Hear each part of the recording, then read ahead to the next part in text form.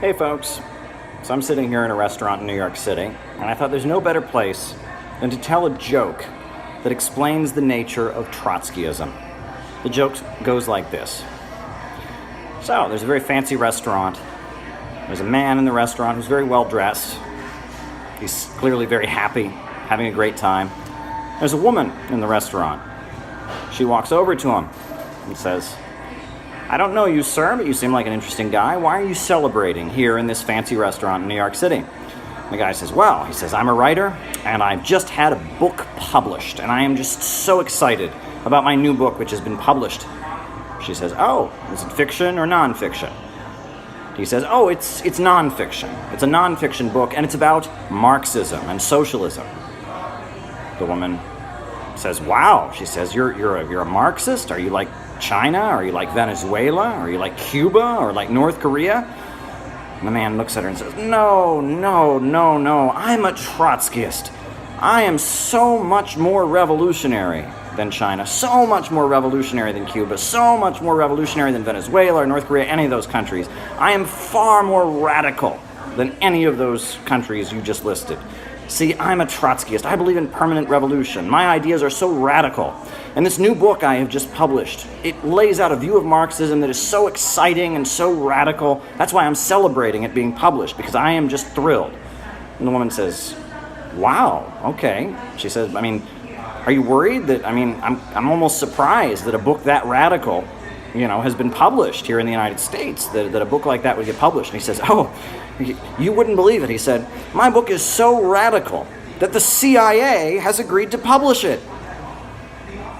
It kind of reminds me, like Trotskyites, right? You talk to a lot of Trotskyites, they'll say, well, the Soviet Union was good from 1917 till 1924. And after that, it was bad. It was Stalinist. And it's like, you want to say, step back for a minute, okay? 1917, 15 different countries invade the Soviet Union, right?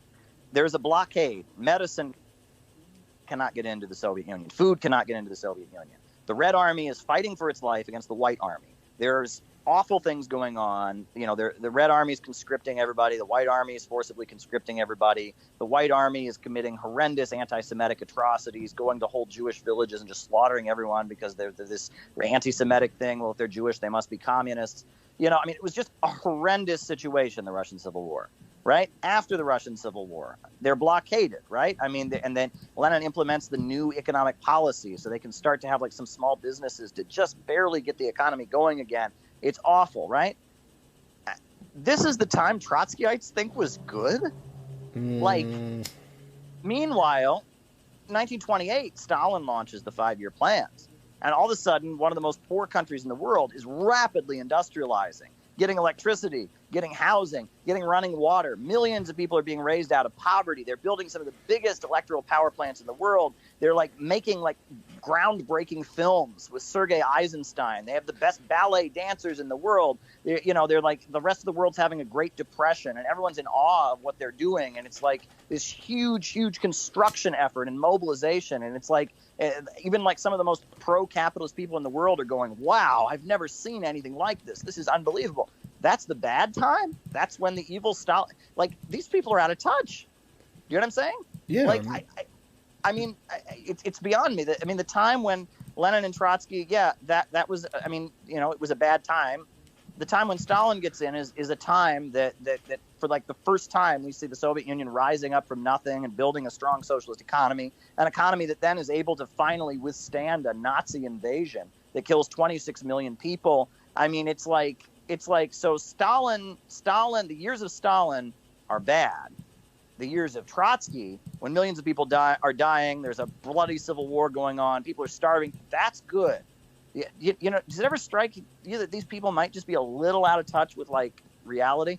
Yeah, you know what I'm saying? And we're not saying that Trotsky was responsible for any of that. No, of course not. But it's to maintain that those were the good years, and the bad years were when Stalin was raising all these people out of poverty. It doesn't matter how people are actually feeling. It matters what's being written in the books. And that's one tendency that I see in a lot of leftists. It's like it doesn't matter how people's lives are actually affected. What matters is when people mutter the right magic Marxist words, right? And that is just, that's a pet peeve. That's not materialism. I'm sorry, and I mean the Stalin years had big problems too. We know about the Great Terror, they call it, the fear. That was in 1937. A lot of people were turning in their neighbors, and there was a lot of fear of Nazi spies, and there was a crackdown, and people have different interpretations of that period, but it was bad. That was bad. But compared to the early years in the immediate aftermath of the Russian Revolution, I mean, it was far better. I mean, people were eating every day. I mean, people had running water, people had electricity. So, I mean, it's just kind of shocking to me, and that's when I feel like in some cases, being a leftist, and it can become more like religion and less like scientific Marxism.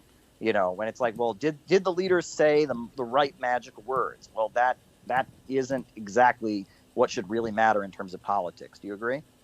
Yeah. Yeah. I mean, I had that argument with a group of people once before. Results do matter. Like, you can claim that your ideological preference would do this or do that, but in the end, results are very significant. They do mean something. Indeed. Some have spoken of the American century. I say that the century on which we are entering can be and must be the century of the common man. A radical redistribution of economic power. I mean, we know that racism is a byproduct of capitalism. Everything would be all right if everything was put back in the hands of the people. We need a government that will make sure Americans are taken care of and organize the economy to serve the people, not the profits of a wealthy few. We now have the techniques and the resources to get rid of poverty. We got to start getting out there with the people. Get out of the movement and get to the masses. We need a government of action.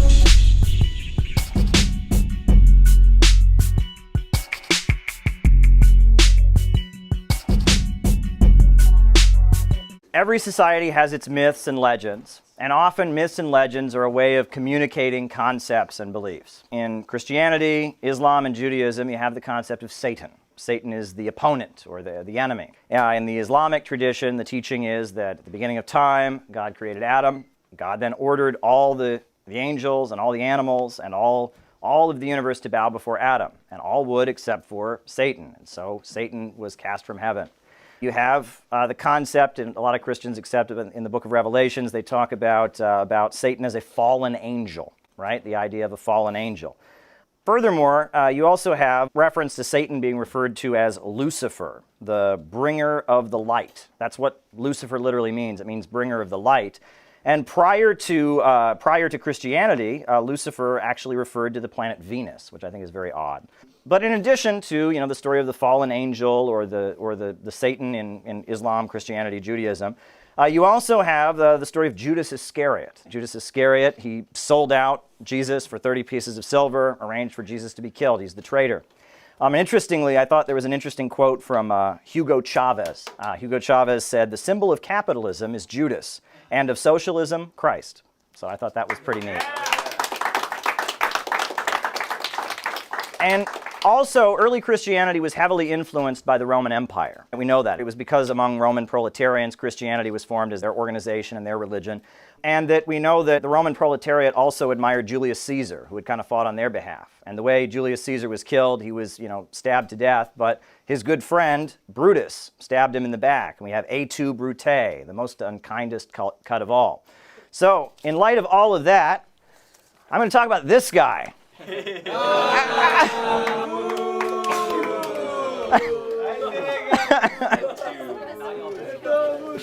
that Kalinin? The red in the center of his forehead is perfect. Yes. A little bit lower. Yeah, I think that'll work. Yeah. So Leon Trotsky, he's born in Ukraine. He joins the revolutionary movement. For a while, he's a Narodnik. Eventually, he becomes a Marxist. And he has a strong hatred for the peasantry. All right? He's from a rural family, and he has a strong hatred for the peasantry. most likely because he experienced a huge amount of anti-Semitism at their hand. There was a lot of anti-Semitism among Russian peasants in Ukraine, and Trotsky, being from a Jewish family, probably experienced a lot of that hatred. We know about the pogroms that went on. It would mobilize society to go and burn Jewish villages and neighborhoods and kill people. It was very horrific. We have the publication of the horrendous anti-Semitic tract, the Protocols of the Elders of Zion, claiming a secret Jewish conspiracy, and that was used to persecute Jewish people. So he came by his hatred of peasants very justifiably. But at the same time, the peasants are still a large part of society. And in the Russian Empire at this time, they were a very big part of society. But in order to understand Trotsky, you have to understand a figure that's far less well known, that is not regularly discussed, but who's very, very important. And that's this guy. Does anyone know who that guy is? No, that's Alexander Parvus. He was born in Russia, and he defected to Germany, and he became a leader of the Marxist movement in Germany. And the Marxist movement in Germany was the biggest in the world. It had millions of people in the German party. And they were elected to parliament, and a big section of the government in Germany was part of the German Social Democratic Party. And Alexander Parvus, he became a high-ranking member of the German Social Democratic Party, but he was also a German intelligence officer. And you can look this up, it sounds too crazy to be true, but Trotsky credits Alexander Parvus with developing his theory of permanent revolution. The idea actually came from Parvus, and then Trotsky expounded upon it. So the theory of permanent revolution, the basis of Trotskyism, was actually invented by a German intelligence officer. It's worth pointing that out. It sounds a little bit too horrendous to be true, but that is the reality. Now, what is the theory of permanent revolution? Well, the theory of permanent revolution is that in a developing country, it is possible for the working class to take power with a peasant majority. It is possible for the proletariat in a country like Russia or China or the developing world where you have a large peasantry. It is possible for the proletariat to take power, but that it cannot take power in alliance with the peasantry, that the peasantry are a backward class without a future. And furthermore, it's the idea that once the proletariat takes power in a developing country, that the job of the proletariat in the developing world is simply to spread communism to the West. It is the idea that the West is the focus, that only the Western world should be the basis of the communist revolution, that Marx's prediction that communism would come about first in Germany and France and countries like that in order to do that, if there is a revolution in a developing country, it should focus simply on spreading revolution to the West where it matters. And it was Alexander Parvus who developed that idea. Now, Alexander Parvus, he was a German intelligence officer. He was a financial advisor to the Ottoman Empire. He was an arms dealer who smuggled weapons in and out of Turkey. And he was Trotsky's close collaborator. Now, it's important to point out, Trotsky, one of his big ideas that he had was he called for what he called the United States of Europe when he's organizing, the idea of the European Union. That because the working class of Europe was divided on the basis of nationality, German, French, British, they should have a United States of Europe, and that the working class should, the socialist groups should go around agitating and calling for a United States of Europe. Well, Lenin saw that idea, and he said, actually, that would not be a good thing.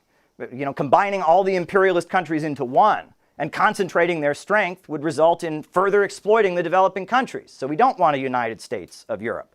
Now, 1903, Lenin formed the Bolsheviks. He formed the Central Committee, and he reached out to Trotsky, among other people. Trotsky did not join the Bolsheviks, but he also considered himself to be more radical than the Mensheviks. So he formed something called the August Bloc, and the idea was that he would be within the Mensheviks, but he would be the more radical current within the Mensheviks. And so he formed the August Bloc, and the August Bloc was very, very small. It was very, very weak and tiny. But basically what it got down to is that Trotsky wasn't ready to really accept full-on Lenin's theory of imperialism. The understanding that the revolutionary energy at that time was in the East and not in the West was something he just wasn't committed to understanding. And why was that? Well, Trotsky spent most of his life in exile in Europe, and he was among that revolutionary intelligentsia. And he was in the cafes in Vienna and London and Paris. He lived in New York City for a time. And he said that in New York City, New York City is the foundry where the fate of mankind will be forged. He loved the West. That was a big part of his belief. One story that I heard is when he lived on the Lower East Side of New York City, he refused to tip in restaurants. And when the waiters... And he was not welcome in a lot of restaurants because he refused to tip. And when they would bring him his bill, he would not tip and say, oh, because you accept the humiliation of the capitalists and haven't formed a union, you have to depend on guys like me for a tip. And he would give them a speech about how they should organize a union, and he would not. Hey folks, now many of you may be aware of the fact that across the internet and across politics in Western countries in general, there is a very shallow analysis of fascism. Marxists have always understood fascism in economic terms. They've understood that when society enters a crisis and the rate of profit is dropping, mass unemployment, mass hunger, instability in the economy, the capitalist class will try to stabilize society, and they will use government power to try and stabilize society. And that their methods of stabilizing society will often involve beating people down, putting people in prison camps, setting up an authoritarian state, building up the military and preparing for war. And that these methods of society kind of locking down amid a state of crisis, and then the state utilizing methods of destruction to stabilize the economy, that this is fascism. And fascism justifies itself in many different ways, all kinds of different rhetoric. There's German National Socialism, there's Italian Fascisti, there's Franco in Spain, there's Pinochet's Chile, but there are many different ideologies used to justify it, but it's basically a phenomenon that breaks out in capitalist societies. Now, that is a scientific Marxist definition of fascism. However, all across the Western left, you have all these voices like Susan Sontag, like Hannah Arendt, and many of the voices that are now influencing those who are talking about fascism in this age in which Donald Trump is accused of being a fascist, in which leftists who are anti-imperialist are being accused of fascist. These forces, they have a definition of fascism that is aesthetic, right? That they have this image in their mind, the image that comes to mind when you think of Hitler or Mussolini, right? Of a guy in a uniform pounding on a podium, people in uniforms cheering him, saluting him. They think that fascism is basically that. It's an aesthetic. It's an image that comes into their mind. If something looks like a guy in a uniform pounding on a podium, a bunch of people also in uniforms saluting him, that is fascism, right? And that's what they think. And that this non-scientific fascism is a feeling. Fascism is a vibe. This feeling has just seeped into left-wing circles. And what's interesting is a lot of Trotskyites repeat this, right? That people who defend the Soviet Union, people who defend North Korea, well, they're fascists because, the image I have in my head of North Korea is somebody at a podium screaming and yelling and pounding and wearing a uniform, and then there's people in a uniform saluting this person in a uniform, so therefore it's fascist, right? It's this simplistic, childlike definition of fascism. Fascism is when stuff looks in a certain way that makes me uncomfortable and reminds me of what the Nazis were. That's fascism. And a lot of Trotskyites fall into this. A lot of social democrats fall into this. But what's particularly funny about that, about this, understanding of fascism that has nothing to do with economics, nothing to do with politics, nothing to do with historical materialism. It's just fascism is stuff that makes me feel a certain way, right? What's particularly funny about that is that probably the person who pioneered those aesthetics that we associate with fascism, that are the definition of fascism according to these delusional people, is Trotsky, right? During the Russian Civil War, Leon Trotsky was the main propagandist for the Red Army, and he essentially, throughout the Russian Civil War, he went, from Red Army camp and Red Army base to Red Army camp and Red Army base around the country, doing exactly what folks who think, that folks think fascism is. Trotsky, he put on this, intense uniform with a visor helmet and leather pants and a big long coat, and he went from military base to military base, giving these big fiery speeches to crowds of soldiers. Before he would come, they would line up all the deserters, people who tried to desert from the Red Army, and they'd be going to execute them by firing squad. But then Trotsky would arrive and save their lives, and it was this big emotional thing. During his speeches, he would pull a gold watch out of his coat and pick a random soldier and give them a gold watch right? And that it was the biggest, it was the most military, most fiery song and dance, political theatrics speech you ever heard of. That's what Trotsky spent the Russian Civil War doing, right? And many Trotskyists have it in their mind that Trotsky was the big military strategist during the Russian Civil War. That's not the case. Trotsky was the front man. He was the propagandist for the Red Army during the Russian Civil War. And he was quite good at it. And what's interesting is what Trotsky did during the Russian Civil War was studied by the Nazis, right? And the Nazis were obsessed with communist propaganda, right? Joseph Goebbels said that his favorite movie was Battleship Potemkin. And that the Nazis very much tried to study the effective methods of communist propaganda and apply it to their fascist movement, right? These aesthetics that people think are explicitly and only fascist, most of which were picked up from communism, right? The communists, they used to march with red armbands. Well, the Nazis, they marched with red armbands also. They just had swastikas on them. The Nazis, they had a salute. Well, that came from the fact the communists had their salute, right? And that these are just things you do when you are trying to build an effective mass movement, right? And the Nazis were building a fascist reactionary movement. They co-opted a lot of the aesthetics from communism, right? Because they saw it was an effective way to build a mass movement. There was a big Marxist and communist movement long before there was a big fascist movement. And communists and Marxists had pioneered some of these aesthetic methods of building a mass movement. And that the speech method, right? The guy in a military uniform giving a very fiery speech that gets people pumped up, and the audience, they're also in uniforms. Trotsky's speeches during the Russian Civil War, Trotsky's entire role during the Russian Civil War was that aesthetic. That's what Trotsky did during the Russian Civil War. So if you are going to declare that those aesthetics that you don't like are Nazbol or red-brown and all that, you should hate Trotsky, right? The reason that the synthetic leftists like Trotsky is they see him as an intellectual, they see him as against the Soviet Union. Of course, they hate the Soviet Union. They hate all anti-imperialist countries, right? Because, they're basically just trying to build a left case for interventions and wars and CIA-led revolutions against those countries. So they hate anti-imperialist countries. Trotsky hated the Soviet Union. Trotsky, they have the image of him. He wrote a lot of books, so he's an intellectual, right? And so they have this image of Trotsky as this nerdy intellectual who didn't like the Soviet Union, when the reality is that Trotsky's actual role was as a fiery speech maker in a military uniform.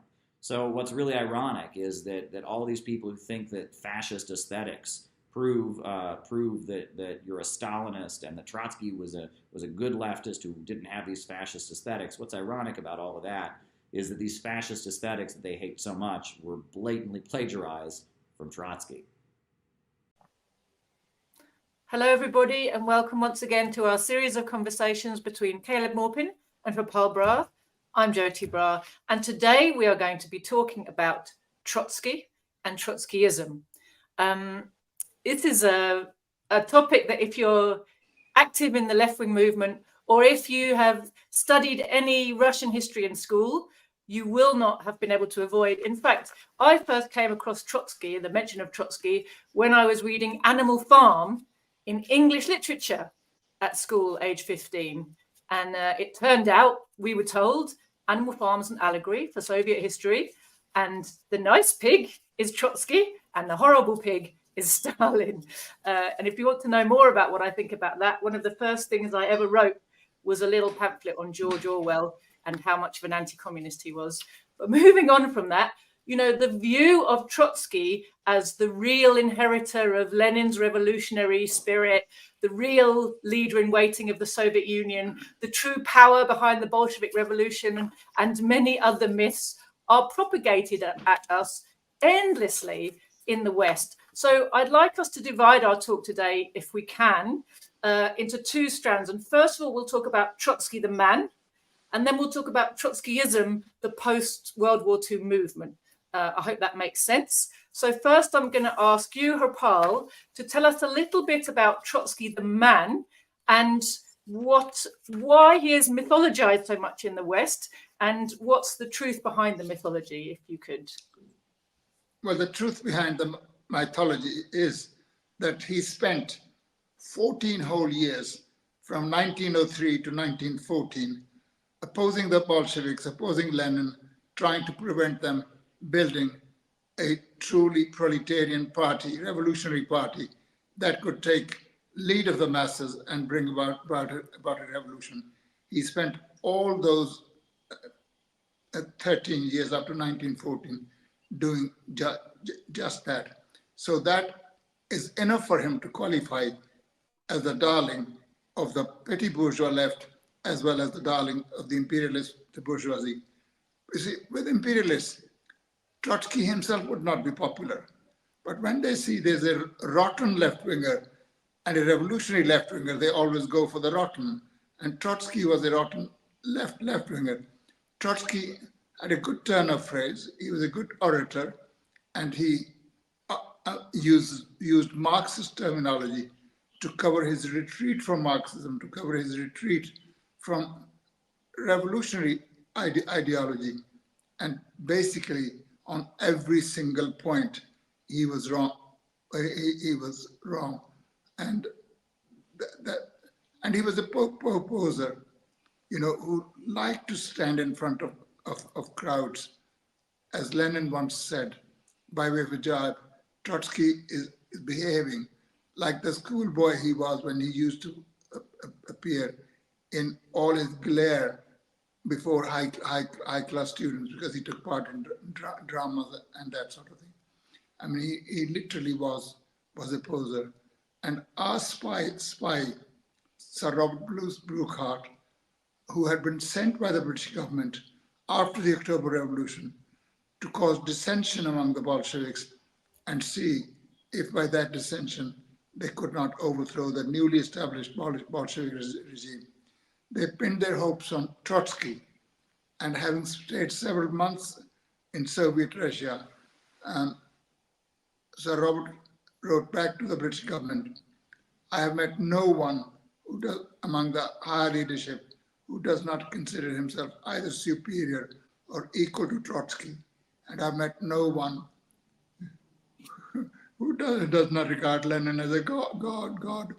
There's no chance of being able to mobilize Trotsky against Lenin. It's an enterprise that's bound to fail." And that's the reason for his popularity with the bourgeoisie. But we can come to specific points. He was against the building of socialism in the Soviet Union. He was against the victory of the Soviet Union against the Nazis. He was on every point basically opposed the Bolshevik Party's revolutionary program. Isaac Deutscher quite rightly said, and Isaac Deutscher is a doting Trotskyite who loves Trotsky, praises Trotsky, and who never misses an opportunity to say what a dull, manipulating person Stalin was. And yet, if you have finished reading his biography from beginning to end, Stalin grows up to be a giant.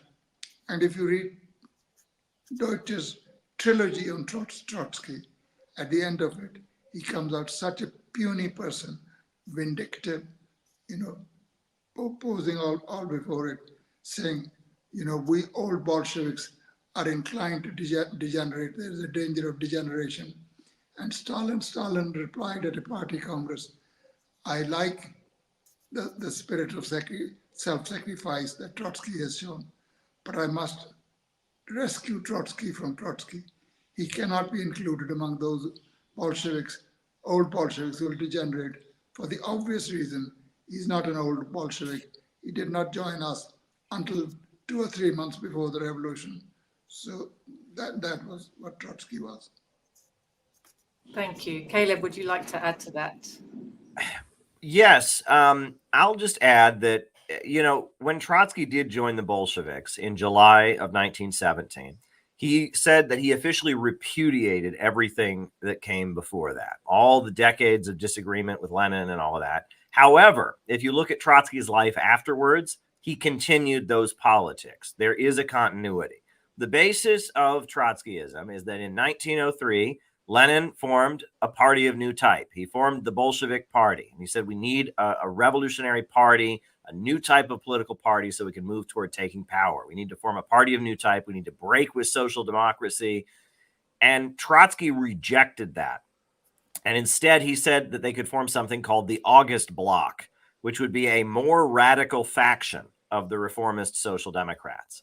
And that politics is consistent with Trotsky throughout the rest of his life. After he broke with the Soviet Union and the Communist International, what did his followers do? They formed the Fourth International, and then they joined the Social Democratic parties and tried to form radical factions in them. They call it the French Turn. They call it entryism. In Britain, they're in the Labour Party. In the United States, they're always trying to coordinate somehow with the Socialist Party of the United States, and that the idea that they can be the more radical faction of European social democracy, that's really foundational to Trotskyism. And then from there, you have the theory of permanent revolution. The idea that the only hope for socialism is in the West, in the Western capitalist centers. And so if you have a socialist revolution in a country like Russia or China or Vietnam or Cuba, it's really hopeless because those countries have too many peasants, and peasants are a hopeless reactionary class.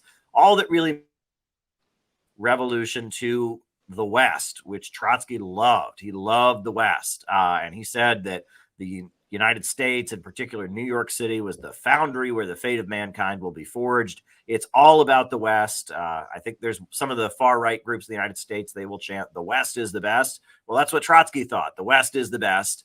And he particularly hated the peasantry.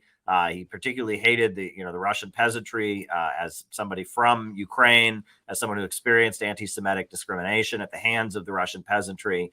And he very much was from that school. Now, what's also interesting is that Trotsky spent most of his life in exile. And I recall at the time of the Russian Revolution, I remember looking back at old newspapers like the New York Times and all of that. Lenin was relatively unknown to the Western media, but they knew Trotsky, and they blamed Trotsky for the Russian Revolution because he'd spent his life in New York City, in Paris, in London, in Vienna as this well-known intellectual who was talking about being the great Russian revolutionary.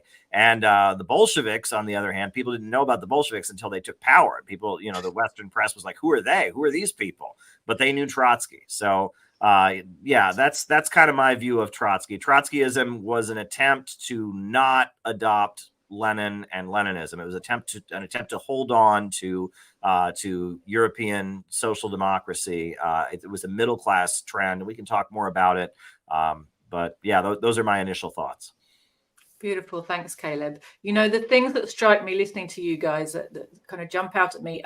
Number one, Trotsky as an individual, his egotism was noted by everybody who mixed with him. I can't remember who it was. It might have been Arthur Ransom, or it might have been John, the 10 Days Who Shook the World guy. One of them, during the time of the October Revolution, watching Trotsky, said, this guy would die for the revolution as long as there was a big enough audience to watch him do it, right? That was how he kind of summed up Trotsky's personality. That he was totally egotistical, that he could never kind of get over the fact that he wasn't number one, because in his mind, he was number one, right? His phraseology was very ultra-left, and this characterizes Trotskyism today still, kind of hiding a lot of policies which are actually acceptable to the ruling class behind very revolutionary-sounding phrases. And that characterized Trotsky himself as well as Trotskyism. And the other thing is just the fact that actually, when you find out more about Trotsky and his policies and his writings over the course of his life, there's a lot of contradiction in there.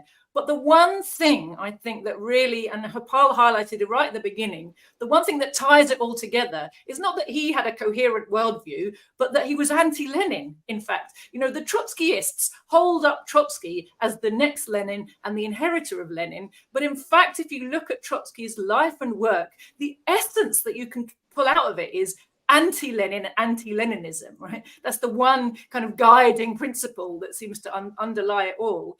Hopal, Caleb's mentioned quite a few of Trotsky's kind of key theoretical contributions, if you like, to the confusion of the working class. One is the question of the peasantry, one is the national question, and the other one is the question of permanent revolution. So I wondered if you'd like to talk a bit about any of those. All of them are tied together. If you ask me to characterize Trotskyism, what characterizes Trotskyism, first of all, is the theory of permanent revolution. That's the hub of everything that you have mentioned. Second is his attitude towards the dictatorship of the party, of the proletariat and the leadership of the party. And the third one is his attitude towards the leaders and institutions of the Bolshevik party. If I may spend a couple of minutes on each of those. The first one, theory of permanent revolution. You must really understand it properly. I mean, the theory of permanent revolution can actually be described as the theory of permanent hopelessness. What it meant was, at the time that Trotsky and Lenin were in the movement at the beginning of the 20th century, everybody knew that the then coming revolution in Russia was bourgeois democratic revolution, that this was not a socialist revolution. So the question was, what was to be the attitude of the proletariat towards it? The Mensheviks, who split from the Bolsheviks, or the Bolsheviks who split from the Mensheviks as early as 1903 over the question of the membership of the party and what conditions had to be satisfied. And by the way, Trotsky sided with the Mensheviks on that. He'd been brought to that conference by Lenin, and as soon as this scoundrel comes, what he does is fights against Lenin over there. So that it's going to be a bourgeois revolution. The Mensheviks believed, yes, it was going to be a Menshevik revolution, bourgeois revolution. And what will happen after that would be there'll be a long period during which the capitalist class will establish itself as the ruling class and develop capitalism. And at some future date, there could be a talk of socialism. Lenin, on the other hand, believed, yes, it was going to be a bourgeois democratic revolution, but the leadership of the bourgeois democratic revolution must be in the hands of the proletariat, because it's proletariat and proletariat alone that is really interested in the outcome of that revolution, because the bourgeois revolution would create a fertile ground for the development of socialism, propagating among the masses and moving to the next stage. In other words, there are stages in the revolution, but stages don't mean that each stage lasts 50 or 100 years. All it depends on is on the preparedness of the masses when they are ready to move on to the next stage. So Trotsky, on the other hand, said, yes, it was a bourgeois revolution, but, that the coming revolution must overthrow Tsarism, autocracy, but it must straight away lead to socialism. It was going to be a socialist revolution. So he was actually distinguishing himself from everybody else. And Lenin quite rightly said, it won't lead to socialism. This revolution will lead to bourgeois democracy, but led by the working class, which would prepare the grounds for the transition of that revolution to a socialist revolution. As early as 2003, in his press pamphlet, One Step Forward, Two Steps Back. 1902, maybe. Three. 19. Just after the second Congress of the RSPL. 19. Anyway, yeah. And he made it perfectly clear what he was seeking. Trotsky, on the other hand, being the super revolutionary, he couldn't bear to say that there were ever intermediate stages in the revolutionary process. And also, the next question was, in the coming bourgeois democratic revolution, who would be the allies of the proletariat? For the Mensheviks, the point was clear. The bourgeoisie was going to be the allies of the proletariat. For the Bolsheviks, it was going to be the peasantry, which needed and desired land, who would be the most reliable ally of the proletariat, not the bourgeoisie. The bourgeoisie was only fighting for a compromise with Tsarism, whereas the peasantry was fighting a life and death struggle for achieving land ownership. And Trotsky, on the other hand, said, we will neither have the bourgeoisie as allies nor the peasantries, but the start of the movement will bring the proletariat into power. But having come to power, it will have to straightaway attack private property, including small peasant property. And in doing so, the proletariat will come into a conflict with the peasantry, thanks to Trotsky's theory. And therefore, it could not win against the majority of the population, the peasantry, unless there was a European-wide revolution. Not revolution just in one country, Germany, but in every capitalist country. And the victorious proletarian of the West would come with armed force to help the Russian proletariat, which by now, thanks to Trotsky's theory, would be in trouble, and would thus complete the revolution and make the temporary seizure of power into a permanent revolution.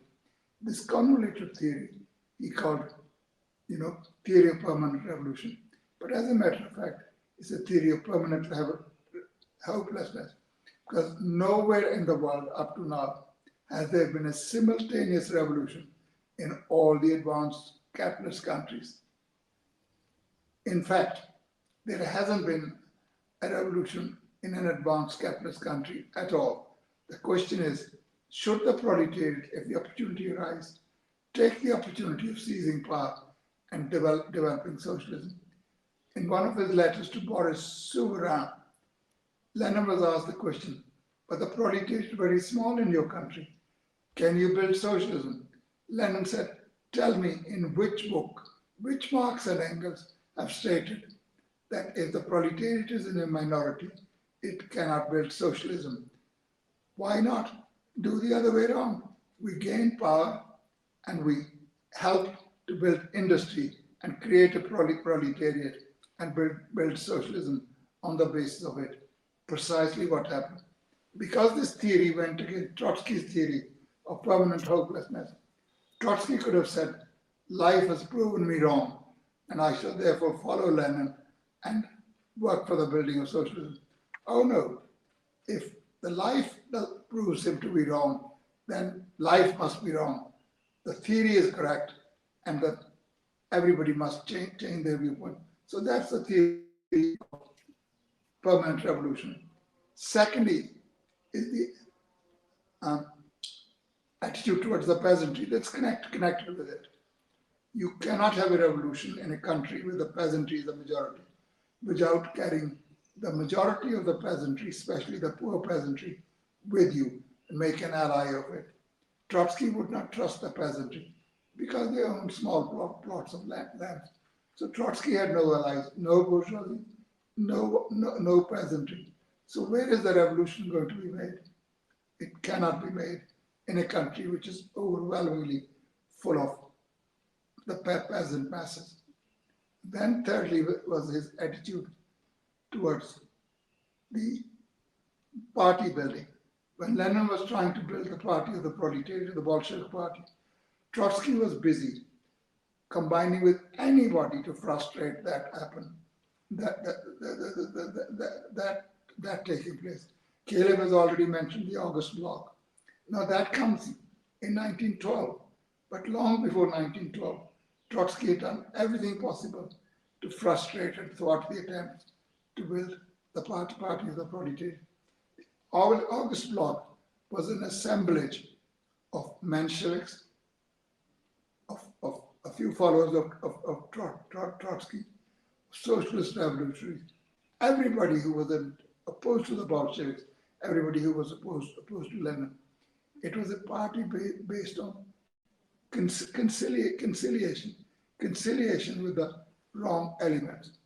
And Lenin constantly chided Trotsky for being a chief conciliator and for being a diplomat rather than a proletarian politician. So Trotsky was to complain that revolution was betrayed by Stalin.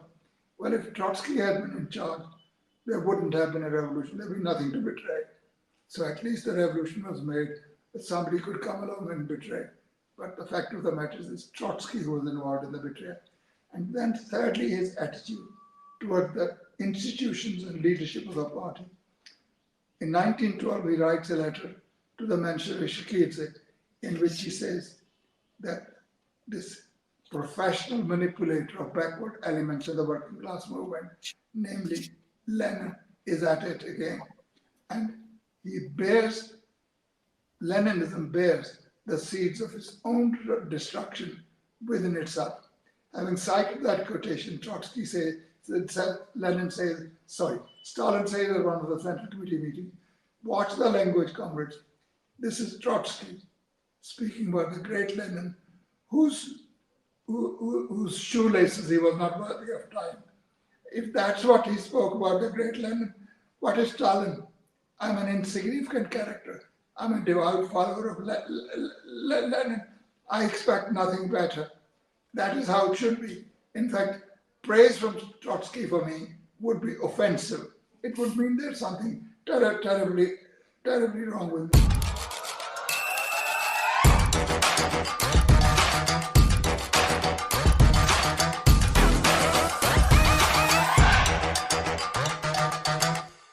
Hello and welcome to the Kim Iverson Show. Thank you guys so much for joining us. A little bit of show business.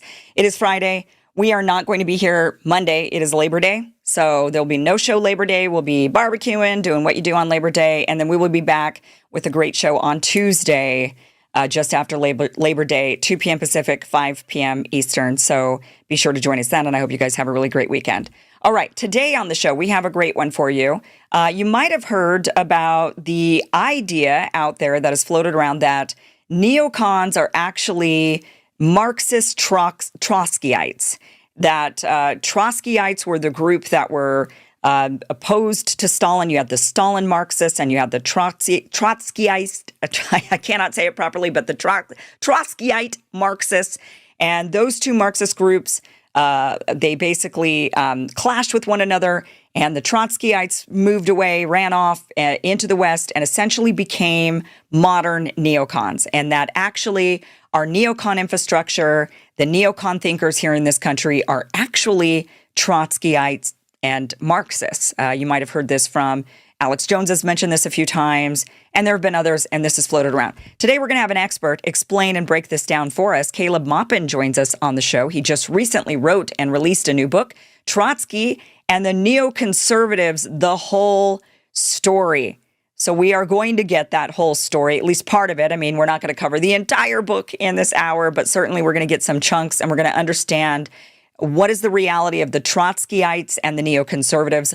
Are the neoconservatives actually Marxists in disguise that have infiltrated our country and taken over? We're going to get the real story. That is coming up here with Caleb Maupin here on the Kim Iverson Show. Caleb Maupin, welcome back to the show. It's always great to have you. Sure. Glad to be here. It's always great to get the history lesson. And we're about to have one today. Okay, so Alex Jones, I've heard him talk about this, say the Trotskyites, they're the ones who actually are the neocons. Stalin should have done away with them from the very beginning, and then we wouldn't have all the problems that we have. So this is the extent of what I know when it comes to Trotskyites and the neoconservatives, is just kind of the rumblings that I've heard, very low little rumblings online. Kind of a fringe topic, I'm not going to lie, but an important one, because you do have the Alex Joneses in the world saying the neocons are Marxists, essentially, right? Like Marxists, the basic premise being Marxists have infiltrated our system, and we're all in danger of these Marxists. It's these Trotskyist Marxists, and we've got to, alert. That's kind of been my impression of this. Am I summing that up correctly? Sure. Ever since the Bush years, there's been conversation about the fact that all these war hawks in Washington, D.C., many of whom are around the Republican Party, but they have influence among the Democrats as well, that they originated as followers of Leon Trotsky. And to this day, no one has ever actually just written a book about this relationship. There's a lot of books that touch on it that I quote: Alan M. Wald's book, The New York Intellectuals, The Struggle for a Proletarian Party by James Cannon. There's a lot written about this trajectory. However, I am the one who decided I just had to compile it all into one because there's conversation about it. And this book takes you through the history, starting with Leon Trotsky, his life and death, his exile from the USSR, his building a movement of intellectual Marxists around the world who opposed the Soviet Union, to the 1939 split among his followers in the lead up to World War II. Where the New York intellectuals cut their ties with Trotsky over some big disagreements, to when Max Shachtman started working for the CIA during the McCarthy period, 1949, all the way up until a number of them started supporting Richard Nixon in 1972 or earlier because they considered the Democrats to be too soft on communism. There is a trajectory that leads us all the way up to John Bolton, who just had his home raided. John Bolton comes out of people who studied Sovietology in the 1970s and 80s, an academic field of studying Russia, opposing Russia, seeing, Stalinist communism as the main enemy. And they were crafted as a field by the neocons, the former Trotskyites, who kind of gave them an intellectual framework with which to oppose Russia and become hard right Cold Warriors. So that history is important to go over, and there is an intellectual continuity to it. There is a strand of thinking they held on to. These people went from being the far, far left to being, the conservative right-wing war hawks, but there is a certain continuity of thought that you can trace, and that's what my book focuses on. Okay. And I guess what I'm trying to wrap up for everybody watching is why this matters. And because, otherwise it's like, okay, history, neat, there's a lot of history out there, and this seems to be like a very pinpointed point in history. And I think the reason why this is relevant is because, for two reasons, really. The first being, you do have, like I mentioned, the Alex Joneses of the world saying Marxists, well, we're hearing this a lot in the conservative circles, right? Marxism, and it is infiltrated. And here's an example of it. It's Trotskyites who are actually the neocons, and they've already infiltrated us and we're screwed. That's kind of been Alex Jones's and those, and even Jackson Hinkle was on his show recently saying this, basically having the same discussion, that it was the Trotskyites that are these Marxists have infiltrated. And yeah, they claim that they're spreading capitalism and democracy, but ultimately they're these Marxists that have infiltrated our system, and we should be on a high alert. The second, so that's what we want to break down today is it true that Marxists have already infiltrated our system, and that's who's actually running it? Now, of course, you're coming from a different angle on that. I think, do you consider yourself a Marxist? I come out of the Marxist tradition. I mean, Okay. I believe in God. I don't really believe in dialectical materialism, the philosophical underpinnings, but I'm certainly an admirer of many of the governments that have based themselves on Marxism around the world. I oppose imperialism and the Western domination of the world by big monopolies. Why is it relevant, though? I'll tell you why it's relevant. Because the American people overwhelmingly reject regime change wars. Left, right, center. Polls show Americans do not want us to be involved in conflicts around the world.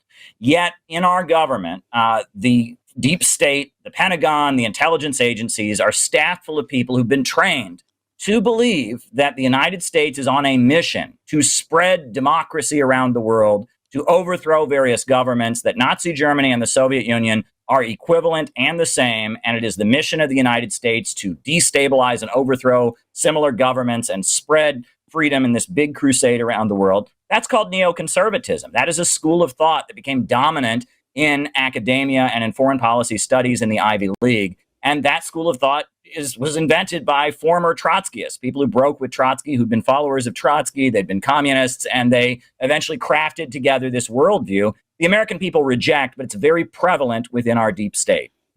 Okay. Right. And we'll get to exactly that issue as well. A second issue that I identify as being why this topic particularly matters right now is the big discussion we see a lot on X, which is Jews control the world, right? I mean, it's kind of this, it's the Jews. They're the ones who have caused all these problems, right? There was, and we hear this like, even when it comes to people say, well, it's the Jews that created Marxism, the Jews that were spreading it, the Jews that caused that. And it's like they're the ones who are really behind all of that. And the Trotskyists were actually mostly Jewish, right? So there's this Jewish intellectual group And then those same Jewish intellectuals with the direct lineage basically became the neocons, American neocons, who are in the same Jewish intellectual circles. So when we hear, so I at some point, the reason that I bring that up is because it's interesting. You know, earlier I was talking about how so few people who call themselves Marxists actually understand Capital by Karl Marx.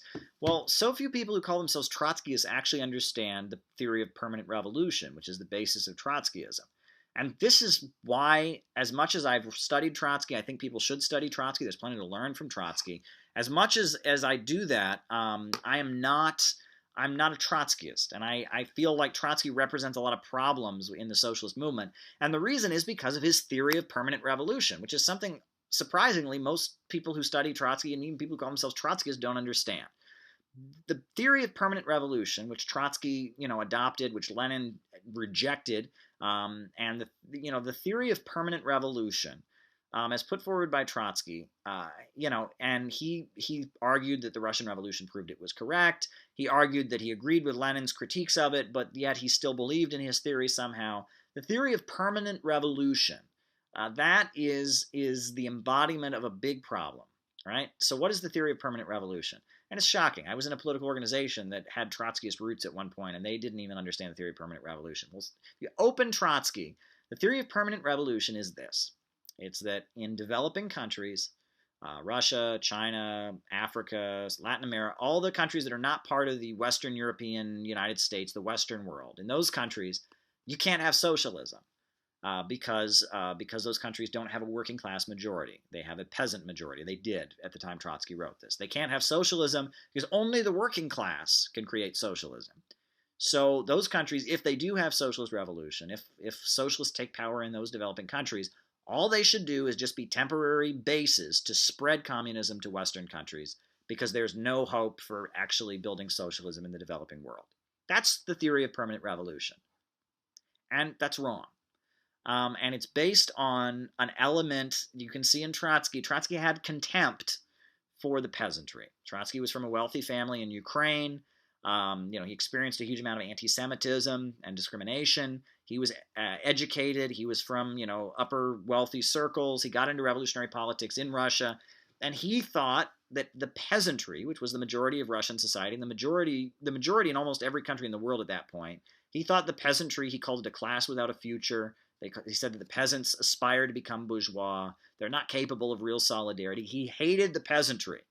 And he thought the only hope for the world lay with the Western industrial workers. Right? And Lenin explicitly disagreed with that. Lenin wrote his book, Imperialism, the Highest Stage of Capitalism, where he pointed out that the working class in Western countries was being stratified, and that there were a lot of workers in Western countries who were becoming so wealthy because of imperialism that they were identifying with their bosses, and that in the Western countries there was a divide between the workers, between the skilled workers and the unskilled workers, right? And that the unskilled workers were capable at that time of being revolutionary, but the so-called skilled workers they were not, right? And that the labor aristocracy was being developed, and that the idea that the Western worker, that working class people in Britain and the United States were just going to wake up one day and seize their factories in a classic Marxist workers' revolution, that was not going to happen. Lenin realized that, and he wrote that in his book. And Lenin writes in his book Imperialism that at that point, in 1917, 1914, around the time of World War I, the revolutionary energy for socialism was going to come from the developing world. And it wasn't going to come on the basis of simply class struggle. It was going to be countries in the developing world fighting for national liberation. That's what Lenin wrote, right? That basically these countries were being kept poor by imperialism, so they were going to be motivated by nationalism and national liberation sentiments to overthrow capitalism. And that's, Lenin was correct. If you look at the 20th century, most of the socialist revolutions happened on the basis of nationalism. However, it was proletarian internationalism. In order to really make life better in their country, they had to reject, nationalism and say that, look, we stand with the people of the world and fight imperialism. So it was kind of a contradiction. But ultimately, socialism came into the world from the developing world, not from the Western world. And Trotsky very much held on to what Marx had written during his lifetime, and had this belief that the only hope was the Western workers, the German workers, the British workers, the French workers, the Americans seizing their factories. Trotsky lived in New York City for a long time, and in his autobiography, he referred to New York City as, quote, the foundry in which the fate of mankind will be forged. Trotsky was a Russian, but he loved the West. He loved the West. He thought the West was the hope. And he argued with Lenin. He and Lenin hated each other prior to 1917. He didn't join the Bolsheviks until July of 1917. And his primary disagreement was Lenin said that the Russian Revolution should create a revolutionary dictatorship of the workers and peasants. And Trotsky said, no, you have to leave the peasants out. It needs to be a dictatorship of the workers only.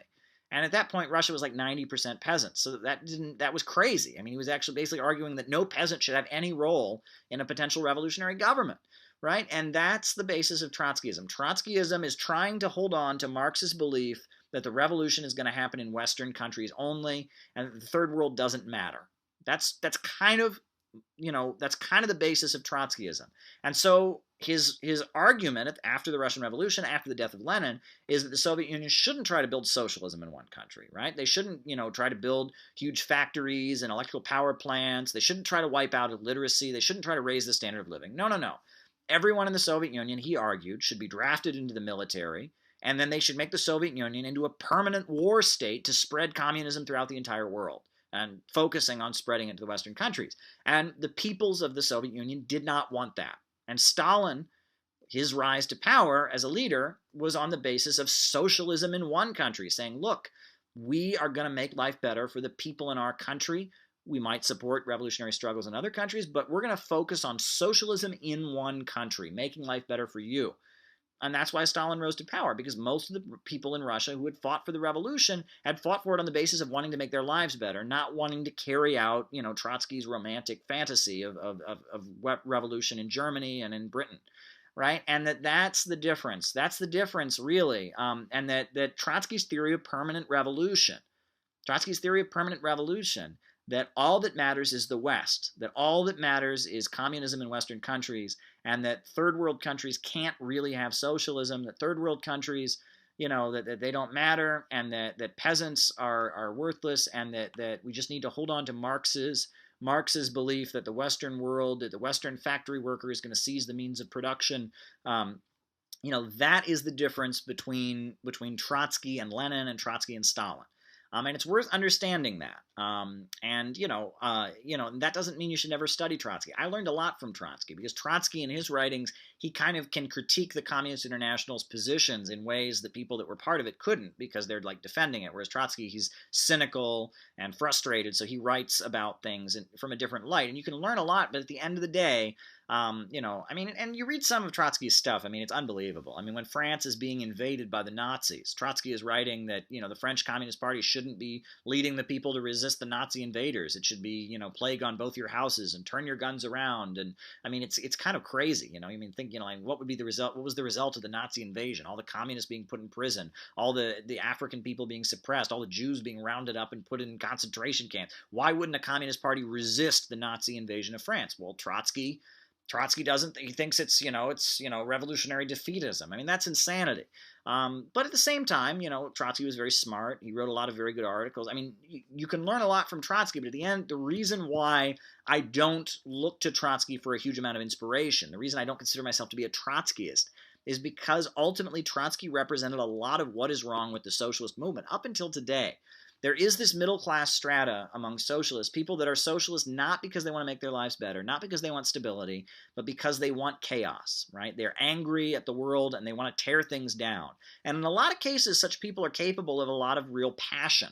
And they're capable of doing a lot of heroic things. But at the same time, those people, you can't really build a stable society with them. And when revolutions actually do happen, those revolutions are based on people wanting stability, wanting to make their lives better, wanting peace, wanting order. That's what socialist revolutions are generally based on. That group that just wants to tear things down and wants chaos, they generally are not the basis of actual revolutions. It's a very middle-class thing.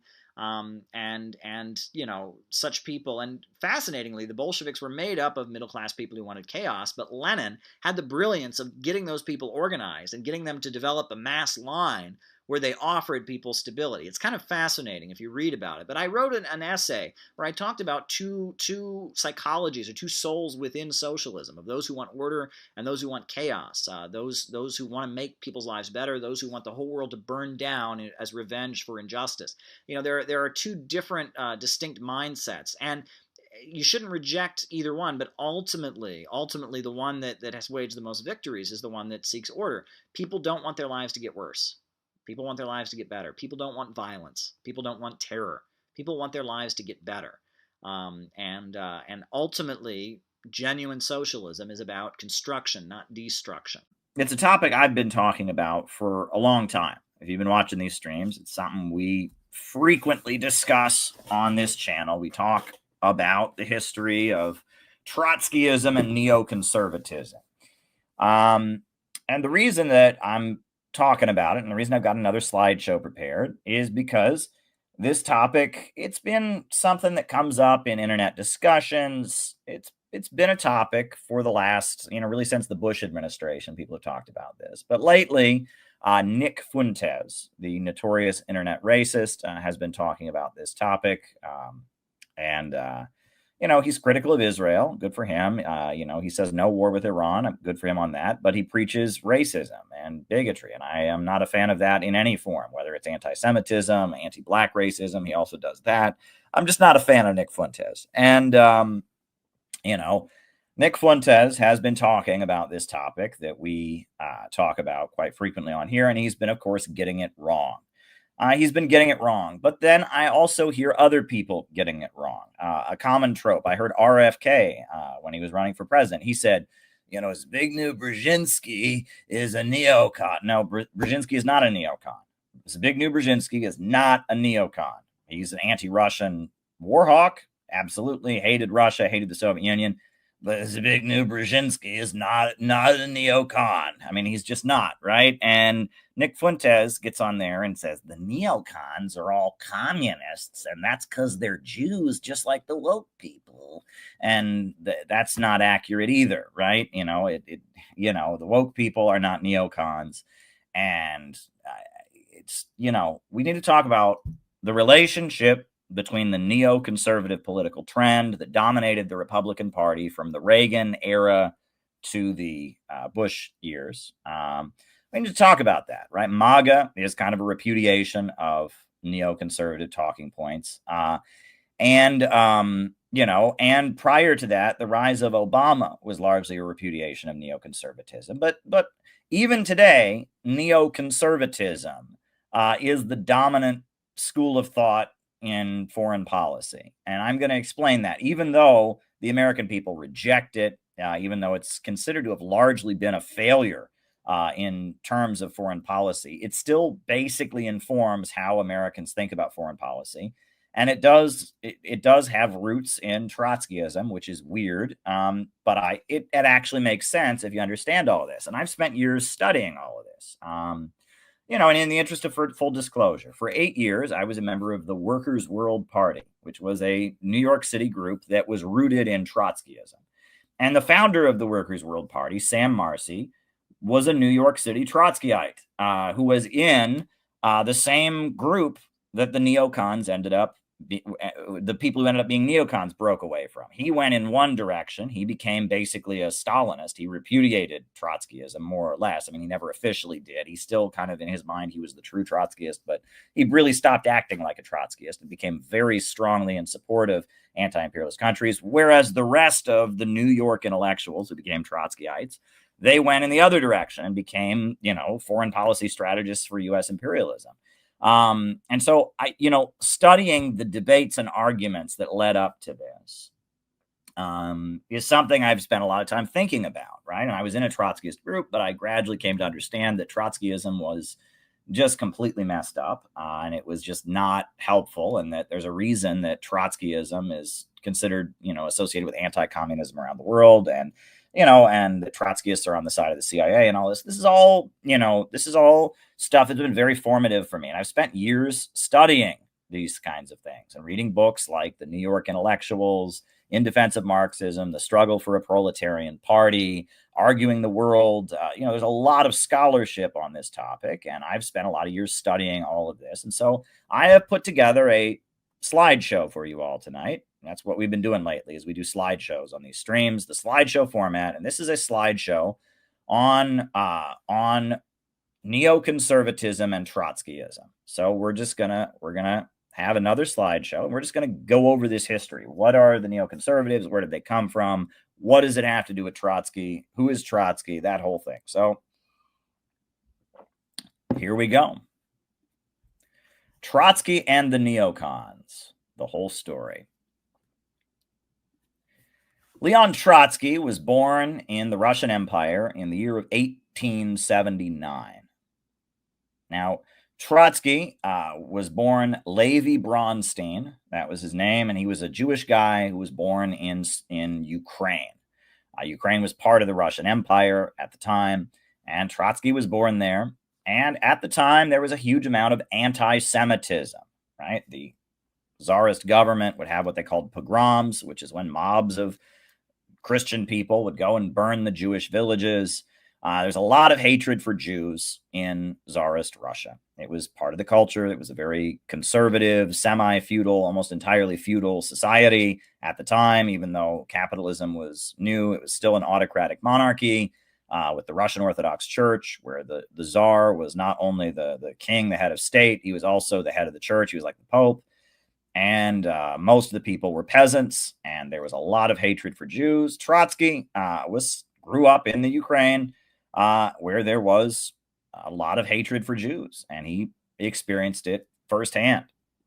And as a young man, Leon Trotsky joined the revolutionary movement, which was quite massive at the time. There were all kinds of people in Russia that were revolutionaries. There were many different revolutionary factions that wanted to overthrow the Tsar and wanted some new type of government. And there were many different factions. Now, the faction that wanted just a regular capitalist democracy was called the Constitutional Democrats, or the Cadets. And then after the Constitutional Democrats that just wanted regular Western capitalism, there was another group. It was called the Narudniks. And Narudnik, or Narodnaya, means people in Russian. And the Narudniks were the peopleists.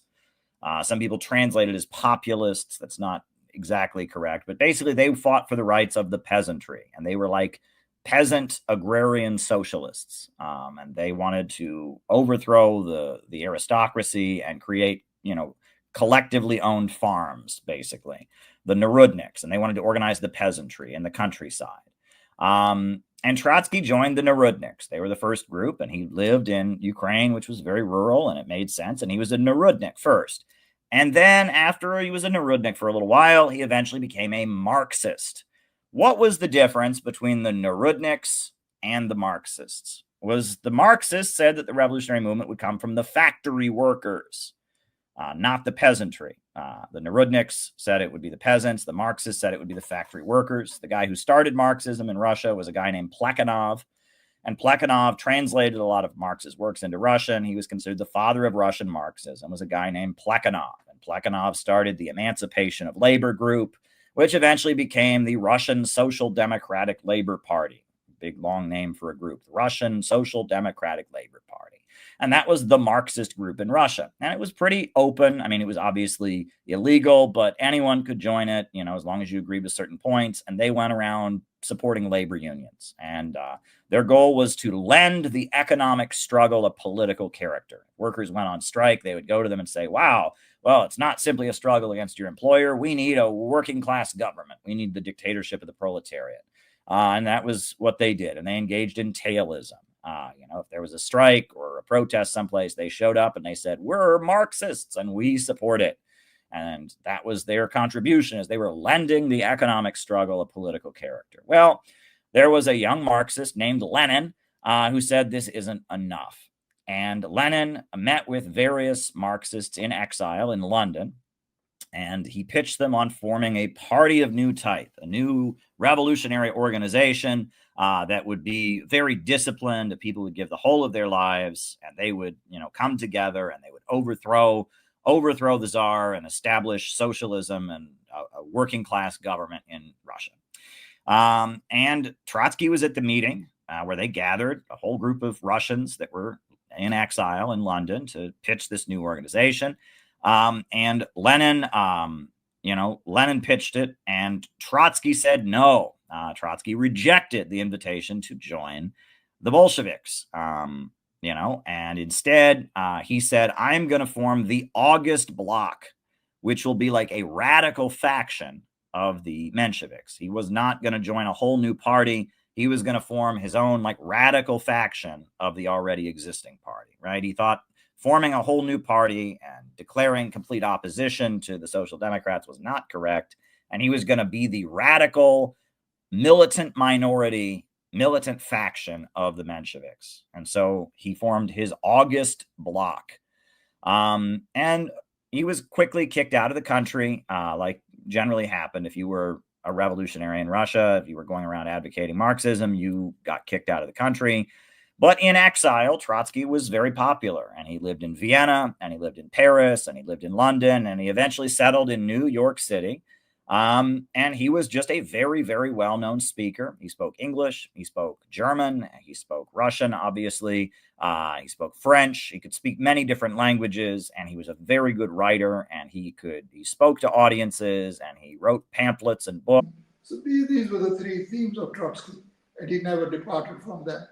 Nobody would have heard such abuse, such unspeakable abuse that Trotsky heard for 13, 14 years against Lenin, and then against Stalin throughout his life. He's the bureaucrat. He's leading the party in the direction of capitalist restoration. He's somebody under whom the party is degenerating. That was to be his thing for the rest of his life. He was basically attitudinizing proposer who was very upset that he hadn't been chosen to succeed Lenin. And he couldn't be chosen because his track record was so bad. There's a French Trotskyite, I don't know whether he's still alive, called Pierre Brouwer.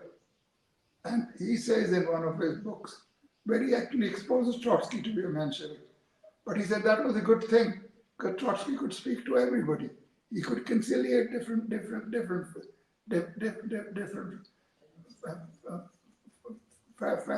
factions, if you like. And then he goes on to say, if Trotsky had not left the Bolshevik party, he would definitely have been chosen as a successor to Lenin. Well, pigs might fly. But of course, if he hadn't left the Bolsheviks and followed their line, he probably would have been chosen. But that wasn't the case. The party knew very well. And when big debates took place between Trotsky and the party, in the final debate, a vote was taken. The party, headed by Stalin, had 750,000 votes, and Trotsky's lot had 4,000 votes. Now you can judge from there what influence he had on the Russian working class. And Stalin said, Trotskyism has come to such a pass because Trotskyism has for long been trying to substitute Trotskyism for Leninism. The party doesn't want that. The party wants to follow the Leninist line, and Trotsky wants to improve Leninism. He wants to, bit by bit, actually to substitute Trotskyism is for Lenin. And that's why he suffered. It's not because of his lack of oratorical skills, because he had plenty of them. It is not because of his skill at self-promotion. He had plenty of that. It's not because of his ability for self-advertisement. He had all those qualities, and yet he came to nothing. As Stalin said, it's not a question of what skills you have. Plekhanov at one time was the leader of our party. And what's more, he was the founder of our party. What's more, he was highly respected. He had far greater respect among the masses than Trotsky ever could have. But once Plekhanov turned away from Marxism towards opportunism, the masses turned their back on him. And precisely for that reason, the Russian communists turned their back on Trotsky because he turned away from Marxism and Leninism. So that's really. Thanks, Harpal. You know, again, the thing that comes out about Trotsky, the individual, is really his petty bourgeois individualism. You know, his absolute inability to let the truth be stronger than his ego. You know, so you can't change your mind about your ideas, even when your ideas have been proven wrong over and over again in the crucible of real life and practice. And this absolute inability to be a disciplined cog in the machine. He was all in favor of other people being cogs in a machine as long as he was in charge of it. But he definitely had that petty bourgeois mindset of the rules are for other people, the little people, you know, and I'm a big person and therefore the rules don't apply to me. And you can see, therefore, just on that basis, never mind the fact that, you know, his theories fit nicely with a lot of imperialist and petty bourgeois prejudice. You know, you can see how, as an individual, he appeals to petty bourgeois intellectuals in the West. Caleb. Well, speaking of that, you know, one thing that is just a strong argument against Trotsky that gets routinely ignored. He wrote this book, which is called Stalin, An Appraisal of the Man and His Influence by Leon Trotsky. The first chapter of the book argues that Stalin's flaws are rooted in the fact that he's, quote, Asiatic and that he's not European, right? I mean, and that's the first chapter. I mean, it just starts out talking about how Stalin is from Georgia. Stalin's not a Western. He doesn't have the Western understanding. He's got this Asiatic mindset. So that kind of shows you, you know, the basis of Trotskyism. And again, he's in love with the West, and then he baits Stalin over being, quote unquote, Asiatic. So that's one thing. That, you know, when you talk about Trotsky being, you know, undisciplined and such, I think the Brest-Litovsk incident is very telling, right? That after the Russian Revolution, the Bolsheviks had taken power on a platform of we will end the war. We will pull Russia out of World War I. And Trotsky and a lot of other Bolshevik leaders said, well, now that the Bolsheviks have taken power, it's a revolutionary war. It's not an imperialist war, so we can continue fighting because we're fighting for socialism. And Lenin says, well, no, we took power on a platform of we will end the war. We have to end the war. And Trotsky was the foreign minister of the Soviet Union, so he was sent to meet with the Germans to sign a treaty to end the war, and he didn't do it, right? And instead, he made a big point of arguing with the Germans about issues that had nothing to do with signing the treaty. And he went to go meet with the Germans. And for days, he met with them, and he did not sign the treaty. And he came back with no treaty. And even though he'd been sent to sign a treaty, and he came back with his position that they would have no war but no peace, meaning they would never sign a treaty with the Germans, but they would demobilize the fighting. And it would be almost like they had no war, and it was an outrageous position. And Lenin threatened to resign unless they went back and signed the treaty. And ultimately, they did sign the Treaty of Brest-Litovsk, and then Trotsky stepped down as the foreign minister because that incident was such an embarrassment. That was a moment where people were dying on the battlefield. They needed to sign a treaty. But Trotsky, in the name of being theatrical and performative and adopting his theories of permanent revolution or whatever, he wouldn't sign the treaty. And I think that stands out. But the other thing that I point out about Trotsky, which is interesting, is in his autobiography, and according to Isaac Deutscher and others, his mentor, the person he was the closest to, was Alexander Parvus. And Alexander Parvus was born in Russia. And he was a Marxist who then moved to Germany, became a German citizen, was elected to the German parliament. And Alexander Parvus was, we now know, a German secret police agent. He was running with the German intelligence agencies. And that Trotsky attributes his theory of permanent revolution to Alexander Parvus. So a German intelligence officer is the author of Trotsky's primary theory. That should ring some pretty huge bells. Now, Alexander Parvus also approached Lenin when Lenin was living in exile in Switzerland and arranged for Lenin to return to Russia because the Germans, you know, they wanted to pull Russia out of World War I, etc. But the fact that Alexander Parvus, you know, this German intelligence officer, is the author of the theory of permanent revolution, according to Trotsky himself, that is somewhat alarming. The other thing is that prior to the Russian Revolution, one of the main things that Trotsky did was he went around agitating for the United States of Europe, or the European Union. And in Lenin's very important essay, Imperialism and the Split in Socialism, Lenin says, we don't want to create a European Union. We don't want to create a United States of Europe, because that would strengthen imperialism. To have all the imperialists combine all their strength into one government, that would lead to further exploitation of the third world. That would strengthen imperialism.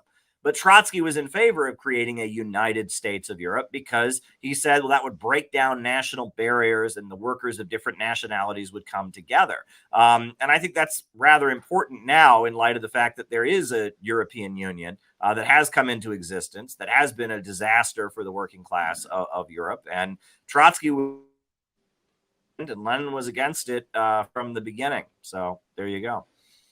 Definitely. Thanks, Caleb. If it's all right, we'll talk a little bit now about Trotskyism.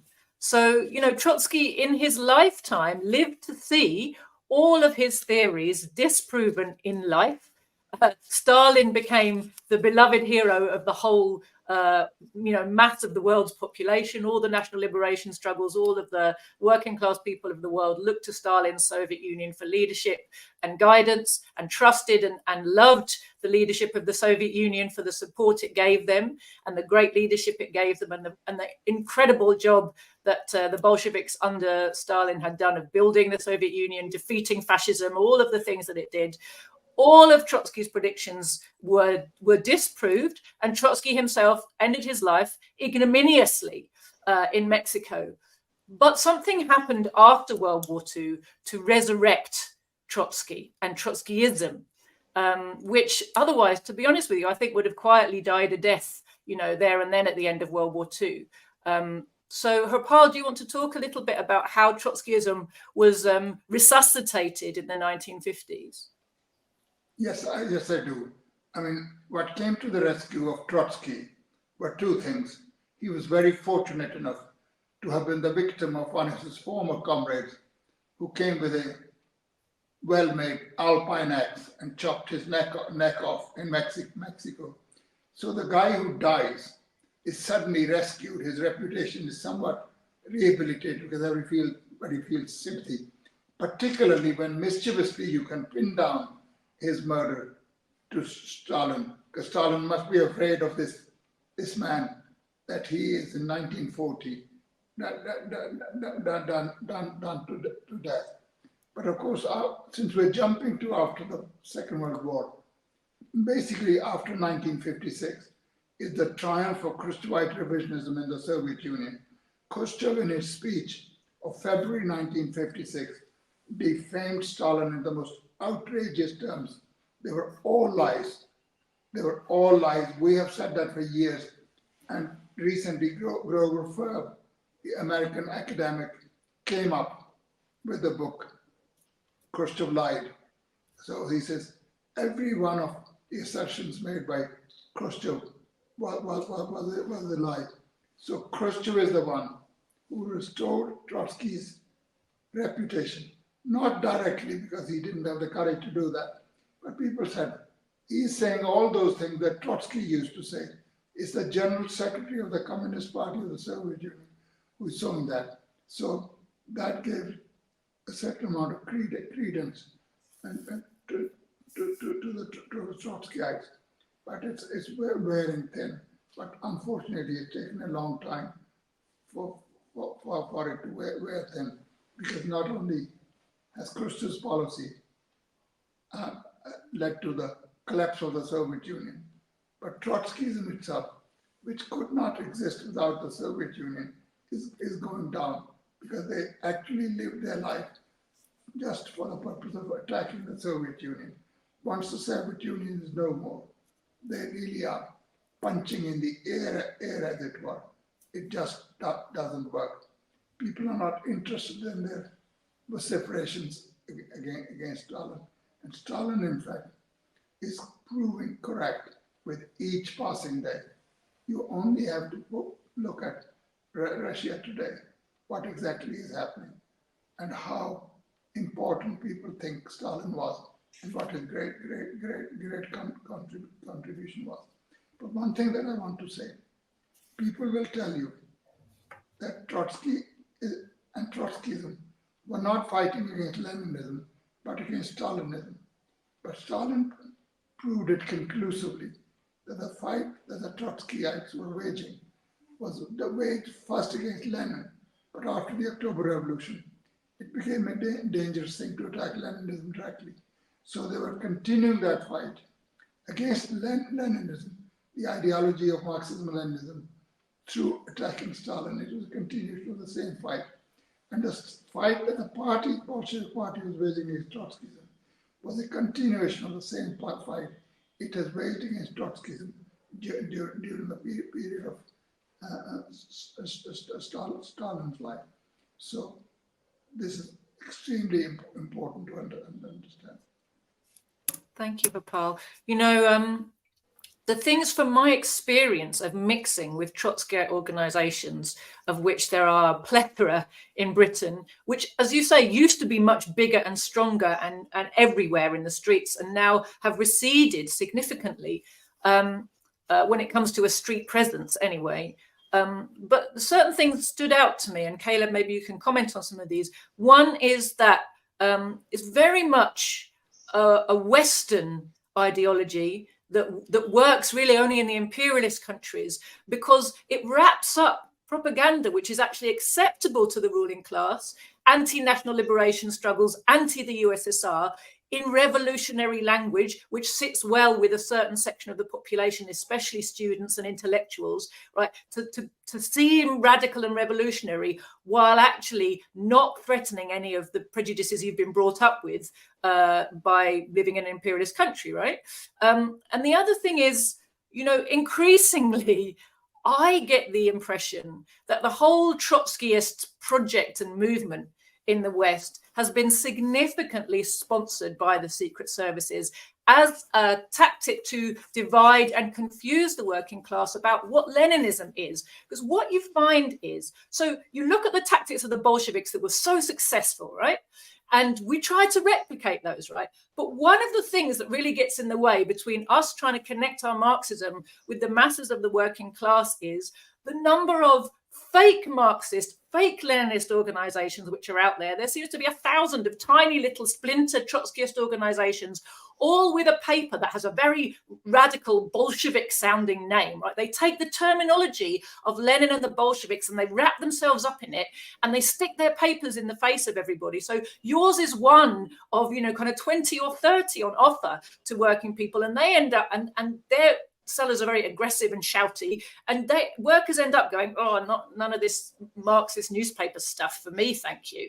And the people who do want to find a good Marxist newspaper, they've got to wade through all this rubbish to find the one that's worth looking for. And of course, lots of people simply give up because a lot of the ones they'll come across accidentally or just, in the course of looking, will be full of rubbish that will put them off, right? So, I'd like you to talk a little bit about that, the role that Trotskyism plays in the working class movement.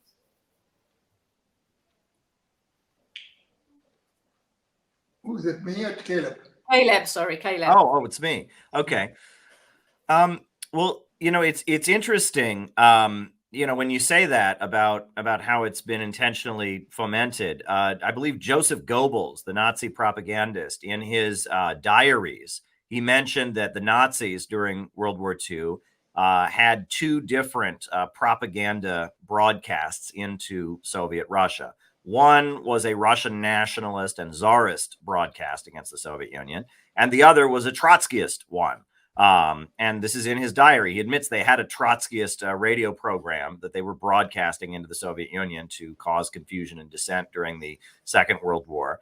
The other thing that's interesting, and I've pointed to this before, is that there's an individual that now has just been, forgotten by history, named Otto Strasser. And Otto Strasser was a founder of the Nazi Party who had a falling out with Hitler and fled to Britain.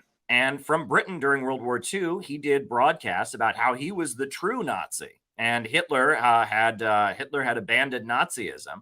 And the British government promoted him, and after World War II, he was able to set up shop, and he was legally allowed to exist as kind of a Nazi who was against Hitler, and it just kind of faded into nothing. But it showed that was a propaganda tactic that was used, right? That because the British were fighting the Nazis, they created the true Nazi. And if you look at that, you can understand that Trotskyism serves an intelligence purpose as a movement, right? The idea of instead of just saying that Stalin and communism is completely wrong, let's find somebody who had a falling out with Stalin to say that he's the true communist and project his ideas. It makes sense that that would serve a propaganda tactic. The Nazis did this, and it seems like the West did that with Trotsky as well. The other thing that's very interesting about Trotskyism is that in the lead up to the Second World War, you see every political movement in the Western world dividing, basically on the question of what side are you on. In the United States, the Communist Party, they're on the side of Roosevelt, who they're in alliance with against fascism and the People's Front, and they're admiring the Soviet Union and Stalin. And a lot of the social democratic leaders that are on Roosevelt's side, et cetera, are starting to say good things about the Soviet Union because they're anticipating the war is coming and they're on the side of the Soviet Union against the Nazis. And there's kind of a pretty clear divide. Whereas the enemies of Roosevelt, the National Association of Manufacturers and others, they're sympathizing with the Nazis. They're seeing Roosevelt as a dirty communist who is aligned with Stalin. And there's a clear polarization. I know in Britain, you had a guy named Oswald Mosley. And Oswald Mosley was a fascist, right? And he was a faction of the bourgeoisie in Britain that was sympathetic with fascism. And in Britain, you had the Communist Party and people in the Labor Party and other people that were very against Oswald Mosley because they saw him as aligning with fascism. In the United States, among the Black liberation movement, there was a big divide because, unfortunately, there were many Black leaders that saw Britain as the main enemy and were somewhat sympathetic to fascism. You had the Nation of Islam and others that saw, Roosevelt as an enemy. And so you had a divide, and in response to the Nation of Islam, which was the main Black nationalist group in the United States that was somewhat sympathetic to the Axis powers, you had the rise of a guy named Father Divine. And Father Divine was a Black minister, a Black liberation leader who was supportive of the Soviet Union and supportive of Roosevelt. And so if you understand that context of every political movement is dividing in the lead up to World War II in the Western countries, are you for the Axis powers or are you for the Popular Front and the Soviet Union? If you see that, the role of Trotskyism is particularly obvious as serving the Axis powers because Trotsky was playing the role of the Trotskyites, the Fourth International. They were the people in the labor movement, and they were the people speaking in the name of socialism that were against Stalin and that were trying to undermine the Popular Front against fascism. So the idea that Trotsky was an agent of the Nazis or Trotsky was serving fascism, it makes sense given that context. He was playing the role of trying to take apart the alliance between Roosevelt and the Communist Party USA, trying to take apart the Popular Front anti-fascist alliance that the Communist Party was building. And if you look at it that way, the idea that the Trotskyites could have been serving fascism, maybe not consciously, but I guess Grover Furr argues that it was definitely conscious, but even unconsciously, that's the role they were playing. The word fifth column, which used to be a much more commonly used term, it comes out of the Spanish Civil War, and that in the Spanish Civil War, when the fascists were trying to seize Madrid, they said, Franco said, well, I have 4 columns outside the city, and then I have a 5th column inside the city. And what he was referring to was the Trotskyites, because he was covertly giving aid and sponsorship to the Trotskyites in Spain that were trying to undermine the Spanish Republic that the Communist Party was supporting in an alliance against fascism. And they immediately, well, not immediately, but pretty quickly became a party of millions and millions of people. The Chinese Communist Party started as 30 people in the basement of a women's dormitory at a college, and today it's 90 million members. But it went to millions pretty quickly when they joined the KMT. And the fact that the Soviet Union was giving military assistance and training to the KMT helped the Chinese Communist Party to expand. And the Chinese Communist Party vastly expanded as part of the United Front, the coalition of the KMT government. They were a big part of it.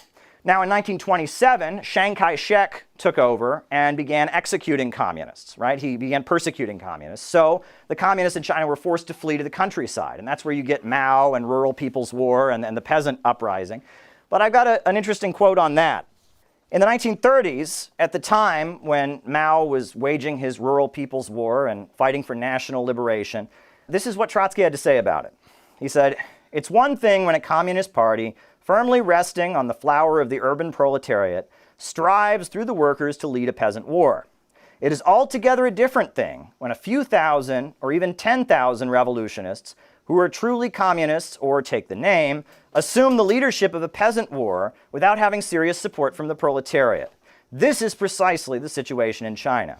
In old China, every victorious peasant revolution was concluded by the creation of a new dynasty, and subsequently also by a new group of large proprietors. The movement was caught in a vicious cycle. Under the present conditions, the peasant war by itself, without the direct leadership of a proletarian vanguard, can only pass through power to a new bourgeois clique. So he's basically saying, while the whole world is admiring Mao. Red Star Over China is published. There's even a Hollywood movie that came out, called Gung Ho. I don't know if people ever heard that expression. You're real gung ho. The whole world was in admiration of this peasant army that Mao Zedong had built. Trotsky is saying, no, they're peasants. They're a class without a future. They're reactionary. Now, we know Trotsky went into exile in 1927. And what's interesting is the actual details of Trotsky's exile are not particularly well known. It's not particularly well known, the details of Trotsky's exile.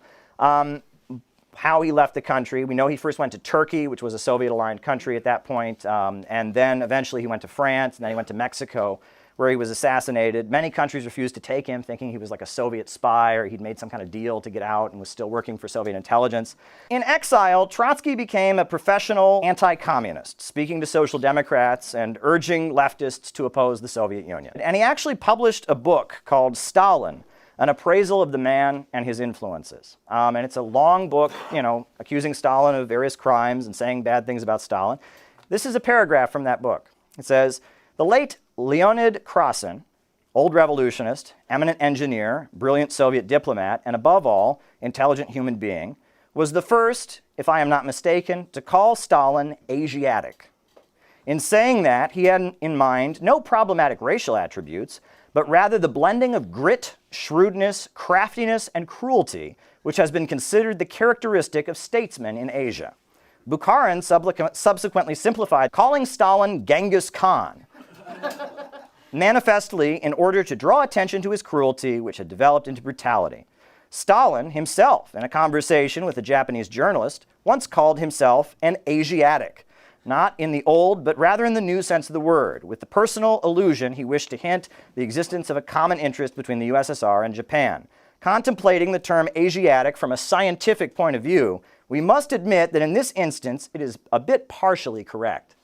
So he's basically baiting Stalin on the fact that he's born from Georgia, and basically arguing that Stalin is just not Western enough. He's Asian, right? And Asians are just authoritarian and brutal. They're Genghis Khan. This is racism. It's particularly interesting because, Stalin was known for being not from the urban areas. He was from a small village in Georgia, and he had gone to a seminary. And Stalin very much was a mass organizer. They talk about Stalin being a link between the party. You had your wealthy intellectuals and you had your working class people that were organized into unions. And Stalin was both. He had been to the seminary and learned to read and write, but he had also grown up in a small village. And he was the link, kind of the link between the two, sections of the Bolshevik party. And as the mass organizer, we know Lenin had the magazine Iskra, which was, the theoretical journal. But Stalin was the editor of Pravda, which was the daily agitational newspaper. And Stalin was the mass organizer. While Lenin and Trotsky and Bukharin and others were in exile, he was building the organization on the ground. Stalin was a mass organizer, and that gave him his strength. It's funny, there's a 1960s band they call Country Joe and the Fish Band. You ever heard of that? Well, the name actually comes, apparently both of them, their parents had been members of the Communist Party, and Country Joe and the Fish are Stalin and Mao, right? Stalin was Country Joe from the countryside, and the fish was Mao, who said the masses are the water and the revolutionaries are the fish. So that's Country Joe and the Fish Band. I think that's kind of funny. But Stalin was Country Joe. During World War II, obviously, there are propaganda broadcasts that go out. One particular figure is a little bit interesting. There's an individual during World War II and beforehand named Otto Strasser. Do folks know that name? And he was a Nazi who had a falling out with Hitler. And I actually have a book. It was printed in Britain at the beginning of World War II. And I opened this book, and it's all about how Otto Strasser is the true Nazi. And Hitler sold out. He sold out the revolution. And he sold out Nazism. And there were actually propaganda broadcasts from Britain with Otto Strasser on there explaining that Hitler had sold out Nazism and that the true Nazi was Strasserism. The book is printed in Britain, and it's basically a British propaganda tract. And I read that book and I thought, this sounds awfully familiar to me, doesn't it? And if the British had it broadcast about how the true Nazi was Otto Strasser, who was living in exile. I want to get into that as well. How much of this is like a Jewish conspiracy, versus a Jewish conspiracy theory, right? Is it a conspiracy or is it a conspiracy theory? And I want to break into that as well, because a lot of people are talking about, it's the Jews that are doing all of this, right? And I know you touch on that in your book as well, right? And you don't think that it is, just to clarify from the beginning, right? You don't believe that it's a Jewish conspiracy, that's more of a conspiracy theory. Am I right on that? Yes, there's an element there that needs to be acknowledged, which is that, Trotsky, his difference with Lenin and Stalin was that for him, his embracement of Marxism and the revolutionary movement was an expression of his alienation from Russian society. For him, he was Jewish. He experienced a huge amount of discrimination. He grew up in what is, in Kherson, which is a territory that's now disputed in the special military operation. His family experienced discrimination, and he spent his life in Western Europe. And for him, being of Jewish descent and embracing Marxist politics was a way of kind of opposing the society he came from. And he developed this theory called the permanent revolution. And the idea was that in a country that was impoverished and not yet industrialized like Russia, the working class, the revolutionary working class could take power, but their focus should be spreading communism to where it counts, which is the Western world. Trotsky loved the West. He lived in New York City at the time of the Russian Revolution. He actually developed a reputation for refusing to tip in restaurants, which I find to be a little bit hilarious. He got soup spilled on him in restaurants. He was kicked out of various restaurants in New York City for refusing to tip. He would give the waiter a condescending speech about you should form a union. You shouldn't, depend on guys like me for a tip. And for Trotsky, being a Bolshevik, being a Marxist was an expression of alienation. For Lenin and Stalin, it was very much opposition to the Western system, right? Lenin developed this whole theory of capitalism had entered the stage of imperialism, and that nations struggling for national liberation would break out of imperialism and use a socialist planned economy to build themselves up. Trotsky is saying, well, no, it's the Western countries are the most advanced, and eventually the Western working class will seize power, and the most advanced West will create the most advanced socialism. And that you can read what Lenin wrote about the Jewish Bund, which is a group of Marxists in Russia that aligned with Trotsky, right? Lenin forms the Bolshevik Party. Trotsky doesn't join it, and he groups with some other people, and they're called the August Bloc, and among them is a group called the Jewish Bund. And the Jewish Bund basically says that we Jews, we're so special, we're so different, we can't join a regular communist party. We have to have our own group for Jews only. And Lenin writes about this, Lenin himself also of Jewish descent, and he calls this the spirit of the ghetto, right? This idea that we are so different, we are so special, we have to be separate. And he says Zionism is the ultimate expression of the spirit of the ghetto, the idea that Jews need their own state, they can never fit in Europe or whatever. But he argues that the Jewish Bund is also an expression of that. And it's this anti-populism, the idea that the masses of people, the bulk of the population, especially for Trotsky, the peasantry, they are dangerous, they're backward, they need to be controlled. That's a big part of Trotsky's mindset. And that is a big part of neoconservatism. It's also a big part of Zionism. So you can see that kind of that intellectual continuity, that kind of superiority and persecution complex that kind of defines Zionist thought. Trotsky had that. The neocons certainly have that. That's where you can see things. It's a mindset. It's not a conspiracy. Right. And I would say that probably the father of this kind of thinking is Friedrich Nietzsche, who was not Jewish at all, right? And philosophical irrationalism, what he wrote about the Übermensch and, the last man and the blonde beast and all of that, that's really the basis for all of this. And Friedrich Nietzsche is widely considered to be anti-Semitic. And a lot of the neocons are not Jewish. Anne-Marie Slaughter, who was an advisor to Hillary Clinton, is largely, responsible for the U.S. military intervention in Libya. She's very much a neocon. She's an Irish American. Mary McCarthy was from this school. She was very, very big among these circles. Dwight McDonald. So, they're not all Jewish necessarily, but if you want to look for a continuity, it is that persecution superiority complex that kind of defines Zionism, that defined the Jewish Bund, that you can see a lot in Trotsky's alienation from Russian society. Is there really when you say that there's a supremacy sort of element to that? Because I see a lot of these same sorts of feelings and even discussions in the Black community, for example, more recently, and in the more recent years, where the discussions have gone to, it's the white, like racism, like privilege, white privilege, which, telling people you're privileged because you're white. And so therefore you have to acknowledge that you have this problem and understand that you're causing racism even when you're not trying to, right? It's kind of, even though they call it white privilege, it's actually that the other group is putting another group down, putting whites down, almost saying, you have this, you're born with this problem, this like fundamental problem, this disease almost. And so I see this even in a mentality within the Black community here in the United States, which is we've been oppressed for so long. We want to be separated from you, right? There was many years, especially when I was growing up in the 90s, there's many years where it was like, we're all the same. Let's all come together, be together. And then what we've seen in the last 10 years, I don't even know how long it's been, but certainly it was very prominent when Trump first took office, right? That's when I think a lot of this discussion really was out there. And it was this, we need to be separated actually from you. And it's cultural appropriation if you try to do things that our group has always done, and vice versa. And so I see some of those same elements there, but I don't know if I would classify Blacks as having if it comes out of a feeling of superiority. So that's why I'm questioning it. Was it a function with this group and Zionists? Maybe with Zionists more so, maybe, but maybe not even. The idea, but we are superior. Now, people will say yes because of the chosen one mentality that is within Judaism, that is not within the vast majority of other religions or even thinking.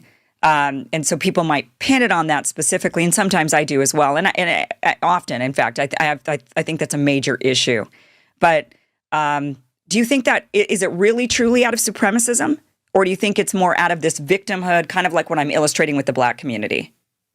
Where it kind of creates this division naturally, you're never going to accept us, you're never going to like us, so we might as well just be separated from you. It's complex. It's a specific situation. You can't really compare it to any others. Right before he dies, Trotsky writes a biography of Stalin called Stalin, an Appraisal, right? Writing about Stalin. And the first 5 or 6 pages of the book are all about how Stalin is, quote, Asiatic. Meaning that he's like people in the East and he's not, sophisticated and Western. And he compares Stalin to Genghis Khan, and he talks about, this concept. It's a racist trope in Western media about Asiatic despotism, right? This idea that people in Asia are just inherently authoritarian and brutal. And Trotsky plays that up and baits Stalin over the fact that he's born in Georgia.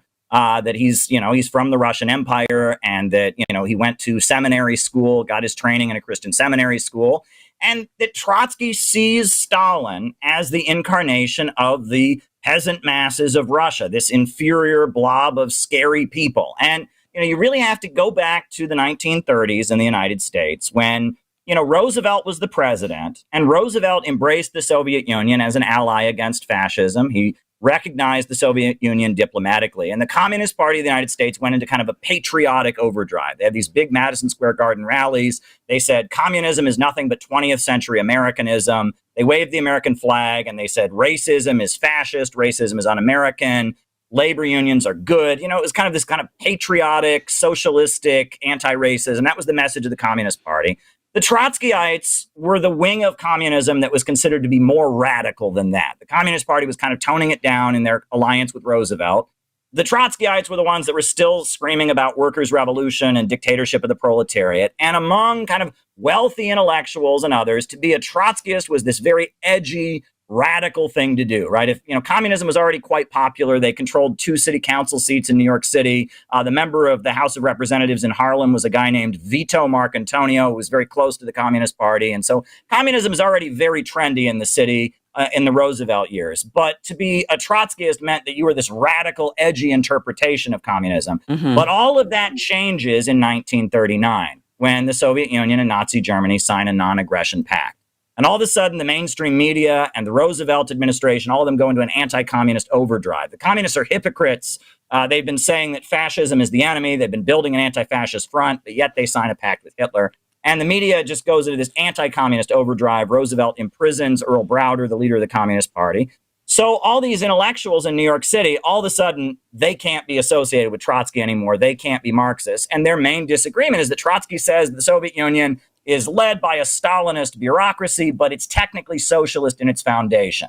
They can't be associated with that. Oh no, they come out with this theory that the Soviet Union is what they call bureaucrat collectivism, and it's the same economic system. It's neither capitalist or socialist. It's the same as Nazi Germany, and it's a danger, and they want to be not associated with it anymore. And it's mainstream media has gone into an anti-communist, anti-Soviet overdrive. They're afraid of their careers. They're afraid of their reputation. And so what was at one point a very trendy thing to be is suddenly not popular anymore. And so they're running away from it. And they write all kinds of screeds about they want to think for themselves. And they attack the Trotskyist movement for having cult of the leader.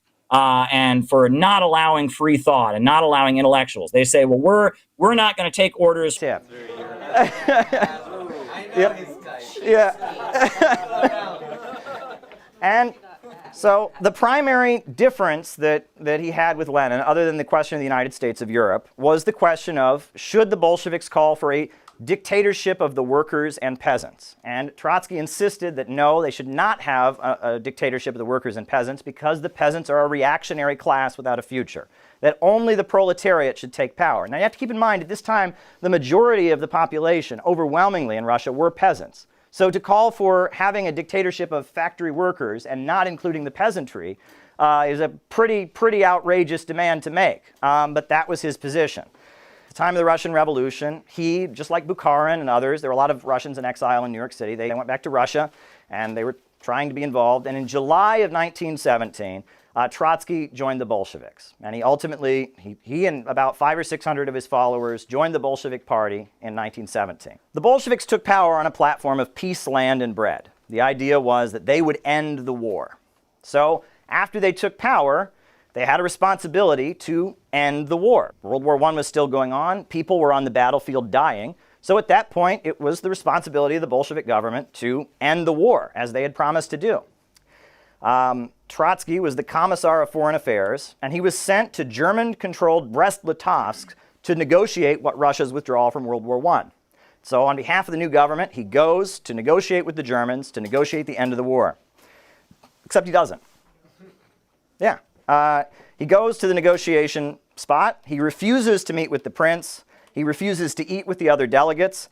And he engages in debate rising to subtle discussion of first principles that ranged far beyond the concrete territorial issues that divided them. Meaning they sent him there to sign a treaty and end the war. And he refused to do it. And instead he just wanted to have a debate with all the German generals. He dissed their prince and all of that. And his job was to sign the treaty. So he returns to Russia without a treaty. And keep in mind, this whole time, people are dying on the battlefield. There's a war going on. People are dying every day. His job is to sign the treaty. He doesn't do it. Now, Trotsky comes back to Russia with this great idea. He says, we won't sign the treaty. We'll have no war, but no peace. And the idea is that they will demobilize the fighting, but they will never sign a treaty with the German Empire. And Lenin threatens to resign unless Trotsky's overruled and says they have to sign the treaty. They came to power on the basis of ending the war. They have to end the war. So Trotsky's outvoted. They go back, they sign the treaty. And then Trotsky resigned as the foreign minister of Russia. Now, Trotsky was an amazing orator, and we don't want to underestimate that. He was by far the best speaker among the Bolsheviks, and he could speak in Russian and in English and in German and in many languages. The Russian Civil War happened after the Russian Revolution. Over 15 countries invaded. So they made Trotsky the front man for the army, and he was the propagandist of the army. And it's kind of wild, but they put him on a train, and they gave him, I kid you not, leather pants to wear, and they gave him a visor and a big long coat and this badass outfit, and they put him on a train going from military base to military base, giving fiery speeches, stirring people up to fight. It was quite a show, apparently. They would line up all the people that were going to desert, and they would have them lined up and have the guns pointed at them. And it'd be like, we're going to shoot all the deserters. But then Trotsky's train would pull in, and he would walk in and say, stop now, and save their lives. And then he would give a very fiery revolutionary speech directed at the soldiers who wanted to desert to convince them to fight for the Bolshevik cause. And everyone would cry and applaud, and it was the most beautiful thing ever. And then to conclude his speech, he would pull out a gold watch, and he would give a random soldier a gold watch, and everyone would applaud. It was like Oprah giving everyone a car. And it was performance art. right? It was theater. But he was good at it. He was very, very good at it. But then, after the war is over, they're having a debate about what role the military should play in the new country. Trotsky is saying that basically, in his view, the Soviet Union should just be a holdout in the global struggle for a permanent revolution to spread communism throughout Europe. And all the steel mills and all the factories of Russia, they should draft everyone into the military, and their military service will be working in the factory. And Stalin says that's not a very good idea. And he says this, he says, a group of party workers headed by Trotsky, intoxicated by the successes achieved by military methods in the army, supposes that those methods can and must be adopted among the workers in the trade unions in order to achieve similar successes in strengthening the unions and in reviving industry. But this group forgets that the army and the working class are two different spheres, and that a method that is suitable for the army may prove unsuitable and harmful for the working class and in the trade unions. Obviously, normal methods of proletarian democracy in the unions, only methods of persuasion, can make it possible to unite the working class, to stimulate its independent activity and strengthen its confidence in Soviet power, the confidence that is much needed now in order to rouse the country for the struggle against economic ruin. He's saying that you're not going to be able to win and maintain the loyalty of the population if you simply draft them into the army and tell them to get to work in the factory. There needs to be an effort to persuade and win people politically. The larger population needs to actually be won. You can't just use military methods. James Cannon was the leader of the Trotskyite faction of the Communist Party USA. And he was put on trial and expelled from the Communist Party for being a member of the Trotskyite faction. And when they put him on trial and accused he was forming a secret Trotskyite faction in the Communist Party USA, one of the people who testified against him was the head of the Communist Party publishing company. And so when he testified against him, they said, so, what have you got to testify against him? Has he been reading a lot of books on Trotsky? And the publisher said, no, but he's read every book we have on China, and everybody knows that China is a Trotskyite subject. And that was true. China was the main disagreement that Trotsky had with the Communist International. Why? So after the Russian Revolution, there has been a revolution in China. And you have the KMT party, which is the Kuomintang nationalist movement. And it's a mass movement in China for independence based on three principles: independence, democracy, and the people's livelihood. And people's livelihood is vaguely understood to be some form of socialism. And it's a mass movement in China fighting for a new China, fighting for independence. And the leader of the KMT nationalist movement, Dr. Sun Yat-sen, is a personal friend of Vladimir Lenin. And Dr. Sun Yat-sen even asked to become a member of the Communist International. Now, Lenin said, you don't agree with our 21 points, so you can't join the Communist International. But Dr. Sun Yat-sen was allowed to be an observer. And at all the gatherings of the Communist International in Moscow, Dr. Sun Yat-sen was there observing. And he was a friend of Lenin's. And he was sympathetic to socialism to some degree or other. Some people say he was influenced by Henry George and his economic theories about land value and such. But he was definitely sympathetic. And he saw the Soviet Union as an ally, as a good country that was fighting the imperialists. And at the time, Dr. Sun Yat-sen was waging a civil war against the landlords. The Republic of China, that was headed by Dr. Sun Yat-sen and the KMT, was waging a civil war against local, regional landlords who didn't recognize them. So the Soviet Union started providing military training and assistance to Dr. Sun Yat-sen. And the debate in the Communist International between Stalin and Trotsky was, should the Communist Party of China support the KMT or not, right? And Stalin's position was that the KMT, even though it wasn't a full communist party, was the representative of China and their national liberation struggle. And even though it was flawed, even though they had a lot of millionaires and billionaires in it, even though they weren't officially a Marxist group, the correct position of the Communist Party of China should be to join the KMT and argue within it that if you really want peace, or you really want independence, democracy, and the people's livelihood, you ought to be a communist, because that's the true way to fulfill Dr. Sun Yat-sen's mission. Well, Trotsky, on the other hand, he said no. He said the KMT is a bourgeois nationalist party, so we should be trying to organize strikes, and we should try to organize the Chinese workers to break away from the KMT and to be hostile to it. Well, Trotsky ultimately loses out, and the Chinese Communist Party joined the KMT. And when they joined the KMT, and he was just the well-known Russian Marxist guy, Trotsky, and he was very famous, quite famous around the world as a well-known speaker and writer who was a Marxist and was Russian. And, he went from country to country, and he lived in, the wealthy cities of the world, and he was kind of a popular revolutionary intellectual from Russia. Now, he had very big differences with Lenin. And all of his differences really centered around a concept that he developed that was called the theory of permanent revolution. And he did not invent it. He actually says the theory of permanent revolution was invented by a guy named Alexander Parvus. Alexander Parvus was a Russian guy who moved to Germany and was elected to the parliament and was a socialist, Marxist, but he was also a secret German intelligence officer. And Alexander Parvus basically came up with this idea called permanent revolution, and Trotsky took that idea and he made it very popular, and that was what Trotsky believed in. And Trotsky's followers around the world, they believed in the permanent revolution. That was their big idea. Trotsky, was the guy who wanted permanent revolution. And basically, he said that peasants are too backward to build socialism.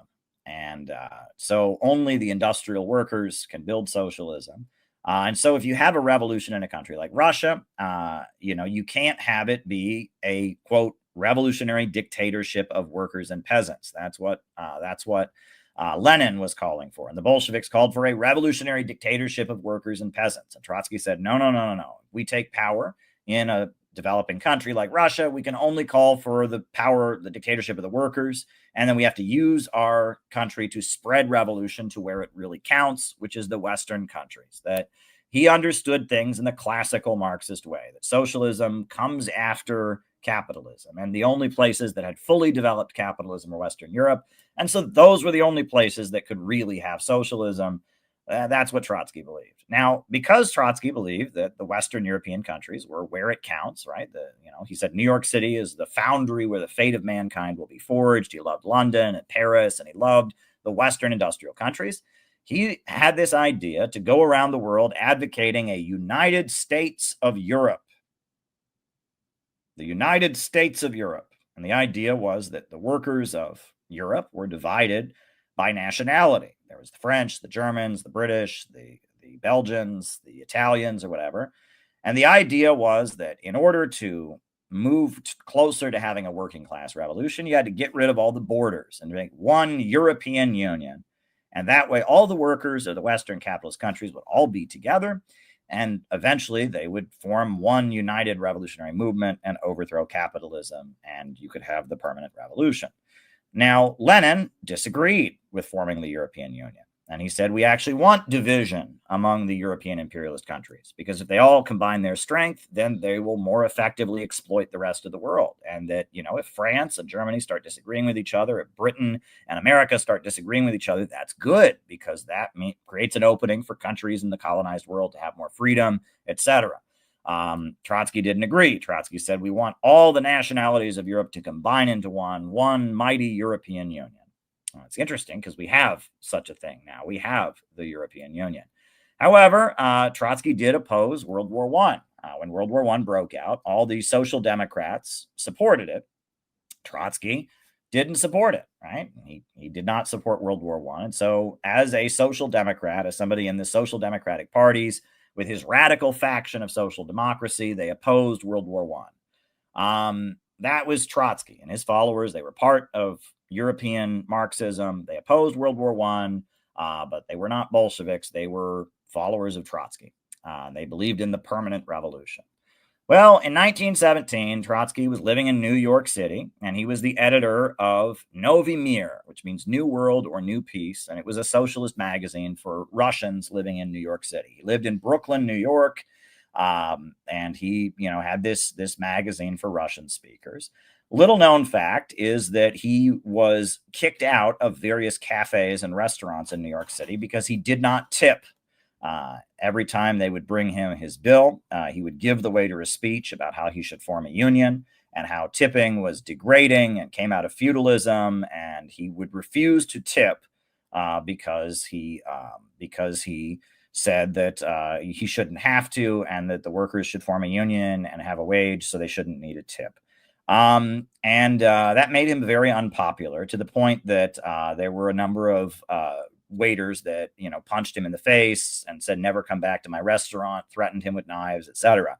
So Trotsky was banned from a lot of restaurants because of his, snobby rich kid habit of refusing to tip and then giving a condescending lecture to the waiter about, oh, you shouldn't need a tip from me. I mean, it was just, you talk about class privilege. He was from a very, very wealthy family, and he thought he was the savior of the working class. And he was this rich guy who went around traveling to different countries, giving speeches about Marxism. So I'm sure there were other people with him when they brought the check, and to show off about what a great revolutionary he was, he would not tip the waiter and give them a big condescending speech about how he shouldn't have to, you should form a union, blah, blah, blah, blah, blah. And he was a bit of an asshole. Trotsky was known as a bit of a pompous asshole. And that really just comes across the more you read about him. I mean, he was just, he was one of these really obnoxious, very self-important, thought he was the world's smartest man, talked down to people, didn't follow instructions, I mean, I don't know, narcissistic, self-important, I don't know. Trotsky, his personality is very, very, very obnoxious. But anyway, so that's Trotsky. He lives in New York City. He writes this Russian magazine. He doesn't tip in restaurants because he's so revolutionary. He doesn't tip. That's Trotsky. Well, anyway, February of 1917, the Tsar is forced to step down. Tsar Nicholas II is forced to step down, and there's a revolution going on. So Trotsky gets his ass back to Russia because, oh, wow, the country that he's from is having a revolution. He's the big revolutionary. He's got to be at the center of the action, right? So he goes back to Russia from Brooklyn. He gets to Russia and he realizes that the group that is going to make the revolution happen is the Bolsheviks. So he joins the Bolsheviks and he repudiates everything that he said against the Bolsheviks beforehand. He's like, oops, my bad.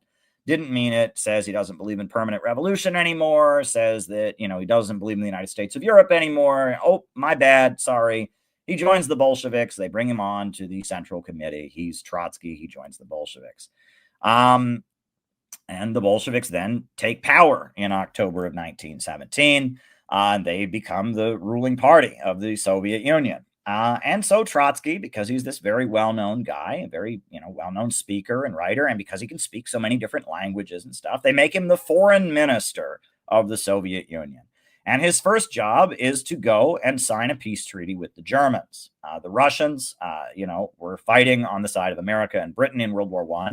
And the whole point of the Russian Revolution was to get out of World War I. The Bolsheviks said peace, land, and bread was the idea, right? That we want the, we will end our involvement in World War I. And they just had a revolution with the understanding the Bolsheviks would come to power and they would end involvement in World War I. So Trotsky's job is to go to the Germans and sign a peace treaty and end the war. That's his job. Well, they send him to go meet with the Germans and he refuses to do it. And he says, you know what? I'm not going to do it. And he then comes back to Russia with no peace treaty signed. And he says, oh, I've got this brilliant idea. We'll never sign a peace treaty, but we'll deactivate the fighting. We'll have no war, but no peace. We'll never recognize the Germans. We'll never sign a treaty with the Germans because they're evil, rotten imperialists. But we'll end the war anyway. We'll just kind of like have no war, but no peace. That wasn't going to work, right? That's generally not how things work. Germany is a big, powerful country. World War I's going on. If they just demobilized the fighting without signing a treaty, the Germans would have just like marched in and invaded the place. So, he's outvoted, and Trotsky resigns as foreign minister and he steps down. So after Trotsky is the foreign minister, they make him the spokesman for the army, the Red Army. So after the Russian Revolution, Russia is invaded by 15 different countries. And they make him the spokesperson for the Red Army. And the Red Army is, trying to mobilize people to fight to defend the Soviet Union. The British have invaded. There's some American troops that have invaded. All these countries are invading. There's also Russians who don't agree with the Bolsheviks. They're fighting them. The Russian Civil War is going on. And Trotsky's job is to be the front man. He's the public face of the Red Army. And he's actually very good at it. Mrs. Trotsky, was actually quite good at what he did. They gave him a costume. with a leather suit and leather pants and a visor hat, right? They gave him a really nice fancy costume, right? Keep in mind, this is a very poor country, and this is 1920s. This is like 1918, 1919, 1920, right? And so, you know, you look at that, they gave him, you know, this leather outfit. He wore leather pants, and he had a visor hat, and he wore gloves, and, you know, he was he was like a rock star, basically. He was a rock star. You know, and he had a special train car that he went from military base to military base in this wild outfit. And he put on quite an elaborate show to inspire people to fight. One thing that they did was that, you know, just like most armies in the Red Army, if you deserted, they had the death penalty for that if you ran away to not fight. And so what they would do is they would line up all the soldiers who had tried to desert, and they were going to get the death penalty. They were going to execute them. And, you know, it'd be like, you know, ready, aim, and then Trotsky would arrive just in time to stop their execution. It was staged. It was completely staged, right? And they would, the guys would think they were going to get shot, and then Trotsky would walk in and say, wait, and he would save their lives, completely staged.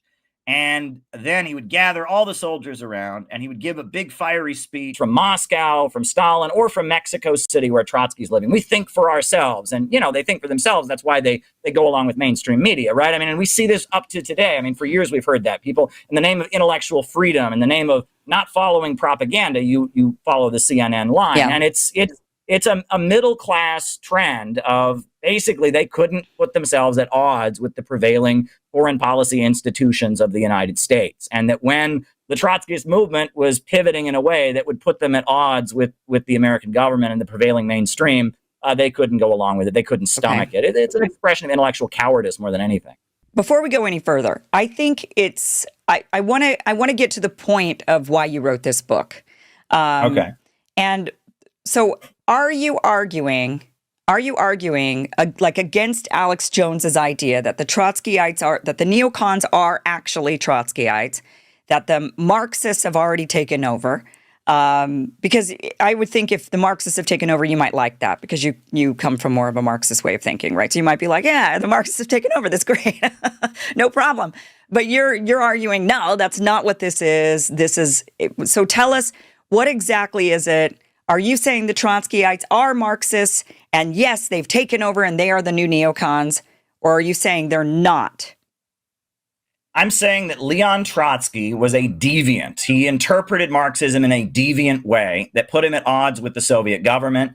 And his deviant interpretation of Marxism laid the foundation for a school of people that eventually evolved into people that are crafting U.S. foreign policy. And that you can find the roots of, that's what I'm saying. Yeah. Okay. So then I think what we have to get to the root of is, what was Stalin and his thinking about Marxism and those who followed Stalin versus Trotsky and the people who followed Trotsky? Because if they're both considered Marxism to, you know, anybody but people within your world who are very knowledgeable about Marxism can parse it all out. You know, the average person just thinks blanket Marxism, right? So what is the difference? Because there is a possibility that people, and I see this all the time with people who are passionate activists, I would say, is that they adopt a cause and they'll run with this cause, but they're not really fully aware of what the cause is. They're just passionate people who they just see something's wrong. And so they kind of go, okay, this must be it. So we've got to fight this thing. And they kind of go along with that. And then as they open their eyes a bit, and learn more, then they start to say, well, okay, maybe that's not actually the thing, it's this other thing. But they're still focused on the core problem. It might just not have the same solution to them anymore. So I'm kind of wondering, because Marxism is it's an ideology, a way of thinking, and, you know, is it the case that there were two groups? One group, the Stalin-Lenin-style Marxists, actually believed here's a economic problem that is truly economic at its core. And if we just solve the economic function, then we would solve the problem. Versus the other group who might have been like, okay, yeah, that sounds good. Yeah, let's you know, there is this big problem. But really at the root of their problem was there's outsiders and insiders. Do you see what I'm saying? Because if your idea is more there's outsiders and insiders, and that's the problem you're trying to correct. And at first you might say, then it's economics. So yeah, I'm going to go with these Marxists. But then you might evolve away from that and say it's still outsiders, insiders, but it's the authoritarian, it's the fascists, it's the dictators. Because I could make an argument that the Trotskyites are in fact neocons, but maybe they just changed the name of how they label themselves. Now you might say there's no way that the neocons are Trotskyites because the neocons are capitalists, right? And they're going around the world spreading democracy and capitalism.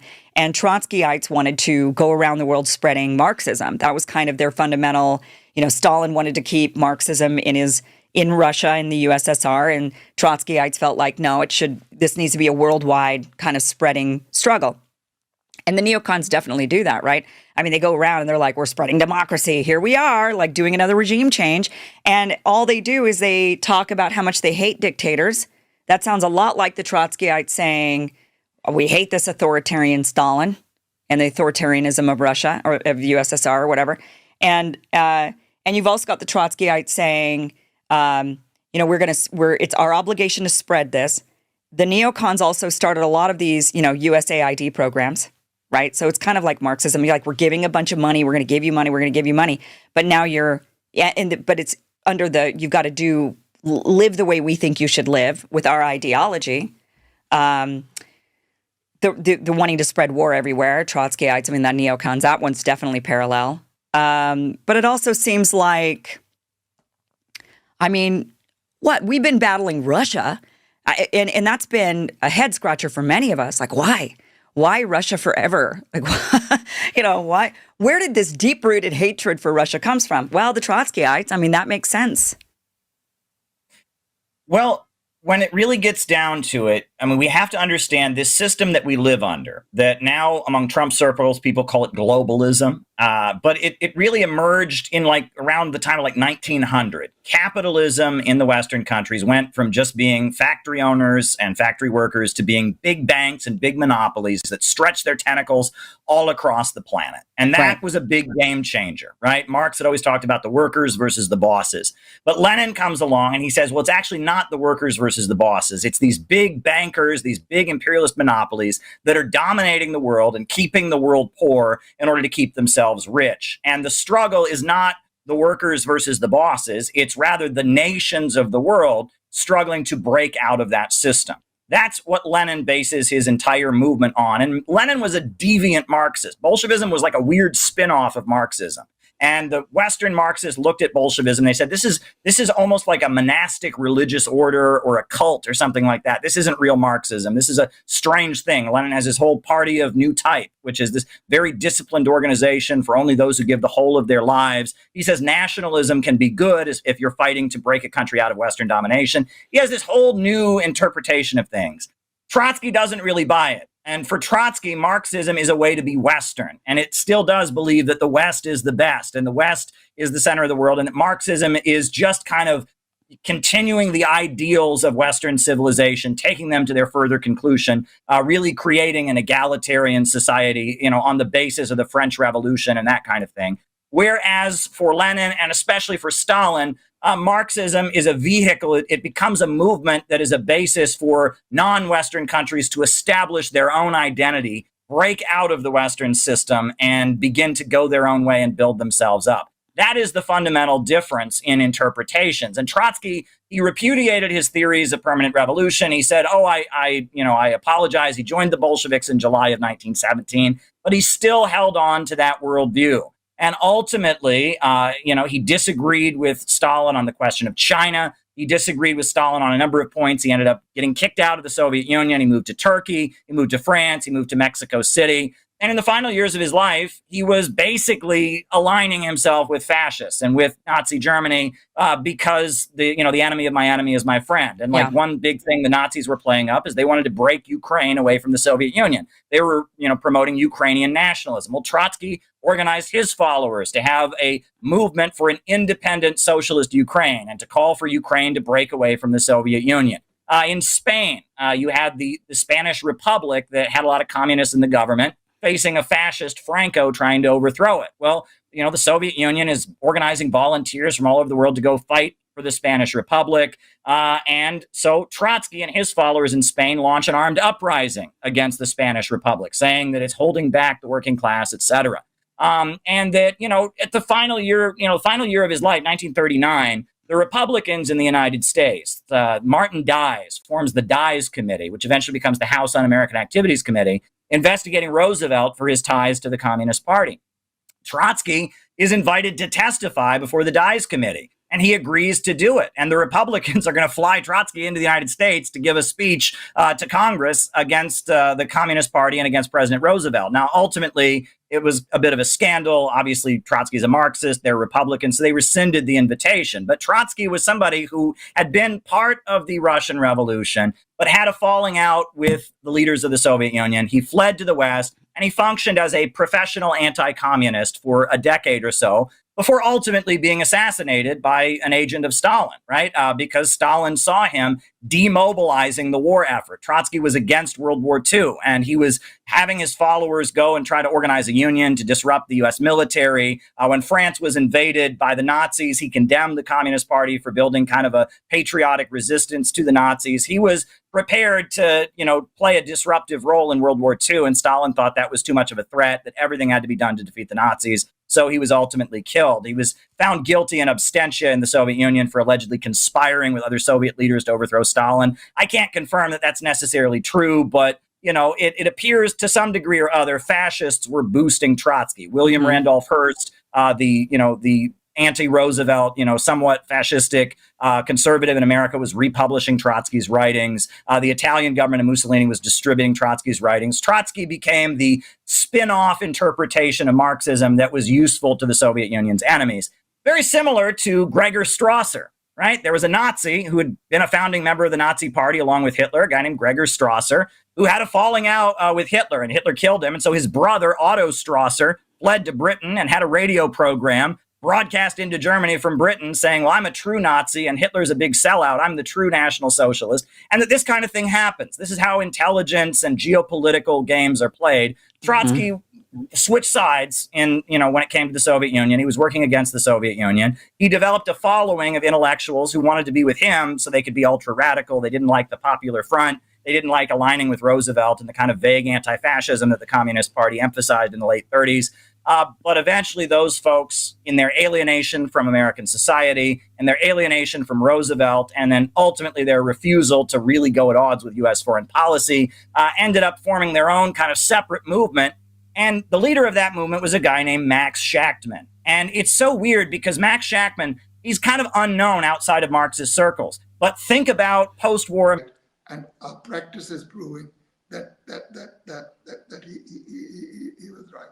So Trotskyism is actually a bundle of contradictions, because if you stick to an incorrect theory, the only way you can negotiate your way is through a bundle of contradictions. But as Plekhanov said, there are contradictions and contradictions. Some contradictions move society forward, and there are others that take it backwards. And all the contradictions of Trotskyism are for taking our society backward. Beautiful. Thanks, Rapal. I'm going to start to wrap up our conversation. I'll come back to both of you for final words, but I really feel like we've touched on so many things there that smash so many of the myths that are taught either to young people coming into the left-wing movement, particularly if they end up in a Trotskyist organization or a visionist one, or to just A-level history students. Anyone who takes a course in Russian history or Second World War history or any of those things, are taught these lies that were told by Trotsky and amplified massively through the Western press, and then have become shibboleths of Western historiography, right? That they're just, everybody knows that Trotsky was right and Stalin was awful. And for all of these reasons, and we've touched on all the main ones here today, I think. So that's great. I just want to finish by pointing out that what I see today, the role that Trotskyism has ended up in the British working class movement, is really twofold. The first is, like I touched on earlier, to kind of discredit real Marxism-Leninism, not to kind of drown it out, but to discredit it. It's like a caricature of real Bolshevism, the slogans that they shout and the way they shout them and the terminology they use. It discredits real Marxism, real Bolshevism, real party building. And it makes a mockery of it, makes it look stupid and unattractive in the eyes of the masses. And that's a very useful role, as we said before, for the Western imperialist states, right? And the other thing I've noticed is as Trotskyism recedes, it's receding into the universities. You won't meet many Trotskyite organizations on the street face to face anymore, not very often. But if you are studying in a university, there will be a Trotskyite-led Marxist society for studying Marxism and, propagating Marxism, whatever. And really, I think this role, is a particularly insidious and important one as far as, insidious as far as our movement is concerned and important as far as the state is concerned, because, of course, radical intellectuals and radical students have always played a really important role in successful revolutions. And I don't think it's an accident that when the Trotskyite movement is shrinking in on itself, where it gravitates to is the universities to catch the revolutionary-minded young people and make sure they don't end up in the arms of the real revolutionaries. So I'm going to hand over to Caleb for your last thoughts and then Harpal.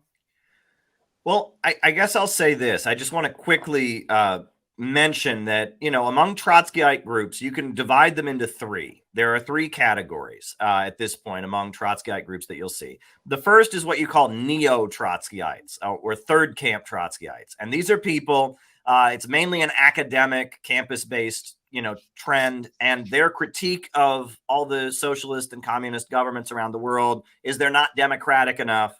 They think the Soviet Union was state capitalist. It was an evil state capitalist regime. And, they are obsessed with, spreading, quote unquote, human rights around the world. And they're involved in NGO liberal activism. And they tend to be based on the campuses. They tend to really focus on the LGBT movement and things like that. That's called neo-Trotskyism. The second current that you get is what you might call mainline Trotskyism. And in Britain, these are the folks that joined the Labour Party. In the United States, we have a group called Socialist Alternative, that was big in supporting Bernie Sanders.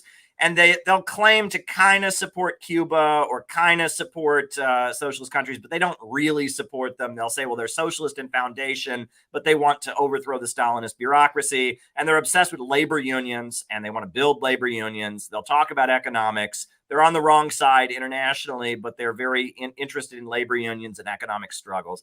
And then you have a third category of people that they call orthodox Trotskyists. And these are Trotskyists that I jokingly say, these are Trotskyists that are just nuts.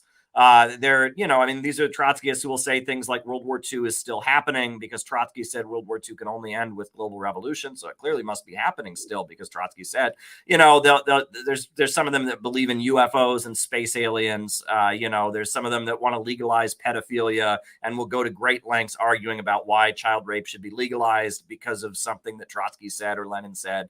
But to the credit of some of these weird, orthodox Trotskyists, some of them will actually take stances that are against U.S. imperialism because they're nuts. They're so hyper sectarian and crazy. Some of them do support Russia and Ukraine. Some of them will defend the DPRK a little bit or something like that. But they're a very obscure, even more obscure wing of things. But those are the three camps of Trotskyism that you'll see. You'll see they divide into those three categories. But what brings them all together? And I think this is what I would like to end my contribution today with. What is the essence of Trotskyism?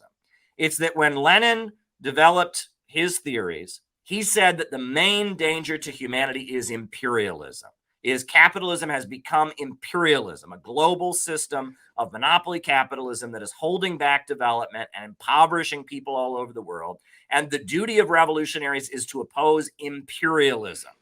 And Trotskyism, all of its different manifestations and interpretations, is always an attempt to say, no, it's not about fighting the imperialists. It's about fighting for pure workers' democracy. It's about fighting the Stalinist bureaucracy. It's about, it's about this, it's about that. It's never a fight against the imperialists, right? Trotskyism is a way that you can claim to be a Marxist or a socialist or a revolutionary, but not focus on fighting the imperialists. Fight some other battle, but not against imperialism. That is the essence of what Trotskyism is.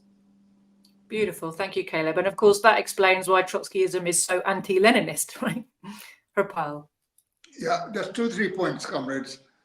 First of all, there is not a single socialist revolution or a single genuine revolutionary national liberation struggles that the Trotskyites have wholeheartedly and genuinely supported. There might be the odd group that does it and stands out on its own, but they do not. And they do not because it follows from the theory of permanent revolution. The revolution can only come in advanced countries. That too, if it comes all together simultaneously, and they do not recognize national liberation struggles.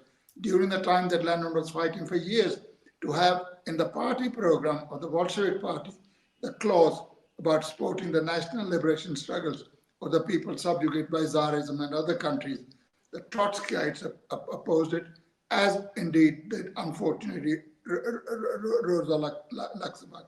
During the Vietnam struggle, we were in the movement. The Trotskyites could not ignore the struggle. The Vietnamese were kicking, to use Scott Ritter's term, kicking the American butt. So people are enthused everywhere. So they couldn't keep away. But they brought dissension within the working class movement. While our slogan was victory to the National Liberation Front in South Vietnam, theirs was the Ho Chi Minh is a Stalinist bureaucrat. He executed a number of Trotskyites in Vietnam. And my retort was not enough. And he should be commended for executing some, but leaving some others behind. The second point that I'd like to make is that as far as Trotskyism is concerned, after the collapse of the Soviet Union, apart from maybe one or two, there's hardly a Trotskyite organization, a party, a group that did not wholeheartedly and ecstatically welcome the counter-revolution in the Soviet Union.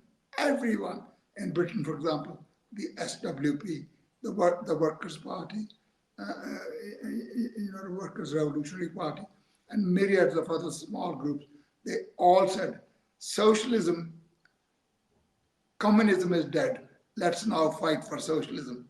That was the slogan of the largest Trotskyite organization, namely the Socialist Workers' Party. They are on the side of counter-revolution. These dimwits first welcome the revolution. They say Gorbachev and Yeltsin are trying to fight for the revolution that Trotsky was fighting for. But within a few months, it was clear that they were attacking the working class, and then they can start complaining that the working class being attacked. Could you not have known that, you bloody dimwits? No, they couldn't. The only thing I want to say is Trotskyism has quite a few supporters, as Jyoti said, in the academia, and our job, literally our motto in the communist movement should be to bury Trotskyism forever. I've written a book of Trotskyism or Leninism. I don't make any money out of selling literature or writing books. I hope people will read, but since it's a big book, not many people read it. And I'm trying to persuade my party comrades to just produce the preface that I wrote to it, which is a long 60, 70 page preface. And we want to do that so we can give it to workers and young intellectuals and students so that they can, in a summary form get to know what Trotskyism is. And if we can make that small contribution, we are doing very, very well. Yes, the fight is against imperialism, but it can't be conducted without fighting against opportunism, without fighting against the agents of imperialism in the working class movement, one of whom ends to be the Trotskyist movement. Thank you so very much. Perfect. I think we can end there. All right. Thank you. Directed at the guys who had tried to desert about why they should fight for the revolution. And, and to convince them that they shouldn't desert and they should fight for the revolution. Of course, the guys are very happy to not get the death penalty. It's like he saved their lives, right? I mean, wouldn't you like somebody who saved your life? And it's quite an emotional speech. And he's up there in his military costume and his leather pants and his leather costume, and he's yelling about, oh, and we're gonna fight. And then he would end his speech by pulling a gold watch out of his jacket, a fancy gold watch, and he would pick one random soldier from the crowd and bring him up and say, this is your lucky day. You have won a gold watch. Yay! And he would give the guy a gold watch, and everyone would cheer and applaud. Oh my God, it was so exciting. Not only was it a great show, not only did he save the lives of the guys who were going to get the death penalty for deserting, but on top of that, somebody randomly got a gold watch. It was a great show. And this is actually probably the best thing that Trotsky ever did. These elaborate, propaganda rallies that Trotsky staged for the Bolshevik military were pretty damn good. And, I mean, if you're going to fight a war and you have to inspire people to go out and risk their lives for your army, you're going to need to have some really, really effective propaganda. And Trotsky was a great speaker, and he was a great showman. He knew how to put on a good show. And so, hey, good for Trotsky. Good for him. He could do it, right? And he made it happen. He put on a great show. Yeah, I mean, to his credit. Now, what's interesting is that I think what Hitler did, the big rallies they had in Germany, the Nazi rallies they did years later, were probably very much inspired by what Trotsky did. I know that, Goebbels, who was the head of Nazi propaganda, his favorite movie was The Battleship Potemkin, which was the Bolshevik propaganda film.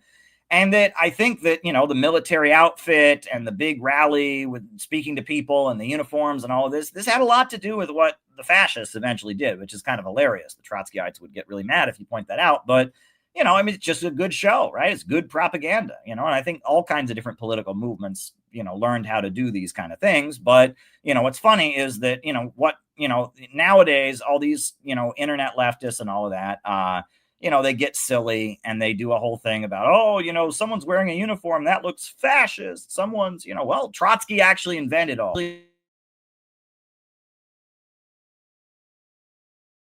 Oh, it's worth pointing that out, that they're being a little silly when they talk about the fascist aesthetic and all of that. And we'll get to that later. That has a lot to do with the neocons. But, a lot of that was actually invented by Trotsky. So that's Trotsky's, role as the spokesperson, the head of the Red Army during the Russian Civil War. Now, after the war is over, they're debating, what do we do? Lenin says we have to have the new economic policy. Basically, we're a really poor country. We need to have some free market stuff, some private capitalism to just get the economy going again. Trotsky, of course, doesn't agree with that. He wants to continue war communism. He wants the military, wants everything to be militarized. And that makes perfect sense because he's the head of the military. And also, he still has this theory of permanent revolution. He wants to march communism into Europe. He wants one gigantic bloody crusade to spread communism. And so, the idea of like slowing down and having capitalist, markets and stuff like that, peasant enrich yourself and encouraging small farmers, things like that. He's not in favor of that. But he's defeated. And after Lenin dies, Trotsky forms the left opposition, which is people that, they call themselves the left opposition. And Stalin and Bukharin, Stalin was the centrist. He was the, socialism in one country. Bukharin was the right opposition, and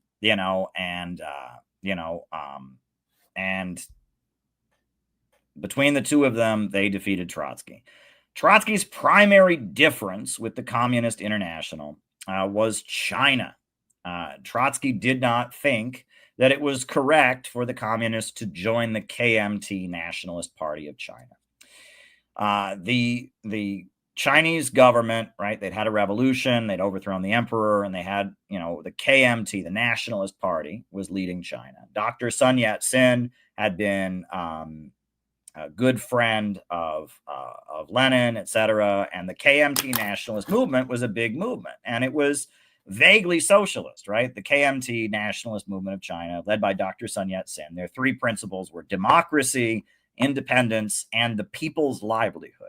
And the people's livelihood was vaguely understood to be some kind of socialism. And, Dr. Sun Yat-sen was kind of a socialist. So Trotsky, Stalin had the position that the communists of China should join the KMT and form like a communist wing of the KMT movement, which they did. It was very successful. Trotsky said they should not join the KMT because it had millionaires in it, because it had wealthy people in it, etc. The KMT was a counter-revolutionary, was not communist explicitly, right? It was vaguely socialist, but it was not communist. So because of that, no.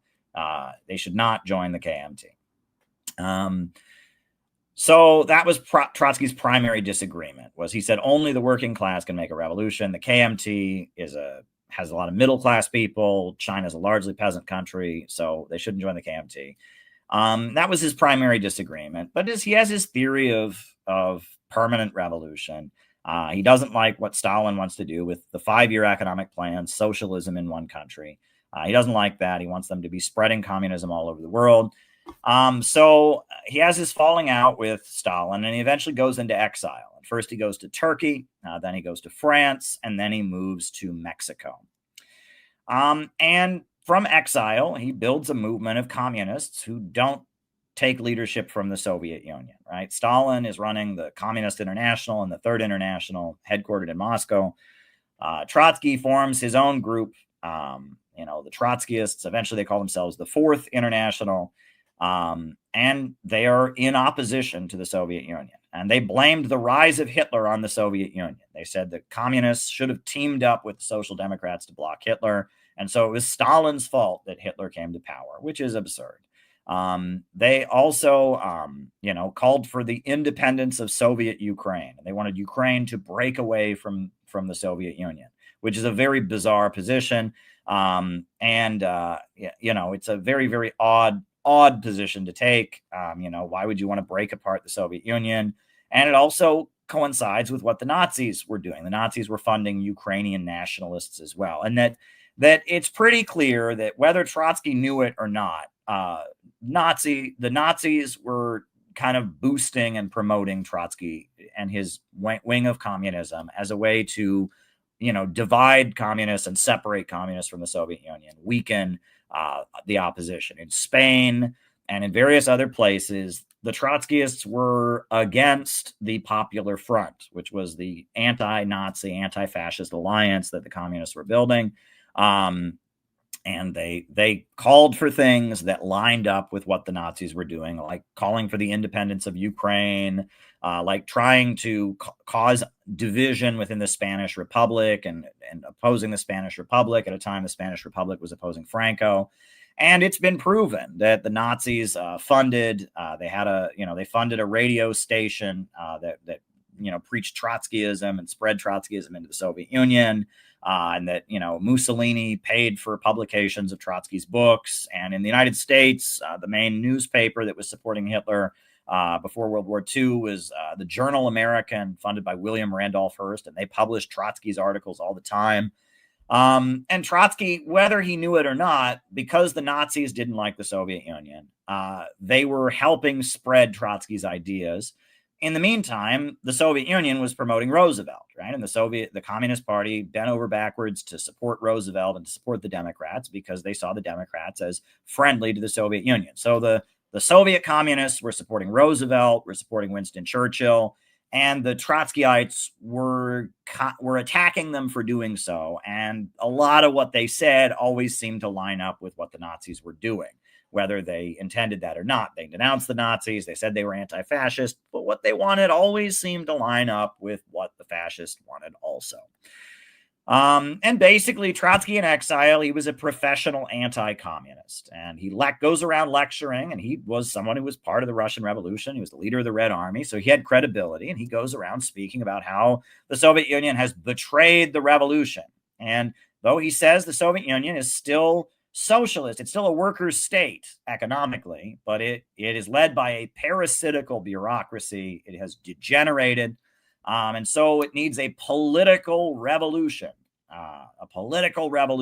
against Stalin, is what he's calling for, to make the Soviet Union really socialist again, or whatever, to overthrow the parasitical bureaucracy, etc.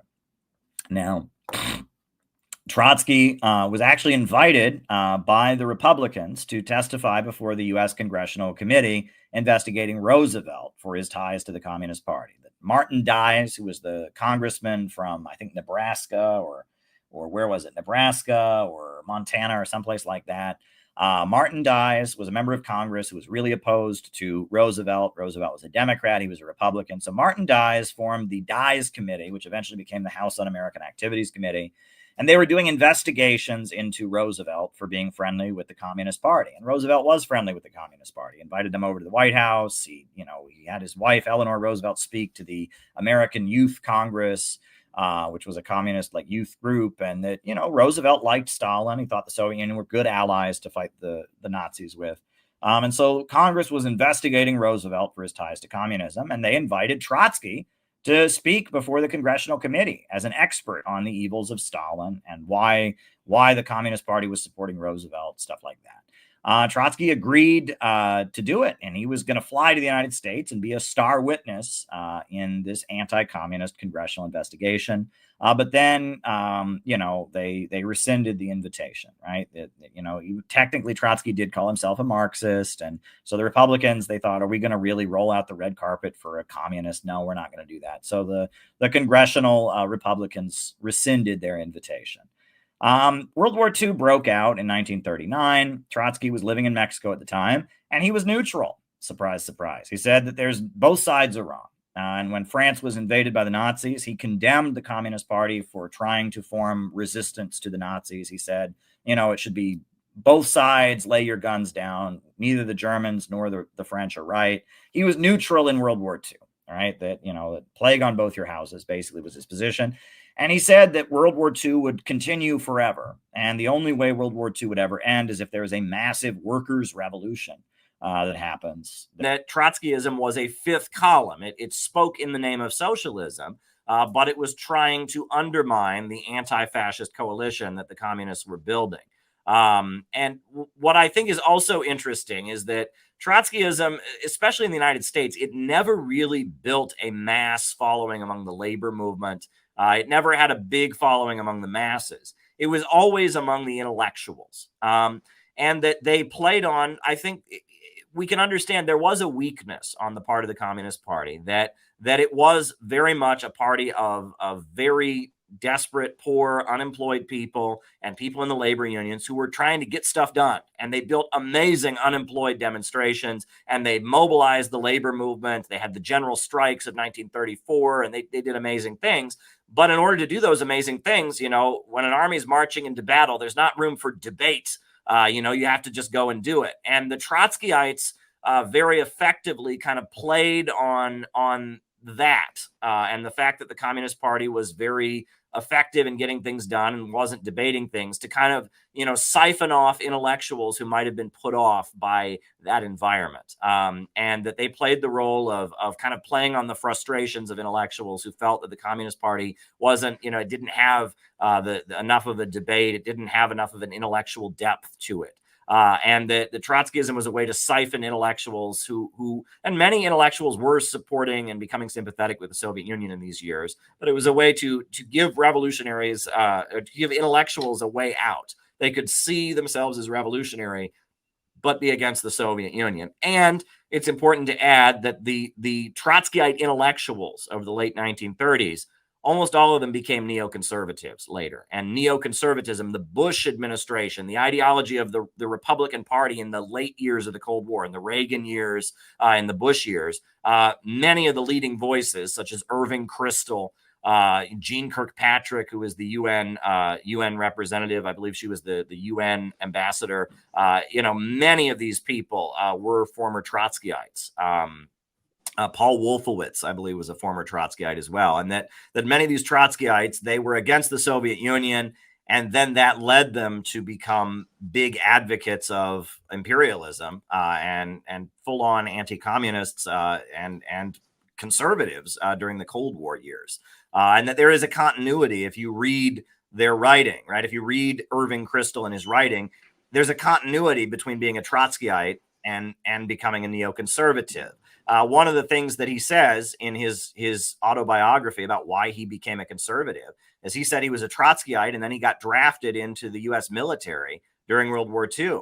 And he said, I'd written about the working class, but I'd never met them before. And I met them and I thought they were awful, right? And that, and I said, I can't build socialism with these people. They're inferior. And I realized I was an intellectual for a reason. And these workers were workers for a reason, and that people have different roles, and that the intellectuals need to rule over other people. I mean, there's blatant elitism that comes across, right? And that part of neoconservatism is the noble lie, the idea that politics is just too complicated for the broad masses of people to understand. So we need these smart intellectuals to just kind of manipulate things and maneuver behind the scenes. And Leo Strauss and Irving Kristol, they have this elitism that they went from Trotskyism to neoconservatism with this view that the working class is dangerous and backward. And equating Stalin with Nazi Germany is a really big part of their mindset also, that Nazi Germany and the Soviet Union are both an expression of populism, of the rabble, the inferior working class rabble getting together and persecuting the intellectuals. And what's great about the West, in theory, is that we protect the intellectuals. The intellectuals are safe in the West. We're protected, and we have checks to make sure that the masses of people don't ever rise up and start threatening the great philosopher kings in the Platonic sense. That's the neoconservative ideology, but it flows from the Trotskyite mentality in a lot of ways. Beautiful. Thanks, Caleb. Before I come back to you, Harpal, just wanted to put in my sort of 2 cents worth regarding my personal experience of mixing with Trotskyites in Britain. Very much hinges around anti-war work and national liberation solidarity work, right? So all my life, the big struggles I was engaged in tended to have this at the core, right? There was the solidarity with the Irish armed struggle. There was solidarity with Palestine, which keeps coming back around, obviously. There was the question of the wars in Iraq, in Afghanistan, in Libya, in Syria, and the fomenting of war against Russia, China, Iran, DPRK. And in every single one of those struggles, I found myself opposite to Trotskyists. Suppose, so you go to back in the days when Stop the War was a big mass movement, which, they frittered it into nothing.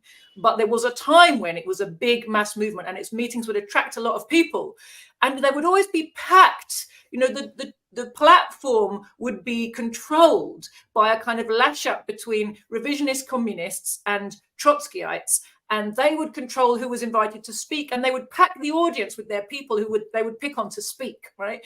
And I remember regularly we'd go to a meeting that was about, the war in Iraq, and they would promote to us, Iraqi trade unionists and communists who had been brought back to Iraq by the occupation forces, right, as sort of heroes. Or we would go to a meeting about the war in Syria, to be told by the Trotskyists there, oh, don't you know there's a revolution happening in Syria? There are people's councils being set up against Bashar al-Assad's government. Don't you know it's a popular uprising? And by the way, something similar is about to happen in Iran. We must support the people's councils in Iran. We must support the people's councils in Libya. We must support the people's councils in Syria.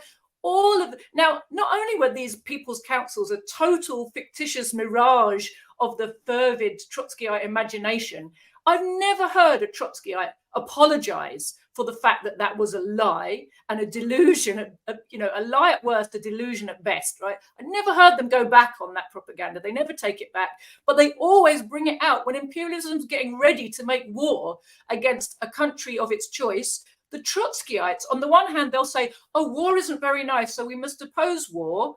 And then they will go on to not only repeat the imperialist propaganda, but embellish it and give it kind of working class credentials. And their complaint ends up being that our ruling class doesn't go far enough against the evil oppressors of the people in the targeted country. So, their complaints against Saddam Hussein or Robert Mugabe or Kim Jong-un or whoever it might be are like more rabid than the imperialist ones. So, Harpal, I wonder if you could explain where that comes from. Well, can I say something? Can I jump in? I just to echo what you said, I remember during the Arab Spring in 2011, the United National Anti-War Coalition of the United States, UNAC, had a meeting, and I was at that meeting. And a very prominent Trotskyite author got up and spoke. And this was during the Arab Spring. And it was about, the Egyptian revolution had just happened. And his entire speech was about how amazing the Arab Spring was and how it was going to lead to amazing places because the Soviet Union didn't exist anymore. And he said that, if the Soviet Union still existed, all of these uprisings would be co-opted and taken over by Stalinism. But now the Arab Spring is going to lead to amazing places because, the Soviet Union doesn't exist anymore. And I wish I could find a recording of that speech, because if you look at the Arab Spring, what was the result? In Syria, in Libya, in Egypt, even everywhere the Arab Spring uprisings happened without the Soviet Union there, what was the result? And it was just, he couldn't have been more opposite of correct. And his whole speech was just, it was so great that these uprisings were happening with no Soviet Union there to mess them up. So I just had to add that. So thanks, Caleb. Harpal. Well, I'm an old-fashioned Marxist. I take it down all to theoretical thinking. All Trotsky's misfortunes flow from his theory of permanent revolution. Because the theory of permanent revolution proved wrong in case of the Russian Revolution, it proved wrong with every single other revolution. Trotskyism could have changed and said, that's it, it's not a correct theory. But Trotskyism stuck to it. And the result of that was that he went from bad to worse, from being an upholder of an erroneous theory. It actually ends up on the side of those who want to demolish the Bolshevik Party, who want to demolish the Soviet Union, who actually ends up, in the final analysis, an agent and an ally of German and Japanese fascism. That's the trajectory of travel of Trotskyism. Trotskyism was so useful to imperialism that newspapers published by the Hearst Press, one of the most important platforms of the imperialist lie machine, regularly came up with articles how this great revolutionary Trotsky has exposed how Stalin betrayed the revolution. It is as though the Hearst Press and the American bourgeoisie were so concerned, so favorable to the proletarian revolution, that they couldn't bear to see Stalin destroyed this revolution. That's just one example of the two sides meeting, Trotskyism and imperialist bourgeoisie. And Trotskyism, Stalin asked the question, Trotsky with such stock in trade, how did he end up in the Bolshevik Party? And he says, it ended up in the Bolshevik Party because at the time Trotsky joined the Bolshevik Party, first of all, he came as an individual. He had no meaningful group. He was part of a small group called the Interregional Group. And they had all declared that all their differences with Bolshevism had ceased, and they joined the Bolshevik Party, and most of them became genuine revolutionaries. Trotsky joined with them. And Stalin said, during that period, he hid his stock in trade. He hid the theory of permanent revolution. He really did give it up. That's why he was able to play an important revolutionary role during those few years. But had he not done that, he would certainly have lost all influence on the revolutionary development in Russia. But already before Lenin died, he started his old stock in trade again. At one time, it may be difficult for you to believe, Bukharin was a left communist. Bukharin and Trotsky joined in opposing the Bolshevik policy of signing the Brest-Litovsk Treaty. Trotsky opposed. He spent days and days in Brest-Litovsk giving lectures to the German High Command about the revolutionary movement of the Western countries. So the German generals simply closed their eyes, put their feet on the table, and let Trotsky bark away. And as Caleb has rightly said, he then left the meeting without signing the Brest-Litovsk Treaty, but also announcing that the Soviet Union or the Russian Republic was going to demobilize and not continue with the war. The fact of the matter is, Lenin wasn't asking for this treaty to be signed because he liked the treaty. It was because at that time there was no Russian army that was willing and capable of fighting. You don't fight without armies. Trotsky can be a one-man army and one-man general, but not realistic people like Lenin and Stalin. So, in the end, after he done that, the Germans made a sweep, and they took far greater amount of territory than had been initially agreed to be signed away to the Germans. And Lenin said later on, even a fool can understand that this treaty should have been signed.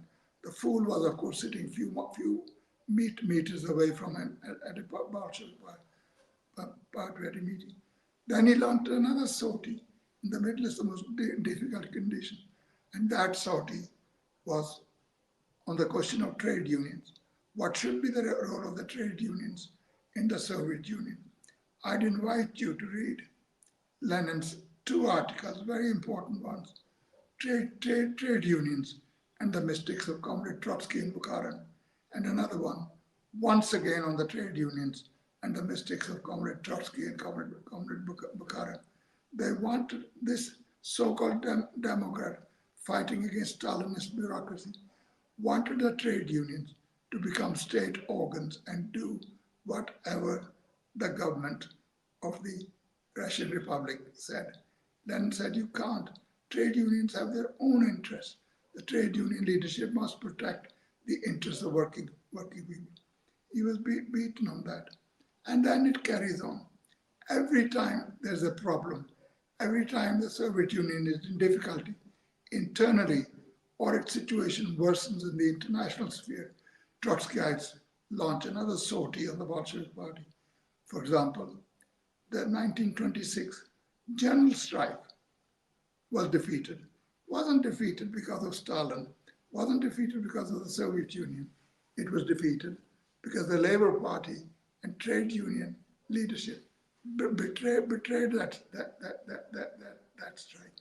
But the Trotskyites pinned it on Stalin, that the Soviet Union hadn't given them good advice, that the Soviet Union hadn't given them support.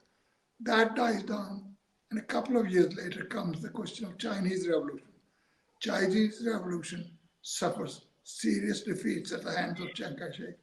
Again, the Trotskyites pin the blame on Stalin. You ought to read my big article in my book on Trotskyism and Leninism on the question of the Chinese Revolution. So every time there is a problem, they pin the blame on the Soviet Union. At the same time, if the Soviet Union does anything to defend its position against internal and external enemies, they accuse the Soviet Union of using foreign parties as tools of Stalin policy, Stalinist policy. And as Stalin said, what would the international revolution be without the Soviet Union? You know, what would it be if the Soviet Union did not exist? Soviet Union supports other people, and it gains the support of other people. That's the mutual help given by revolutionary proletarians all over the world. And then of course, having been beaten all over the place, when Trotsky was in favor of industrialization and collectivization in 1924, when the conditions for it did not exist. But as soon as industrialization takes place, as soon as collectivization takes place, he writes that collectivization should be stopped on the grounds that the state farms were not paying their way, on the ground that the collective farms were fake. They did not exist really. Instead, he wanted the policy of restricting the exploiting tendencies of the Kulaks, the policy that party had pursued 4 years earlier, quite correctly. On the question of industrialization, he wanted to stop the industrialization by saying that what we need is give big concessions to foreign capitalists to develop the Russian economy. But then, in the end, he writes a book, Revolution Betrayed. It has some fantastic paragraphs and quotations you should have, how he says the Soviet Union has made tremendous progress in industrialization and collectivization. If I remember correctly, I'm just reproducing that language of Trotsky in my own language. He said, the validity of Marxism is being proved not in the pages of Das Kapital, but in the industrial arena, occupying 1/6 of the Earth's space. And then he goes on to actually detail the achievements made by the Soviet Union in the field of industry, industrialization, in the field of agriculture, scientific advances, cultural achievements, and everything you can think of. And what's more, the great growth of Soviet patriotism, which is genuine, it's not made up by Stalin or anybody. And yet, toward the end, he goes on to say the revolution has been betrayed. Now, there's such a dichotomy between thought and language that the more you build socialism, the more you're betraying the revolution. I meet Trotskyists in Britain today, and they call Stalin counter-revolutionary because he decided to build socialism in one country. Well, they don't have the courage. They're not stupid. They're not totally ignorant. They don't have the courage to say that the author of that policy was Lenin. So if you must say that somebody was counter-revolutionary, bringing that theory of socialism in one country, you must, in all fairness, accuse Lenin. If Stalin is to be accused, and Stalin said, what has Stalin to do with it? He's speaking in the third person sense. Stalin had nothing to do with it. It's Comrade Lenin who is the architect of theory, and Lenin was absolutely right. So James Cannon, he's considered to be the father of American Trotskyism. And when you look at his life, it's kind of another interesting case study. This is, one of the most influential American communist leaders. Now, I'm not a Trotskyist. I obviously don't agree with his views, but I think his development and the way his life went should be rather interesting to those who want to promote socialist or communist ideas and, believe in, the banks, factories, and industries being run by the people. So I'm going to give you kind of a rundown of the life of James Cannon. Now, James Cannon was a lawyer, and there was the Industrial Workers of the World, which was a very radical labor union that existed in the early parts of the 20th century. They advocated some kind of socialist revolution, and it was the Wobblies they were known as. And James Cannon was a lawyer in Kansas and then elsewhere in the USA. It was associated with defending the Wobblies. They would be arrested all the time, sometimes just arrested for giving speeches on a street corner. They had laws against what they called sedition. And so, James Cannon was this lawyer who defended them. He was an Irish American, and he was well known. He was outspoken in his defense. And when the Russian Revolution happened, he was one of the first people who was involved in efforts to build the U.S. Communist Party. And as a lawyer, he ended up building the International Labor Defense, which was it was essentially a group of lawyers who would defend communists when communists were being arrested.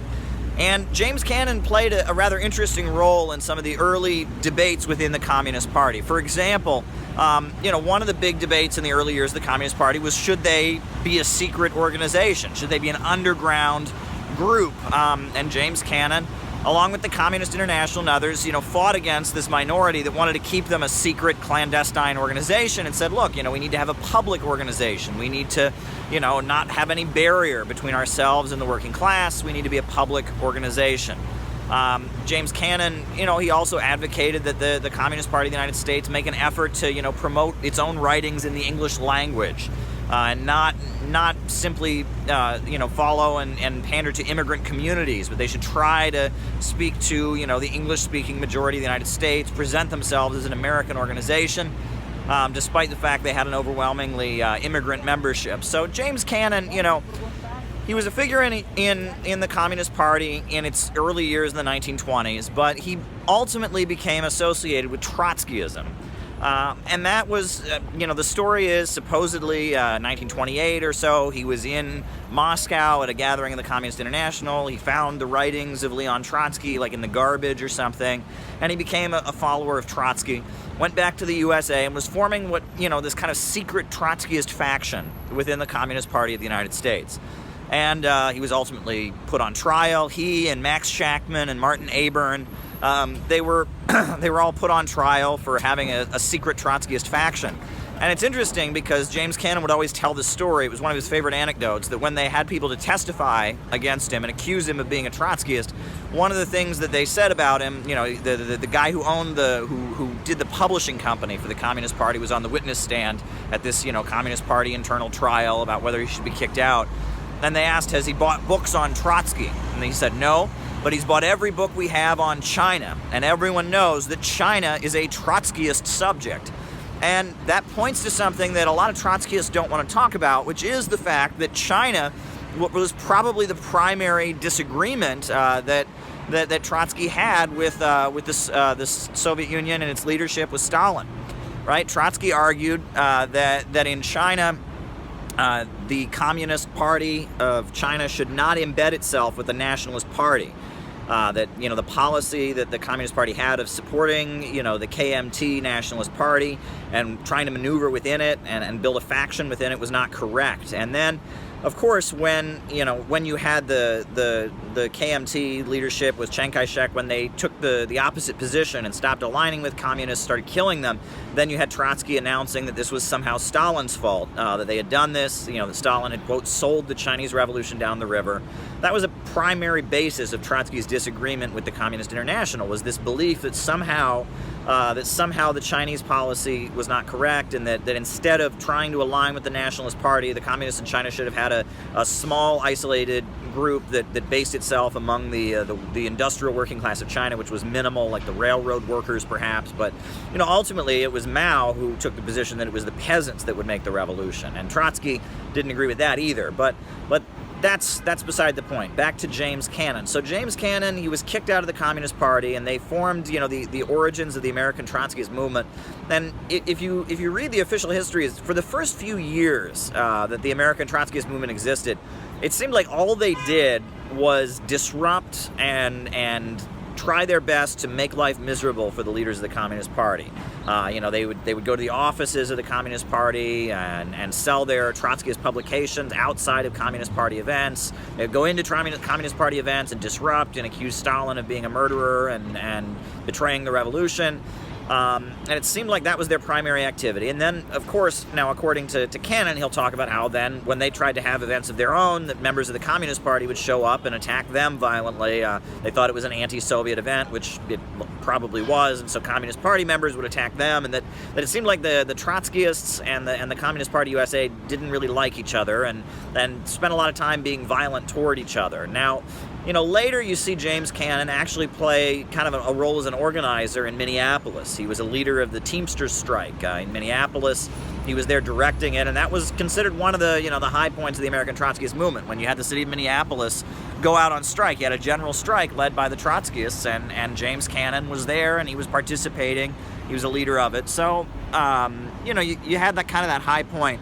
But as you look at James Cannon, you can see like kind of the developments of what you might call like the middle class leftism, or the non-working class leftism that develops. For example, like James Cannon, one of his most widely read books is called The History of American Trotskyism.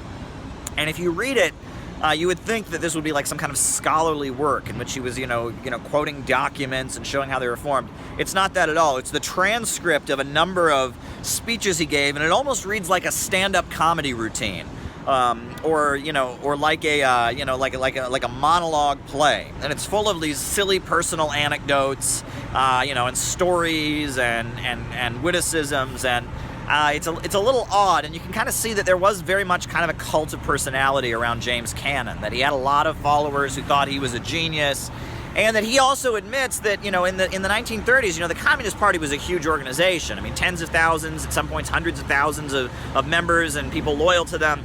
And at that point, if anyone had any grievance, if anyone was part of this huge organization, the Communist Party of the United States, and they had a falling out, and they ended up getting kicked out or quitting because they were mad or something, where did they go? They all became Trotskyists. And so Trotskyism kind of turned into this catch-all for people who didn't fit in with the Communist Party.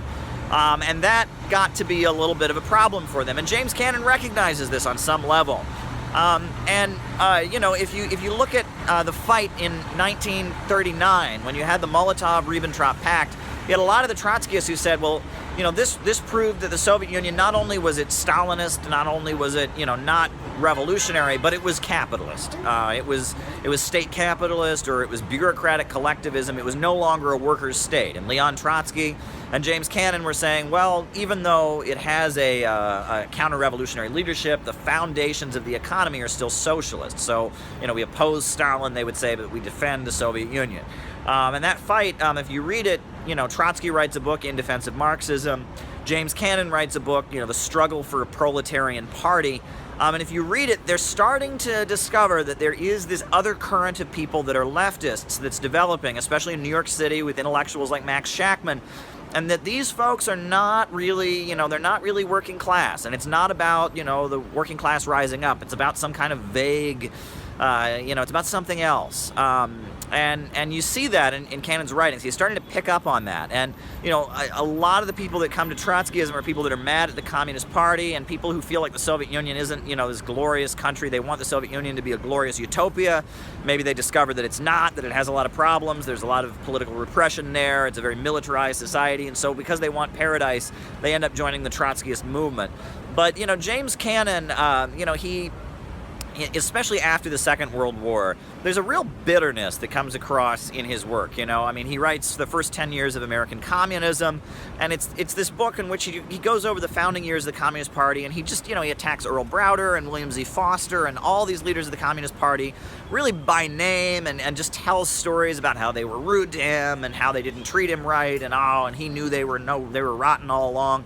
In 1948, when the leaders of the Communist Party USA were put on trial for sedition and ultimately ended up going to federal prison, James Cannon comes out and says they totally deserve it. They deserve to go to federal prison, and that they're rotten folks. It's just the wrong court and the wrong charges. And he gives this speech, and he basically says, screw these guys. They're awful human beings. They deserve to go to prison. Yeah, I guess we oppose it but hopefully one day they'll go to prison for being dirty, rotten Stalinists. I mean, that's the tone of the speech that he gives. I mean, that's kind of the bitterness that comes across in James Cannon. And there's this, if you look at the way that the Socialist Workers' Party and the American Trotskyist movement developed, it was like whatever the Soviet Union was advocating, whatever the Communist Party advocated, they did the exact opposite. And that was kind of the way that they started to function.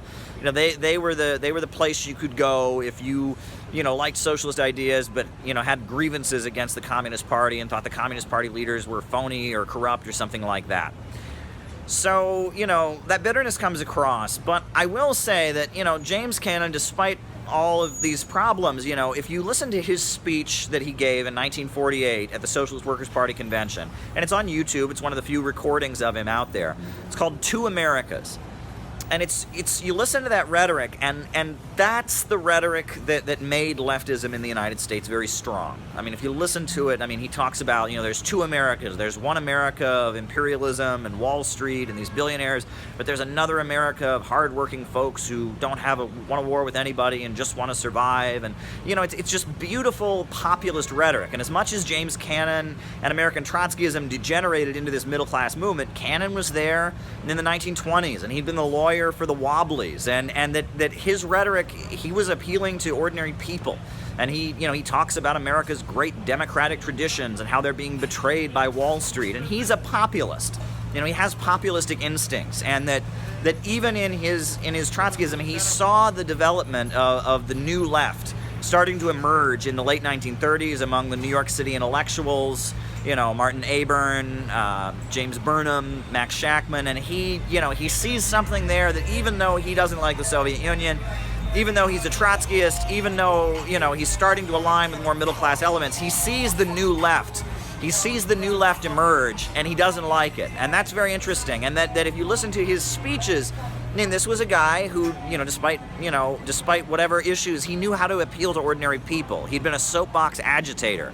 and he knew how to make a class appeal and a working class appeal, and that was very special. And that's why, you know, his work is worth paying attention to. You know, this was somebody who comes from the age of, you know, of when socialism and communism was very popular in the United States among working class people who worked in factories, farmers out in Kansas. You know, a lot of ordinary working class people believed in socialism because they believed it would make their lives better. And, you know, the rise of the New Left, the 1960s New Left, that, you know, socialism was about everyone doing their own thing, man. You know, and the working class are a bunch of straights and squares who aren't hip and cool, and that being a leftist is about, you know, listening to alternative music and you know, opposing those stupid ordinary working class people that just don't get it, man. You know that kind of middle class leftism. You know, that wasn't what James Cannon was about, and that James Cannon saw it emerging within his own movement, because Trotskyism very much is part of that new left now. If you look at groups like the International Socialist Organization or all these groups, you know, that really, you know, that Trotskyism is very much part of that new left camp that's hostile to all the socialist countries and really has no interest in recruiting the working class. And James Cannon saw that developing, and he wrote about it. And I would recommend people check out his work and his writings against Shachtman and Aburn and others. He's an interesting figure. There's a lot you can learn from James Cannon, but, you know, there's a real bitterness that comes across. That's pretty clear. He was the father of American Trotskyism, but there's a lot you can learn from his career. That overthrows both sides, right? That World War II will just go on until the end of time unless there's a workers' revolution, which obviously that didn't happen.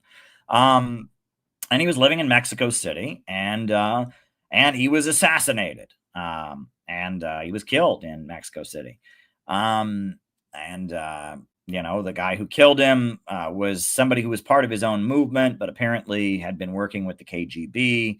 And various communists had tried to kill Trotsky. Years ago, I used to go to meetings of the U.S. Friends of the Soviet People, which was a communist group in New York City that had a lot of old folks in it, a lot of senior citizens. And one of the women there, it was like in her 80s when I would go to these meetings in like 2011. I'm sure she's deceased now. I mean, you never know, but one of the older ladies there bragged about how when she was a young woman, when she was 19, she went to Mexico City and tried to kill Trotsky. And she and her boyfriend, they drove from New York City. They got a car. They drove from New York City. They went to Mexico. They got some machine guns, and they went to where Trotsky was living, and they, shot up Trotsky's house. But Trotsky ducked under the bed, and they didn't kill him. I thought that was wild. This older woman talked about how she had actually tried to kill Trotsky with her boyfriend, when she was young. But anyway, a lot of communists tried to kill Trotsky. Trotsky died. The guy who killed him, was probably a KGB agent. He went to prison in Mexico for killing Trotsky. After he got out of prison, they sent him to Cuba. When he got to Cuba, they gave him a parade and honored him and gave him a medal and flew him back to the Soviet Union. So there are some people who maintain the Soviet Union didn't kill Trotsky. It looks to me like the Soviet Union killed Trotsky. Why would the Cubans give him a big parade? Why would the Soviet Union welcome him back? So, there you go. But anyway, Trotsky died in 1940 as World War II was getting going.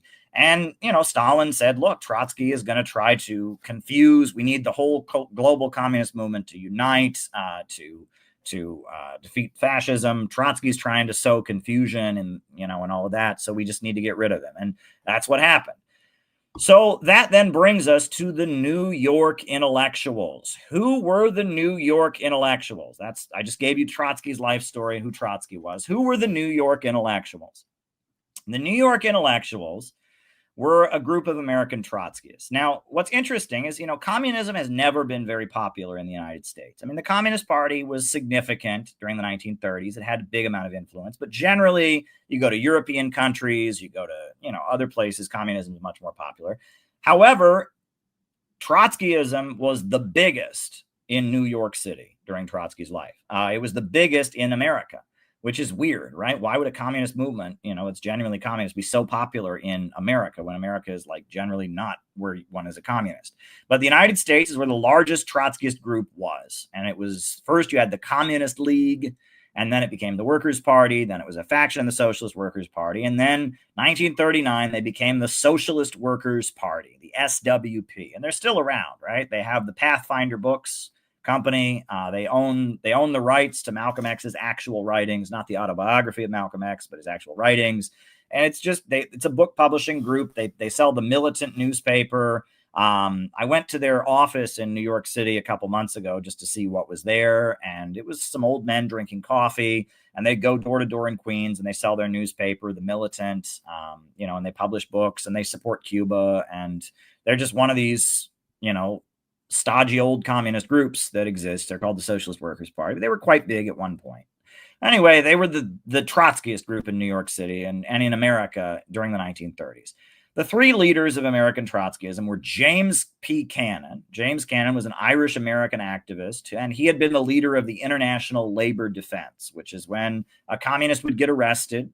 There would be this group that would raise money to help them get a lawyer, etc. And James Cannon was an Irish guy who was the leader of the International Labor Defense. And he went to Moscow, and he got a hold of Trotsky's writings, and he formed a Trotskyist faction in the Communist Party, eventually got kicked out.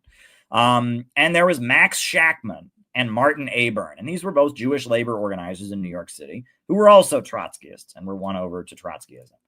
And Trotskyism was pretty obscure in the first few years, right? They broke with the Communist Party in 1928. And then, for the early 1930s, they were pretty obscure because the Communist Party was a big organization. The Great Depression happened. The Communist Party was organizing all these unemployed people and was doing all this big activism. And Trotskyism was like this weird breakaway from the Communist Party that said the Soviet Union is sold out and it's not revolutionary anymore.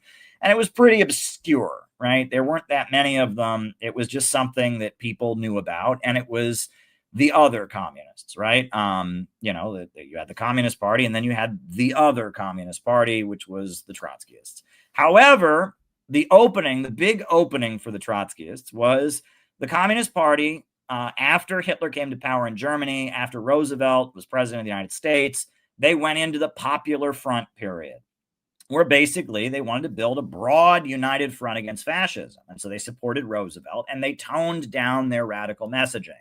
And they waved the American flag, and they were very patriotic. And they talked about Roosevelt was really, really great. And they supported labor unions, but they kind of toned down their, radicalism, etc. That gave Trotskyism an opening because the Trotskyists still sounded like super radical. And they were talking about workers' revolution and tear it down. And they hated Roosevelt. He was a betrayer of the workers and all of that. So the Trotskyites looked like the revolutionaries. The Communist Party was watering things down. And the Trotskyites just kind of stole the revolutionary thunder. And the Communist Party was very big. But because it was, toning the message down, the Trotskyites got a lot of people. And City College in New York City during these years, right, it was free. You could go to City College for free. As part of the New Deal is that you could go to college for free. And so a lot of working class people, children of immigrants, went to City College in New York City because it was free and there weren't very many jobs. And so it was something you could do was go to school. And it was dominated by leftist politics. And the Trotskyists recruited very, very heavily on the campus because they appeared much more radical than the Communist Party. The Communist Party was saying vote for Roosevelt. The Communist Party was saying labor unions are good, fascism is bad. But the Trotskyists were saying we want permanent revolution and we want the dictatorship of the proletariat. And, they seemed more radical, and young students are looking for something more radical, et cetera. So, they started to grow, and they recruited a lot of people at City College in New York City. And Irving Kristol, who eventually became the founder of the Neocons, he actually wrote an essay for the New York Times about his memories of being a Trotskyist at City College and how in the cafeteria there were two alcoves. One alcove was for the Communist Party and the other alcove was for the Trotskyists. And that a lot of people in that second alcove for the Trotskyists went on to be important intellectuals in America. Some of them leftists, some of them conservatives, etc. And the Communist Party did not produce as many successful people because the Communist Party had a very top-down kind of way of doing things. If you were an intellectual, if you were a bookish person, the Communist Party wasn't right for you. The Communist Party was a party of very, very poor working class people who were very desperate and struggling. And the Communist Party was about getting shit done, having big, big, huge rallies to support Roosevelt, big, huge rallies demanding jobs, and they had a job to do and they wanted to get it done. And they had a budget, they were getting money from Moscow, and it's like, we're going to get the job done. Whereas the Trotskyists were this intellectual group that debated what Marxism really means, what communism really means. They had a lot more interest of people that were a bit deeper. The communists were very much, if you asked too many questions, you disagreed, you were in the wrong group, you got kicked out for factionalism. They were pretty strict. But the Trotskyists, on the other hand, there was all kinds of different factions debating each other and all kinds of pamphlets and books. And, that was the Trotskyists. All right. Now, in Minneapolis, the Teamsters Union was infiltrated by Trotskyists, and James Cannon and Farrell Dobbs, they were Trotskyists, and they were able to infiltrate the Teamsters Union, and they led the Teamsters strike of 1934, and they actually successfully won a union contract for Minneapolis. And the Teamsters Union became dominated by Trotskyists, right? And it was people in the Trotskyist groups that were, that were working for the Teamsters, that were Teamsters organizers in the Midwest, in Minneapolis, in Nebraska, in Kansas, throughout the late 1930s. The Teamsters Union, which is a union of truck drivers that is Republican aligned, keep in mind, right? Most unions are Democrats, but the Teamsters are Republicans. And the Teamsters Union became where the Trotskyists set up shop. And they led the strike of 1934 in Minneapolis. And this truck drivers union of truck drivers that is Republican aligned, that became where the Trotskyists set up shop. That kind of makes sense because Roosevelt was a Democrat, and the communists were supporting Roosevelt. So the Trotskyists, they were aligned with the Teamsters that were Republicans, right? And there's kind of a pattern of this. Jimmy Hoffa was a truck driver organizer, and it was actually the Trotskyites who trained him. Farrell Dobbs and James Cannon trained young Jimmy Hoffa in how to be a union organizer. Now, Jimmy Hoffa was just a Republican. He was not a communist, but he learned the art of union organizing and how to fight dirty, right, from the Trotskyists, right? And that, that they used strong-arm tactics, right? There was one Trotskyist group that used to have a bumper sticker, and the bumper sticker had a picture of a baseball bat, and it said, "When labor plays hardball, workers win." Now, what is that? That's hinting that, we like to beat people up. We like to, beat people up, et cetera. And that's Jimmy Hoffa. That's what the Teamsters were famous for. Well, that was the Trotskyites that taught him to be that way, right? It taught him to fight dirty, right? And talk about union thugs and all of that. That's, and that Trotskyists were involved in that. So was the Communist Party, though. The Communist Party did that with the Steel Workers Union and all of that. And the labor movement in the 1930s was very violent. I mean, these strikes were like armed battles, and people had guns, and so all of that. But Jimmy Hoffa is this union boss who supported Richard Nixon and stuff. He was a big kind of a household name, a celebrity in the United States in the 50s and 60s. Eventually went to prison and was mysteriously murdered. There's whole movies about him and stuff like that. Well, Jimmy Hoffa was trained by the Trotskyists, and the SWP. The Trotskyists had two factions. There were, in the Midwest, in Minneapolis and in Wisconsin, you had people that were aligned with James Cannon. American politics. Jean Kirkpatrick, she was the UN ambassador of Ronald Reagan. She was once a follower of Max Shachtman. Carl Gershman, the head of the National Endowment for Democracy, he was once a follower of Max Shachtman. George Meany, who headed the AFL-CIO in the 50s and 60s. Max Shachtman was his personal secretary, his top advisor. And Max Shachtman is this deviant Trotskyite, this Trotskyite who broke with Trotsky. You can play, 6 degrees of separation. He is connected to the entire political apparatus. The New Left, Susan Sontag, Hannah Arendt, Mary McCarthy. All these people, they trace back to Max Shachtman. He was kind of the intellectual father of all of this. Bayard Rustin, who was, Martin Luther King Jr.'s key strategist, also trained and a follower of Max Shachtman. Max Shachtman, who became useful to American intelligence starting in the late 1940s, he ends up becoming this very, very influential figure who is guiding all kinds of forces that end up being the leaders of the political left, the founders of DSA, Michael Harrington, Irving Howe, they're followers of Max Shachtman, and the Neoconservatives, Irving Kristol, the father of Bill Kristol. It's kind of amazing to see how connected Max Shachtman is to the American establishment. To both sides.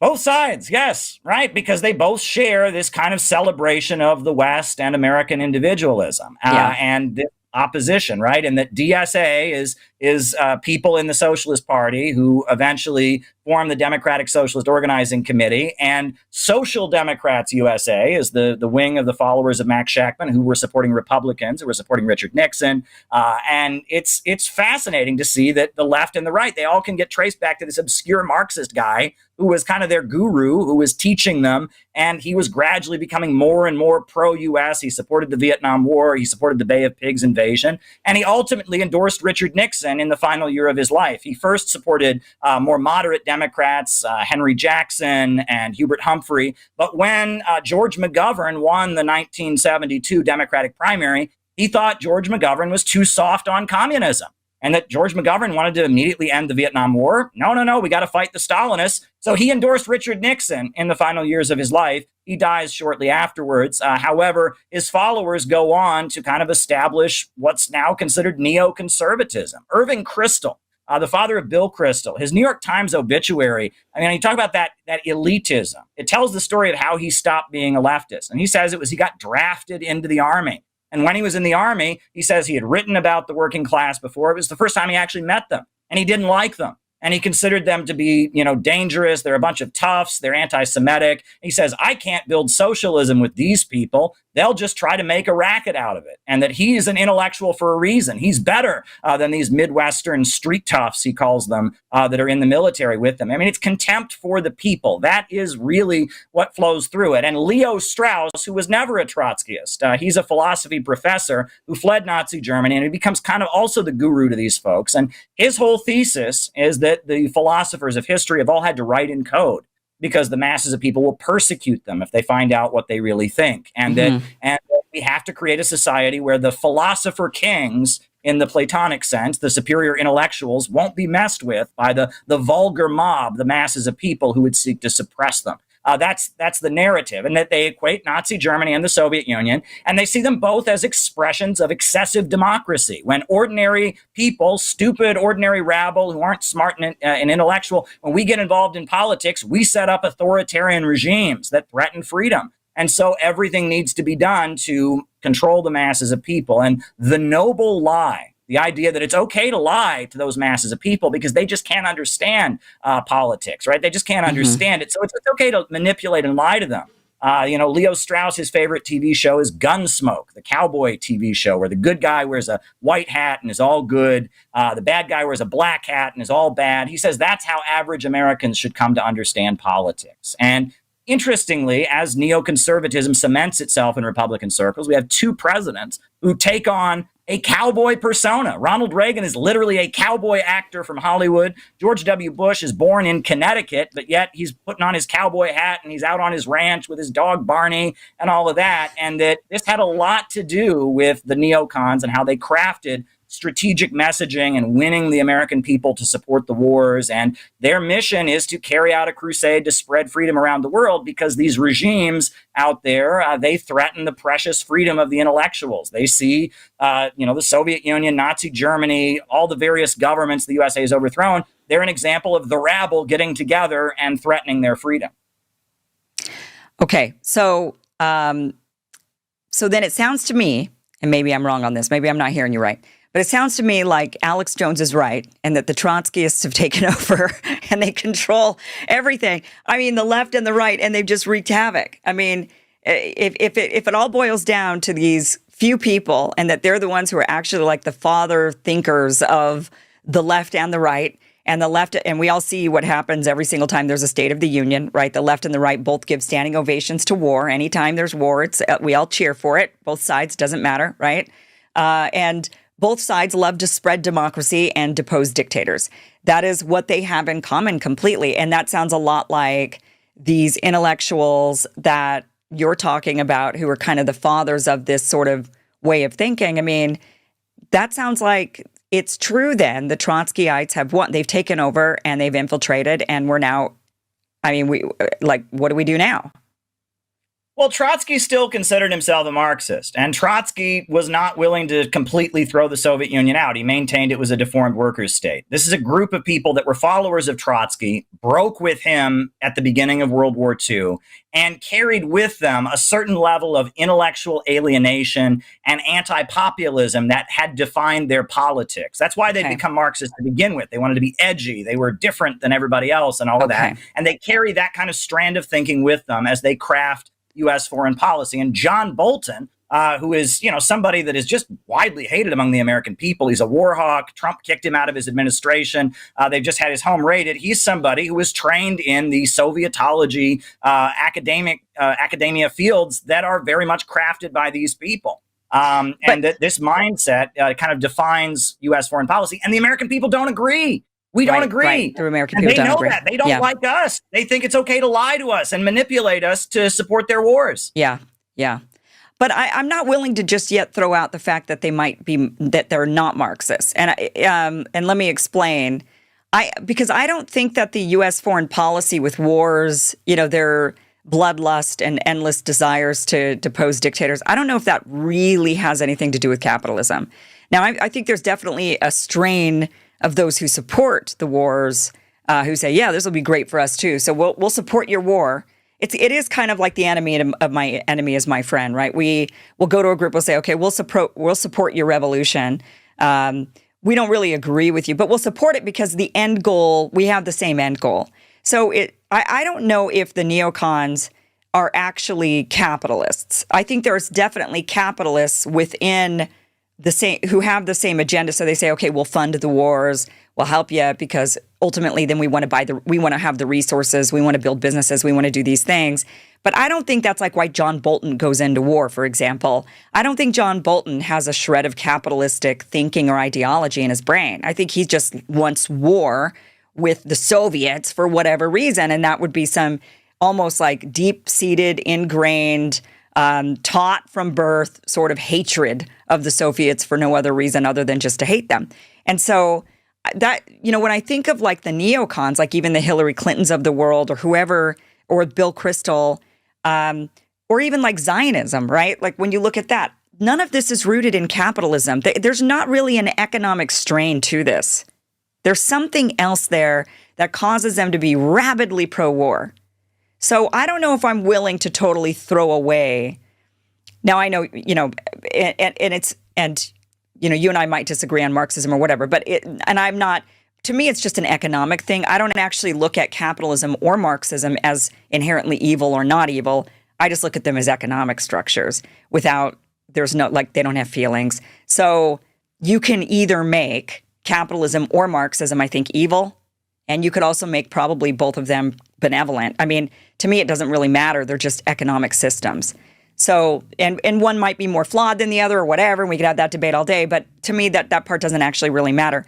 So that were union organizers, and they didn't like the Communist Party, and they were mainly in the Teamsters Union, but they were union organizers. But in New York City, you had a bunch of intellectuals and writers and, college professors and people like that were Trotskyists. And the SWP, it was like two parties within one. You had the labor union Trotskyists, and you had the New York intellectuals and it was like two different groups. And, Sam Marcy, who founded the Workers' World Party that I was in, he was a labor union organizer. He worked for the paper box union, and he did not fit in with the New York intellectuals, and they treated him like garbage.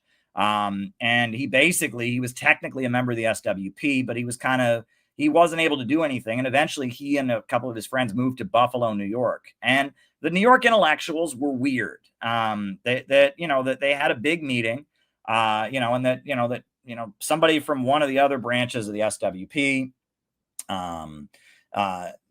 they were famous for, they went to a meeting of the New York City SWP. And what it was the whole meeting was about if you found out that one of your friends in the party broke a rule, right, and committed a class crime, that he scabbed during a strike, or he stole money from the party, or pocketed it for himself or whatever, should you report him and turn him in or not?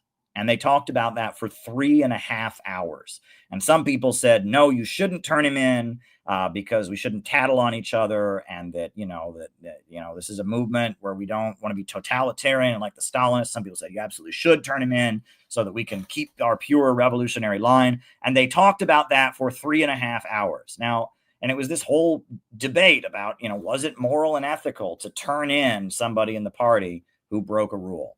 And that was kind of how they were. They were very much, it was about morals and ethics and what would you do under this situation. It was like a philosophy club, kind of.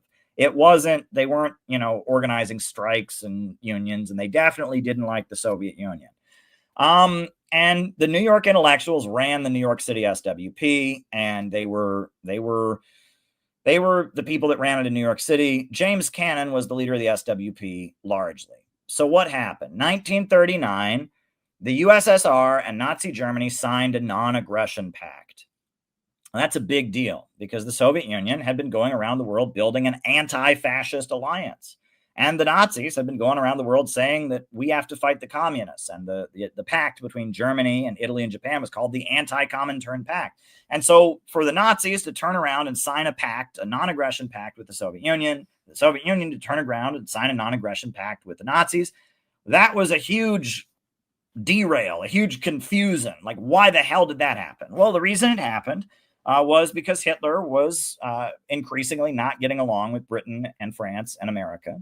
And he was going to go to war with them. And he needed somebody one country that would not go to war with him on their side. And the Soviet Union had gone around to Britain and France and America and tried to get them to sign an alliance against Hitler, and they had refused. France had temporarily had one and then broken it. And so basically, because none of the Western countries would sign an anti-fascist alliance with Stalin, and because Spain had a fascist named Franco take over, the Soviet Union was basically saying, look, we're running out of time here. So to buy time, they drew a line down the center of Europe. And the understanding was that Hitler could move his armies up to this line, but he couldn't go past it. Stalin could move his armies up to this line, and they couldn't go past it. It was a temporary non-aggression pact, the Pact of 1939.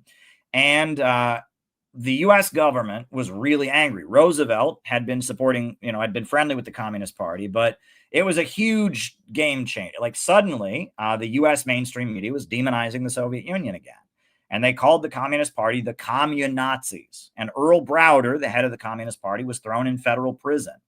And the U.S. media went into an anti-communist, anti-Soviet overdrive, demonizing the Communist Party because they were hypocrites, because they were anti-fascist, but yet they would sign this non-aggression pact with Hitler.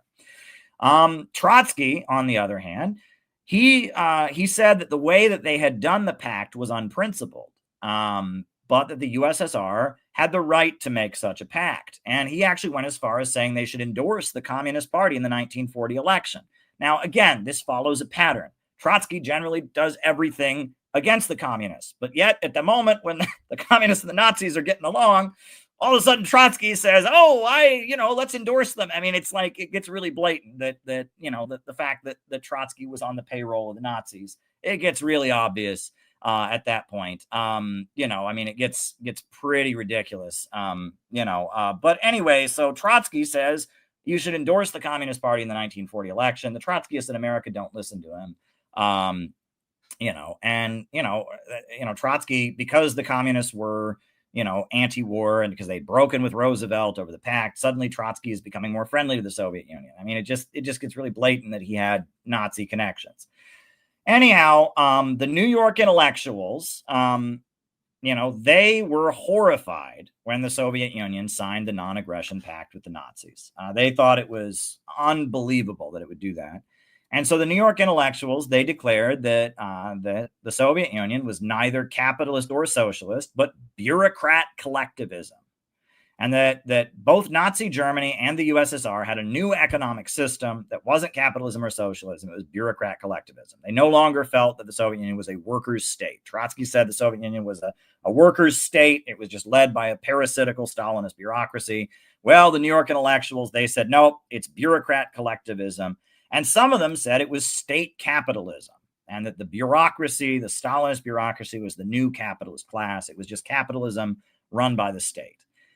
And Trotsky denounced the New York intellectuals. And he said that their third camp position, arguing that they should neither support the USSR or Western capitalism, but instead this genuine workers' democracy from below, that this was completely silly, right? And that the idea that, that they were the third camp, right, between the, state capitalism and Western imperialism, and that they represented this genuine workers' democracy from below. Trotsky said, where is this third camp? I've never heard of this third camp. Where does it exist? It's not real. It's something that you made up, right? There's two contending social systems, socialism and capitalism, and you made up something new so that you don't have to support either of them, and that's just silly. And Trotsky says, to his credit, he maintains the Soviet Union technically as socialist, even though he doesn't like Stalin. So the New York intellectuals are led by Max Shachtman, Martin Aburn, and James Burnham, and they fight against James Cannon for control of the SWP.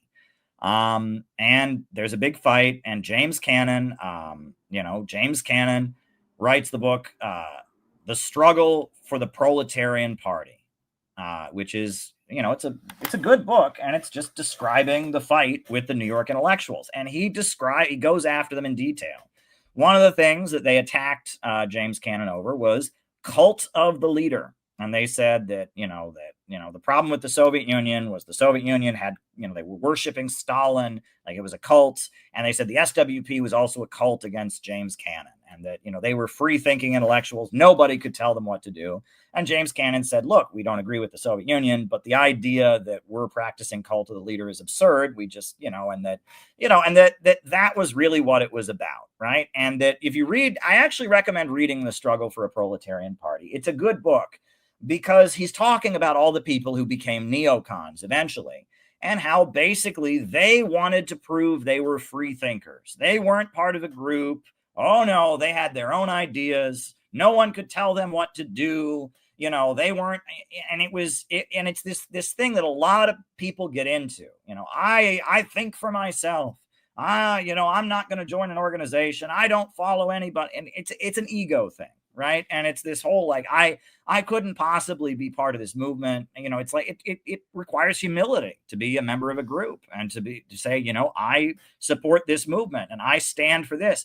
And they were just too smart to do that. They wanted everyone to know how smart they were, and they didn't want to be associated with the Soviet Union. Oh no, the Soviet Union is all bad. It signed a pact with the Nazis. And that it was the reason it's called A Struggle for a Proletarian Party is that they viewed the New York intellectuals as like a middle class faction, a middle class deviation of the Trotskyist movement. That they were a bunch of middle class intellectuals who wanted to be smart and wanted to write books and all of that, but they didn't really want to build a revolutionary movement. And that they had joined Trotskyism when it was trendy, right? When the Soviet Union was the main communism, but Trotskyism seemed like this radical thing to be. It was kind of a trendy thing to be a Trotskyist. But then when the Stalin-Hitler Pact, the Molotov-Ribbentrop Pact had been signed, all of a sudden to be a Trotskyist wasn't cool anymore, and they ran away. And that one of the things that James Cannon calls them out for is he says that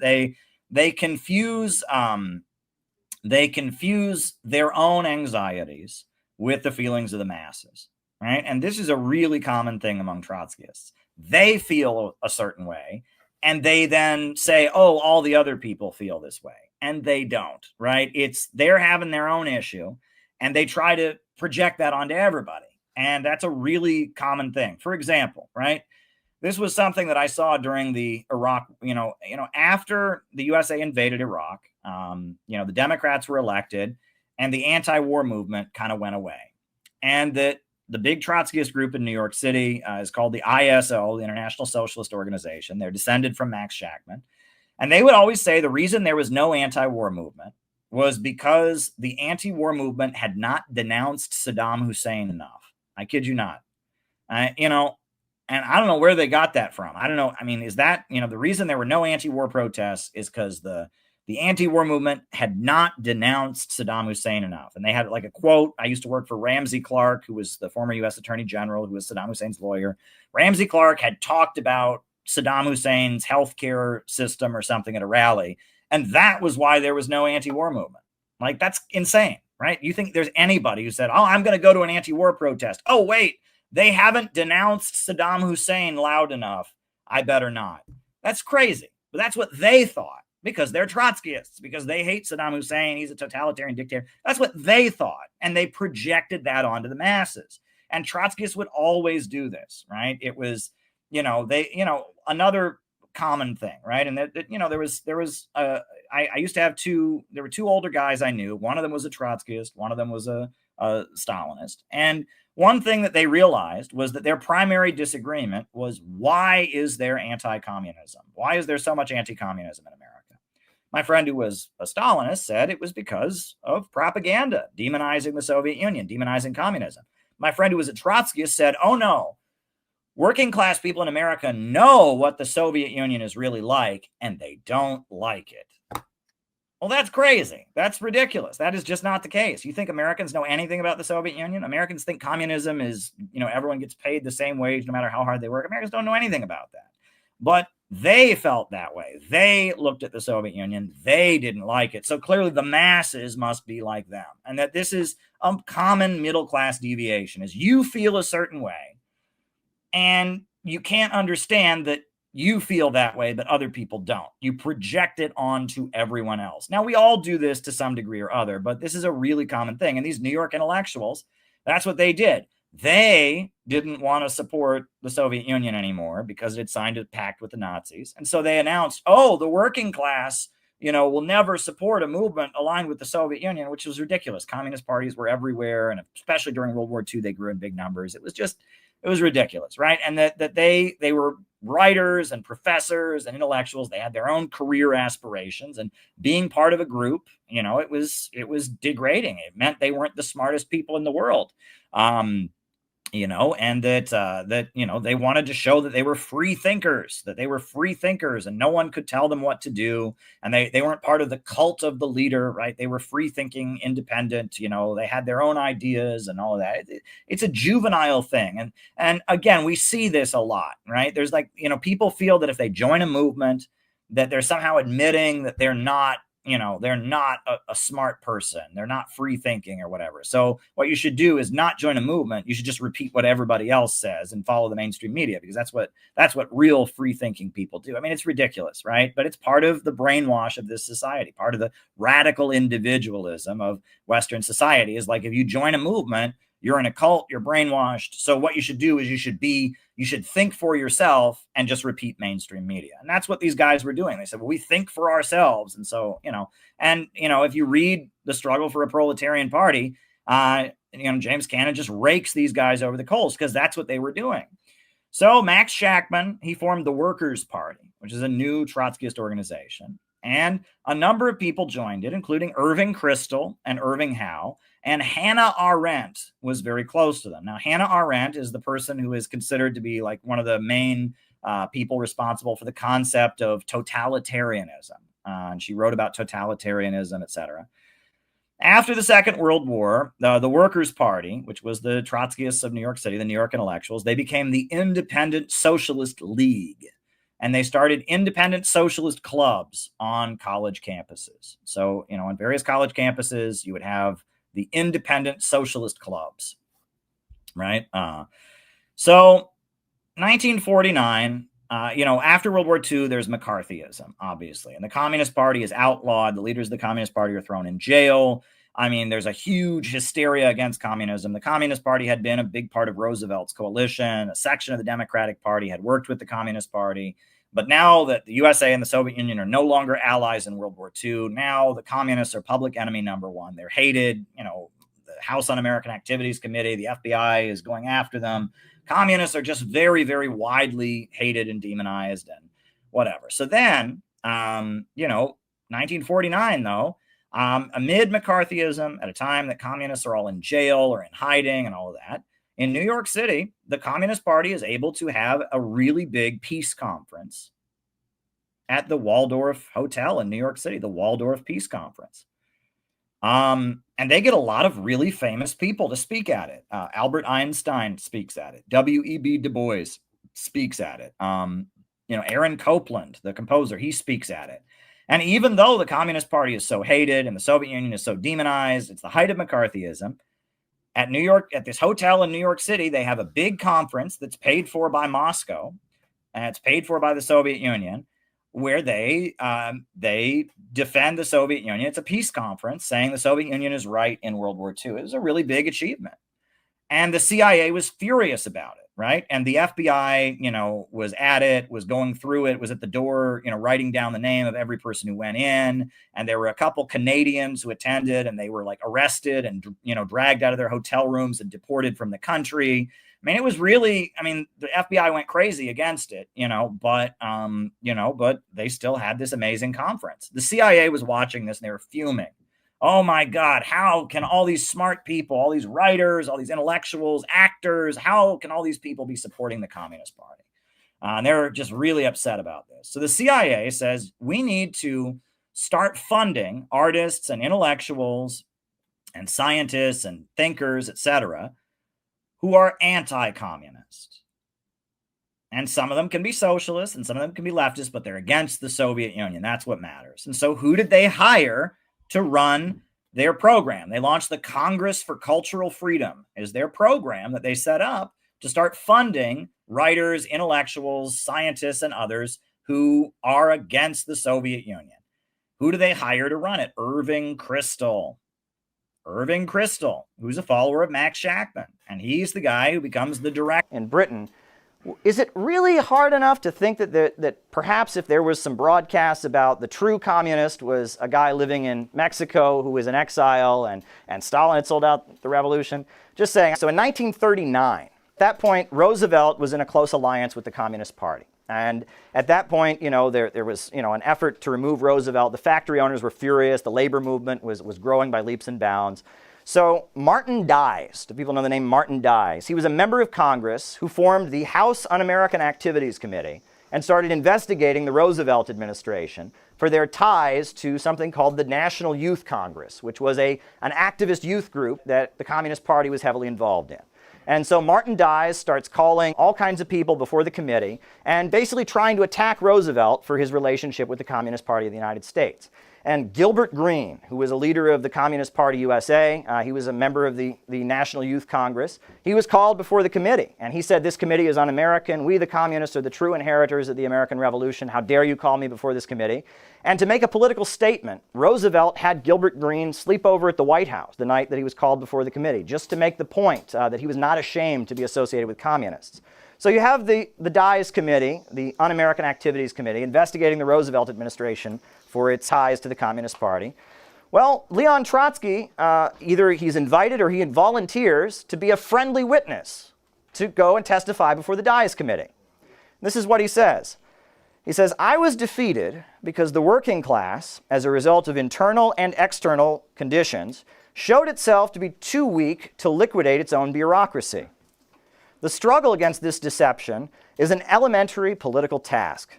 A congressional committee is just as suitable for this as any workers' press or national legislative body. When the workers understand the reactionary historical role of Stalinism, they will themselves turn away from this aversion. In order to keep the workers in this, in order to help the workers in this, I agreed to appear before the Dies Committee. So Trotsky is ready to go before the House Un-American Activities Committee to give a speech against the Soviet Union and against the Communist Party USA to help the conservatives that are waging a war against Roosevelt. He's willing to do this. Well, the House Un-American Activities Committee actually rescinded the invitation, so he didn't actually get to go. But that's Trotsky. So there you go. Let's discuss. Yeah.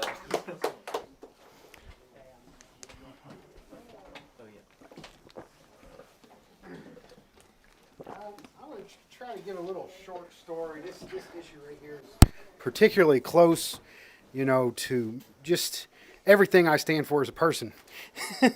Basically, I grew up in a rural area in North Carolina. I was kind of like, the anti-war guy. I was against the Iraq War, And when I got in, I moved up to Greensboro, and the first people I met were kind of those kind of forces that were entrenched within the labor movement. And one of their required readings was The Foundations of Leninism by Stalin. And I was assigned the task of organizing the students. So I was over here at UNCG. They had this group. I think it was an orientation one time, and I was looking all over the school clubs. And one of the school clubs was the International Socialist Organization.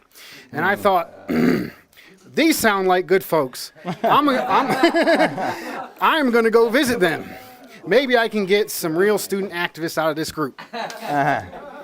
So I go down to see their meeting. They're meeting in the sociology building. And they pay their club dues. They have their advisor. I'm one of the leaders of the sociology department. And I go up there and I see what's going on. And, they're selling these books from this organization called Haymarket Books. They inviting all these intellectual authors. And I went a few times. It was interesting. And they kind of had like a social group going on. And then afterwards, they usually go eat at nice fancy restaurants and places I could not afford. Places I would work on my summers in the chicken plant with largely undocumented workers, try to get a little bit of money for my books, so I could buy the international editions online, so then I could use the money that was given from books so I could survive throughout the school year. And I see these folks, and then I'm starting to look at their politics. And they said, Hugo Chavez, he's doing some good things, but he's not doing it exactly right. That's not real socialism.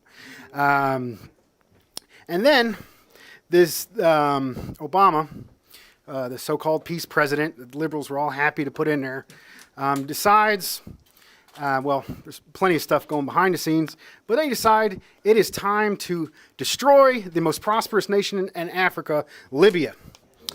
And next thing I know, I'm like, I was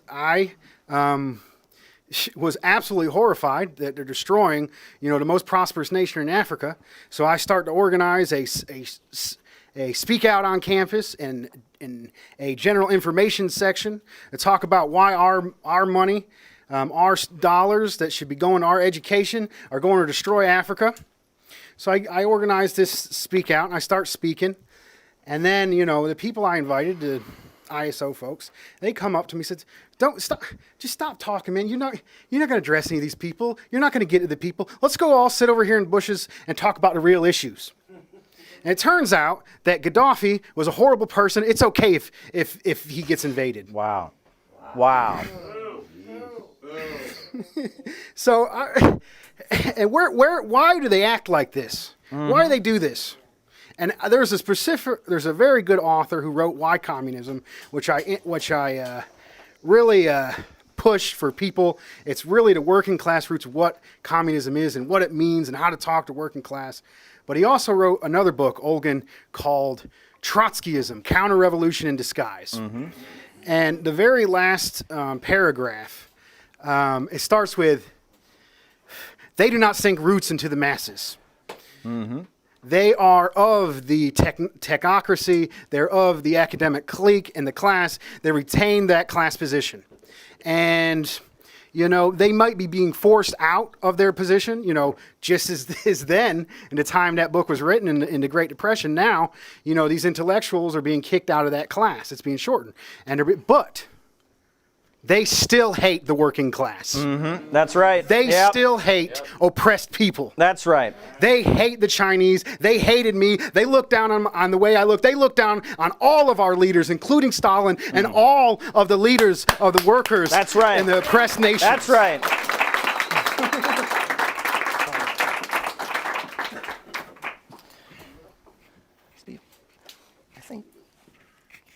Here's a question I got to ask. How come the Trotskyist folks have never apologized for George W. Bush and Irving Kristol and all those people? Director of the Congress for Cultural Freedom. And the Congress for Cultural Freedom publishes a magazine called Partisan Review, which is a socialist magazine that is distributed all over the college campuses. And it's critical of American society. It makes fun of Joe McCarthy. It opposes the military-industrial complex, but it also demonizes various intellectuals who are pro-Soviet. And it wages like targeted cancel culture campaigns against writers and artists who defend the Soviet Union. And they particularly went after Lillian Hellman, the playwright. They went after W.E.B. Du Bois, the black intellectual. And they went after Albert Einstein, right? And it was like, oh, and the message was, it's okay to oppose racism, okay to fight for women's rights, it's okay to want peace, but you can't be a Stalinist apologist. You have to denounce the Soviet Union while you do it. Very, very interesting, right? And this is the Congress for Cultural Freedom. They also fund the work of Jackson Pollock, and they fund art galleries, and they fund experimental music, and it's all kinds of CIA money is funding all kinds of different shit, and books that are critical of capitalism, and books that are opposing McCarthyism, and all kinds of stuff is being covertly supported by the CIA. And a lot of it seems very radical, very socialist, very leftist, but it's all anti-Soviet, anti-communist. Very interesting. So then a lot of these intellectuals associated with the Congress for Cultural Freedom, a lot of them, they really focus on equating the Soviet Union with Nazi Germany, saying that the Soviet Union and Nazi Germany are the same system, right? It's the same thing. And that they kind of start focusing on leftism is not about building a working class movement. Rather, leftism is about protecting the individual from totalitarianism and groupthink, right? And so a number of these intellectuals who are made famous by the Congress for Cultural Freedom, they start publishing books that are very widely circulated, that are like leftist books. One of the books is called Eichmann in Jerusalem, and it's by Hannah Arendt. So the Nazis, there was a famous Nazi named Adolf Eichmann who participated in the Holocaust, and he escaped to Argentina. Well, Israel abducted him from Argentina, and he was put on trial in Jerusalem for his crimes in the Holocaust. He was found guilty, and he was hanged by Israel. And Hannah Arendt interviewed him, and she sat through his whole trial, and she wrote a book called Eichmann in Jerusalem. And the book is all about how Adolf Eichmann, it's called Eichmann in Jerusalem, a study in the banality of evil. Eichmann is just an ordinary person, right? He's not super evil. He's not a Hollywood supervillain. He's just an average guy. He was in the YMCA before he joined the Nazis. And he's just a normal dude. Why? Because deep down, normal people are all Nazis, right? That's, and that's why you need Israel, right? Is because deep down, ordinary people are all just a bunch of hateful bigots who want to kill the Jews, and so you need Israel so the Jews can be safe from all the hateful normal people, because deep down, we're all a bunch of hateful anti-Semites. It's pretty, sinister Zionist propaganda, and it's demonizing the masses of people, right? The masses are the enemy. They're not saying there's something special about the Nazis or fascism. No. It's the banality of evil. Susan Sontag, she writes Notes on Camp, which is an essay about how American culture, cowboy movies, and, TV advertisements for soap, American culture is gross and boring, right? And it's all about, the term campy comes from Notes on Camp, and how she hates American culture. American culture is stupid and conforming and all of this, and that what they need is Jackson Pollock and his splattering paint on a canvas, and psychedelics and, pornography and all that. American culture is just boring, right? And then Susan Sontag even writes this essay called Fascinating Fascism. And basically, the essay is a review. So there's a Nazi filmmaker named Leni Riefenstahl. She's a woman who made propaganda films for Hitler. After World War II, she, continued making films, and she did a photo essay about an African tribe, the Nubia, which is an African tribe that live in like African primitive conditions. She does this photo essay, and it's like the Nubia tribe having a wedding, the Nubia tribe having a wrestling competition, the Nubia tribe hunting animals. And Susan Sontag goes to the exhibit, and she writes a review saying that these photos of Black Africans, living their lives in Africa, that they're fascist. And it's like, how does that make sense, right? The Nazis were, in favor of the Aryan race. They, they obviously didn't, sympathize with Black people. They considered them inferior. So what in the world is she talking about? Well, she says fascism glorifies physical fitness, right? All these African guys in the tribes, they're really well built. They're muscly. That's fascist, right? And, they coordinate their actions, right? When they do their rituals and their ceremonies, they're moving in coordination. The whole group is moving in coordination. Fascist. The tribe has a leader who gives speeches. Fascist, right? They emphasize the discipline, right? And how they all are working together communally in a tribe as one. Fascist, right? And that, fascism, according to Susan Sontag, is collectivism of any kind. It's when people are working together to achieve a common goal, when people are celebrating strength, when people are being optimistic and looking towards the future. Fascist, right? And you read this essay by Susan Sontag. You can find it online, Fascinating Fascism. It's bonkers, but it basically says anything that doesn't celebrate the individual, anything that is optimistic, anything that glorifies strength and community is fascist. Now, that's nuts, but that's what the Congress for Cultural Freedom is putting out. Now, Leo Strauss was never a Trotskyist. Leo Strauss is a professor who comes from, he's a Jewish professor who fled from Nazi Germany. He moves to New York City, eventually to Chicago, and he's a philosophy professor. And he starts mentoring a lot of these people from the Congress for Cultural Freedom, right? Susan Sontag, Hannah Arendt, but also a lot of other people. Irving Kristol becomes a very close associate of his. Irving Howe is a Trotskyist who's being funded by the CIA for his writing, and they all become followers of Leo Strauss. Leo Strauss is their big mentor, and he hangs out with them. And Leo Strauss is their professor mentor guy. Leo Strauss, his big book is called Persecution and the Art of Writing. And if you read this, basically what he argues is that all of the great philosophers of history had to write in code, because the masses of people would persecute them if they knew what they were actually thinking, and that the masses of people are tyrannical, and the smart people have to live in fear of the masses of people, and that that some people are just better than others. They're called the philosopher kings. He goes back to Plato, and the philosopher kings, everything they do when they write philosophy and all that is in fear of the masses of people who are just vulgar and stupid and hateful and will persecute them, right? That's Leo Strauss. He thinks, that Nazi Germany and the Soviet Union are the same system, and they're both the result of excessive democracy. If the masses of people get together, all of a sudden they'll start persecuting the great intellectuals. And so everything needs to be done to make sure that the smart people are protected and the masses of people don't get together and take away their rights, right? The superior ones are able to stay at the top, and the masses are not able to interfere with them. Leo Strauss basically says we need to brainwash people.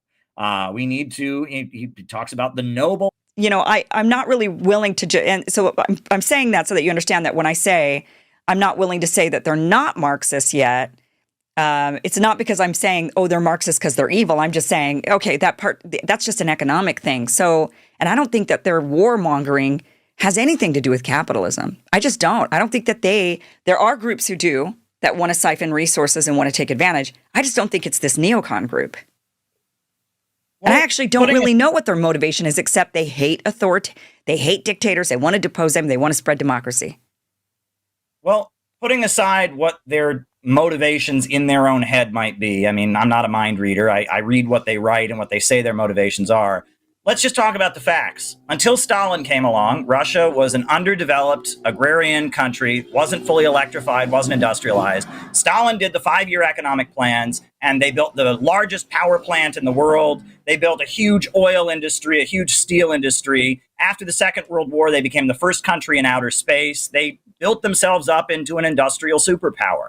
And suddenly they were no longer an impoverished section of the world that we could dump our resources on and sell products to. They were a competitor on the global stage. And the same for China. Until the Chinese Communist Party came along, China was a deeply poor country. Now China's the second largest economy in the world. Huawei Technologies makes way better phones than Apple, the biggest telecommunications giant in the world, the biggest steel industry in the world.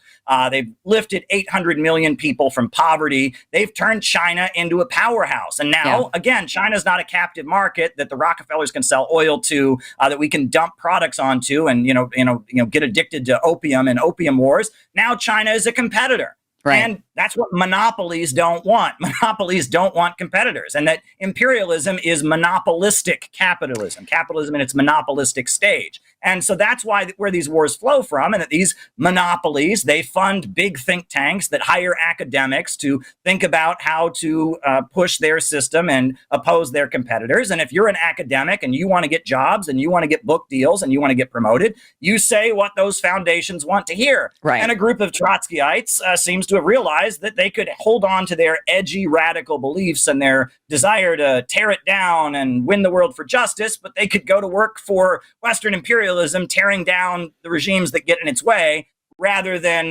working, to oppose the Western system. I think that's really what it gets down to for me. How do you explain, so just so that I understand the difference, because I don't, Germany, Nazi Germany, actually had, I think, in history, the fastest economic turnaround in the history of ever, right? Sure. So what was their economic system compared to, like, when you're bringing up Soviet Union or China? What was different about Nazi Germany, or was it the same? It was very different. Germany was already industrialized. It was an industrial power at the time that Hitler came to power, and they were experiencing the Great Depression, and they were, devastated economically. And he used a heavy-handed authoritarian state to reboot their economy, primarily with militarism and degrowth. It's been said before, they put half the country in concentration camps and the other half in military uniforms.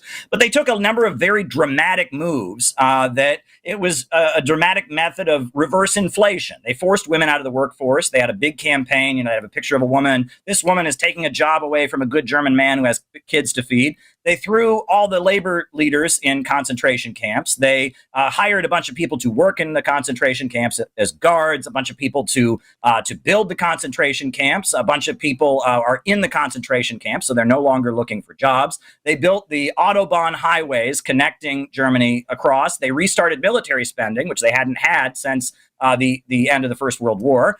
And as a result of boom, boom, boom, very dramatic moves, imprisoning a bunch of people, drastically shifting the workforce, getting rid of unemployment, they were able to reboot the economy of Germany for 4 or 5 years. But by 1939, the German economy was slowing down again, and that's why they had to expand. And as they expanded, they seized these territories, they were acquiring more slave laborers, and they stimulated private corporations like Volkswagen by having a bunch of concentration camp inmates work for them for free. It was like the first prison industrial complex. And that it was basically, there's a good book by Lothrop Stoddard, who was a white supremacist, a Ku Klux Klan member, who was on the board of Planned Parenthood when it started. The Nazis liked him enough. They took him over to Nazi Germany as World War II was starting. He wrote a book about how their economic system works, which I've quoted in some of my other works.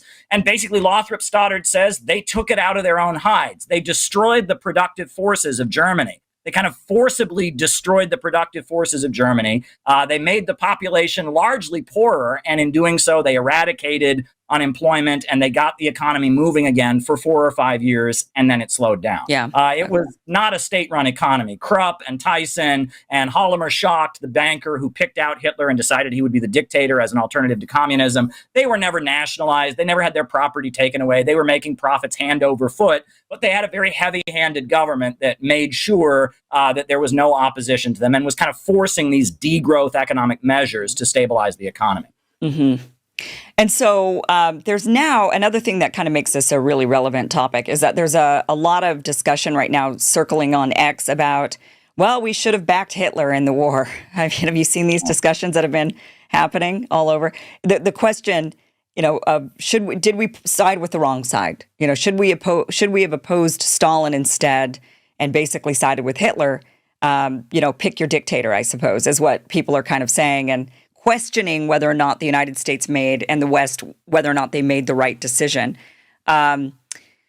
which I think tracks with this whole thing. I mean, again, if the Trotskyites were the ones that just hated the U.S., that they hated Stalin so much, and then they kind of converted into this And they also had this idea of global domination in a way, like global spread. And then they go and they infiltrate American circles, or they become the elite in American intellectual circles, and they influence everybody. I mean, that is like here we are today. It didn't take very long, 75 years or something, right? Here we are today, and we've waged numerous wars around the world under the pretense of spreading democracy. And now here we are at 75 years having a discussion of, did we side with the wrong guy?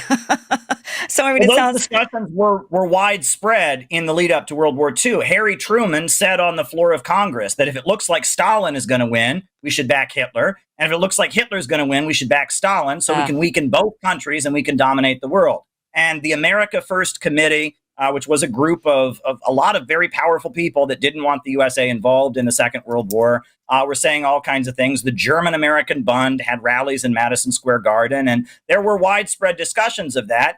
And there was a divide, and it's interesting. It was the factory owners, the industrialists. They didn't like the labor unions. The labor unions were led by Marxists and communists, and they cut into their profits. Right. And Roosevelt was friendly with the Rockefellers and with the British, that they kind of make their profits by selling oil to the world, by dominating international finance. So the factory owners, they were more sympathetic to the Nazis because the Nazis killed the communists and, got the economy going with all kinds of military spending. Whereas the oil monopolies and the bankers were more sympathetic to Roosevelt because they wanted to maintain their domination. And Germany was a rival that had been beaten down, a country that had been stripped of its colonies after World War I. And then Hitler came to power, and all of a sudden Germany was a power again, and it was seizing territory and claiming new colonies, etc. And so Germany was now a rival once again, and they didn't want to have a rival. And that underlying World War I and World War II was the tension between the economy on the European mainland and the American and British economy that is based on the ocean and global trade, right? The Atlanticist international order versus the economy on the European mainland. And the greatest fear of the British Empire and Wall Street has been the Germans and the Russians getting together. Because if they got together, then that would end British and American domination of the European mainland and possibly of the whole world. And they have done everything they could to keep those two countries, Germany and Russia, from ever getting along. I would argue even, destroying the Nord Stream pipeline. That has always been their fear. And that, the reason that Hitler ultimately came to power is the British were very, very afraid of a communist revolution in Germany. The German Communist Party was huge. It was the biggest communist party in the world outside of the Soviet Union. And they had all kinds of neighborhoods and communities and networks of people. They seized a section of Berlin in 1929. It was like an armed civil war. And there was a real danger that if the crisis got worse in Germany, the communists will lie. That we need, the masses of people shouldn't understand how the world really works. They should be lied to. And he calls it the noble lie. And that masses of people should just be, taught to think of the world in very simplistic terms and let the smart people understand what's actually going on, right?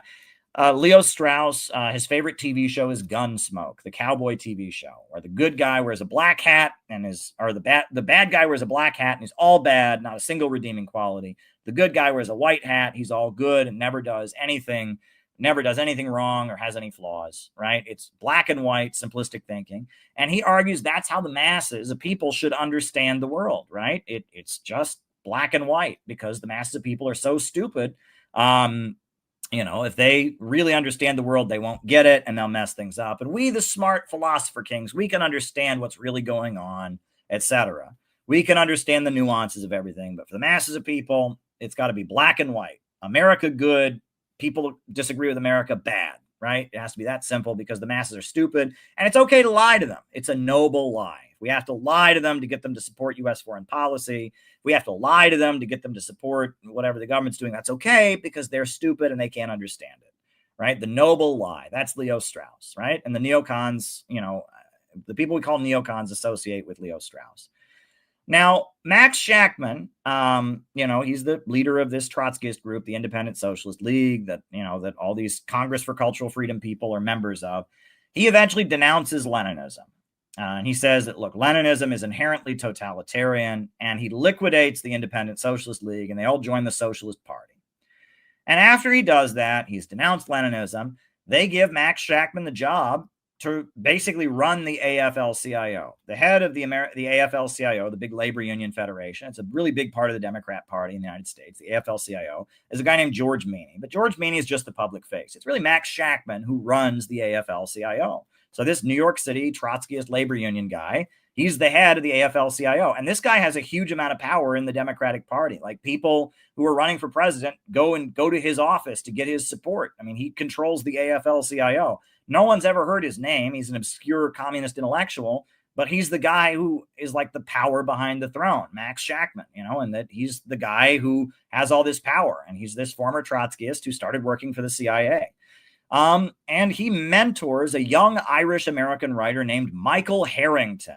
And Michael Harrington is like Max Shachtman's, student. And Max Shachtman helps Michael Harrington get a book deal, and he writes a best-selling book called The Other America, which is about poverty in America. And it's a best-selling book all about how even in the 50s and 60s, when the USA had a booming economy, there's a huge amount of poverty.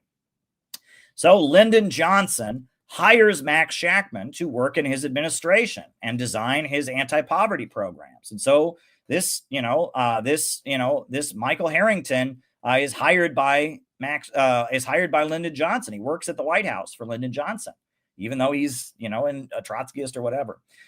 Max Shachtman, before he died in the early 60s. Before he died, he actually supported the Bay of Pigs invasion because he says Cuba is a totalitarian Stalinist regime and that the USA should overthrow Castro.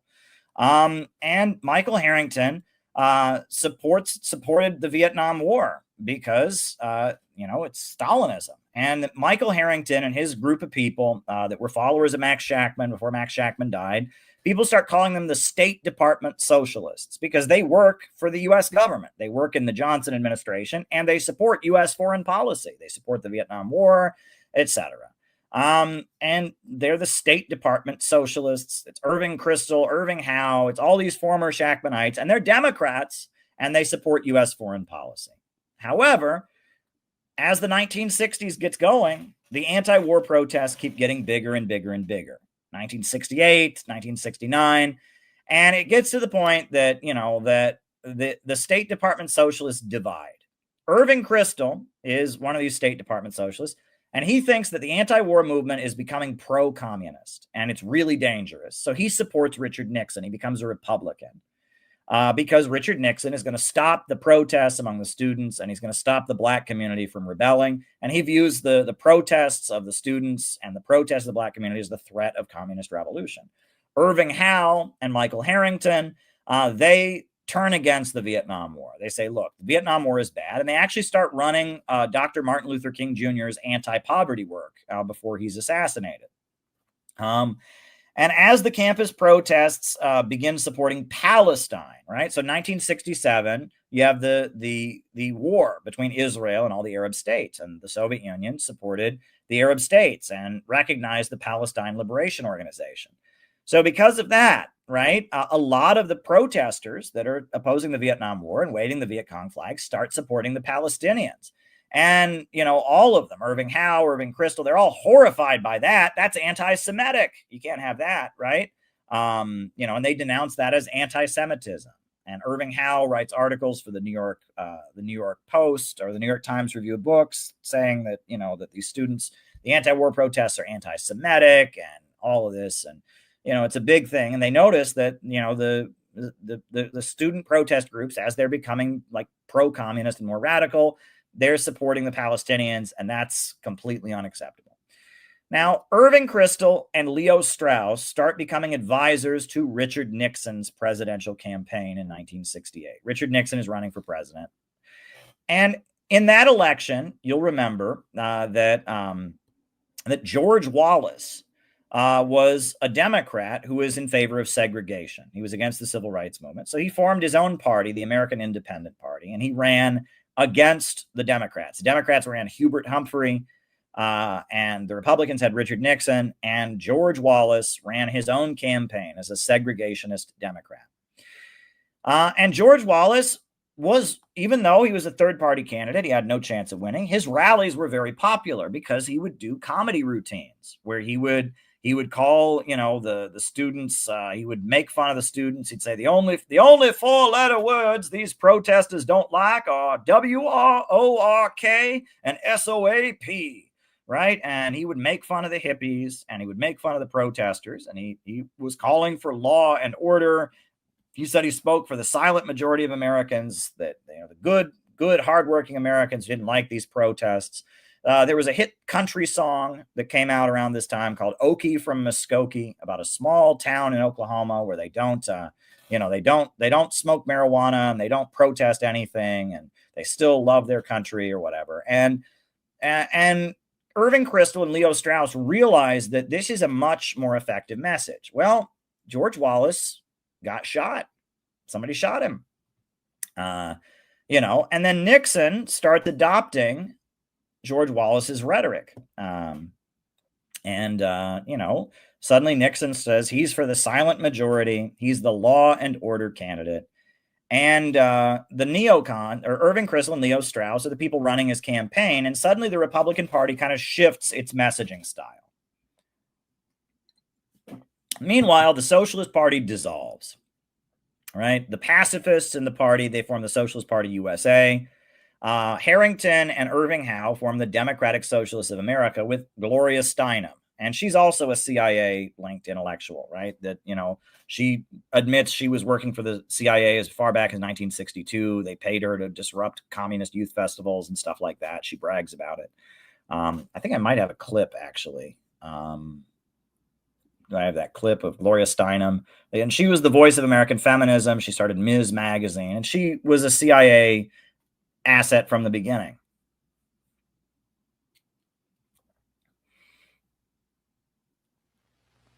Gloria, at the festival, you worked for the Independent Research Service. That's right. Well, exactly when did your own association with the CIA start, and in what fashion? Did they come to you, or did you go to them? In 1958, when I came home from India, I discussed with student leaders, past and present, many of them active with the National Student Association, this kind of small foundation to encourage Americans to go. They thought it was a good idea, too. I was then told by foundations and professors and friends that I should not do this, that I would get in trouble with the House Un-American Activities Committee, the American Legion, all of those 50s people. And I became convinced that it was impossible. It was at that point that the student leaders said to me that they had in the past received funds for international programs from the CIA, and that they felt that this was important and could also be partly funded by the CIA. Well, I mean, did you feel that you really tried? I mean, did you go around to all of the wealthy private foundations, wealthy private people, and explain your point of view, and explain why you felt it was important that the United States be represented at these things in a certain way? What did they tell you? They told me that, well, the Ford Foundation, for instance, told me that they thought we were too liberal and too controversial, and that we would endanger their cultural programs in Austria. I mean, the first festival was being held in Vienna.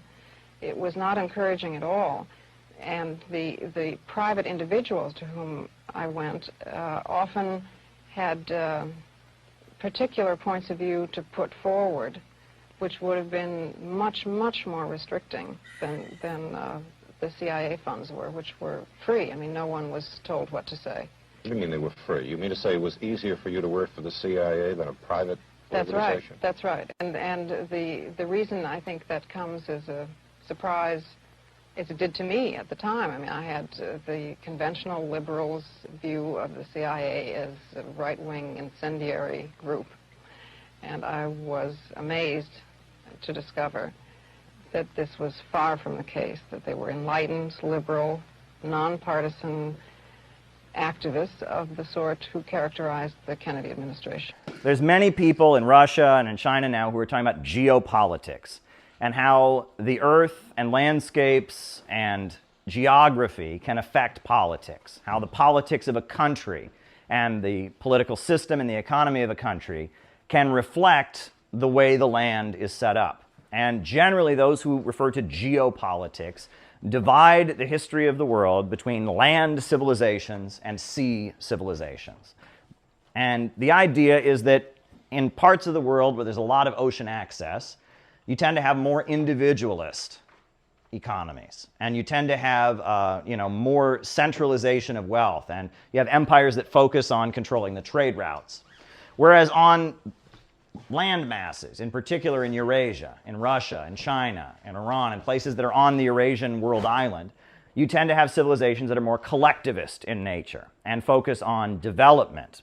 And that this relates to the fact that in order to have expansion on the Eurasian mainland, you need to build roads, you have to build infrastructure, whereas, in order to dominate the ocean, you just simply need control of trade routes.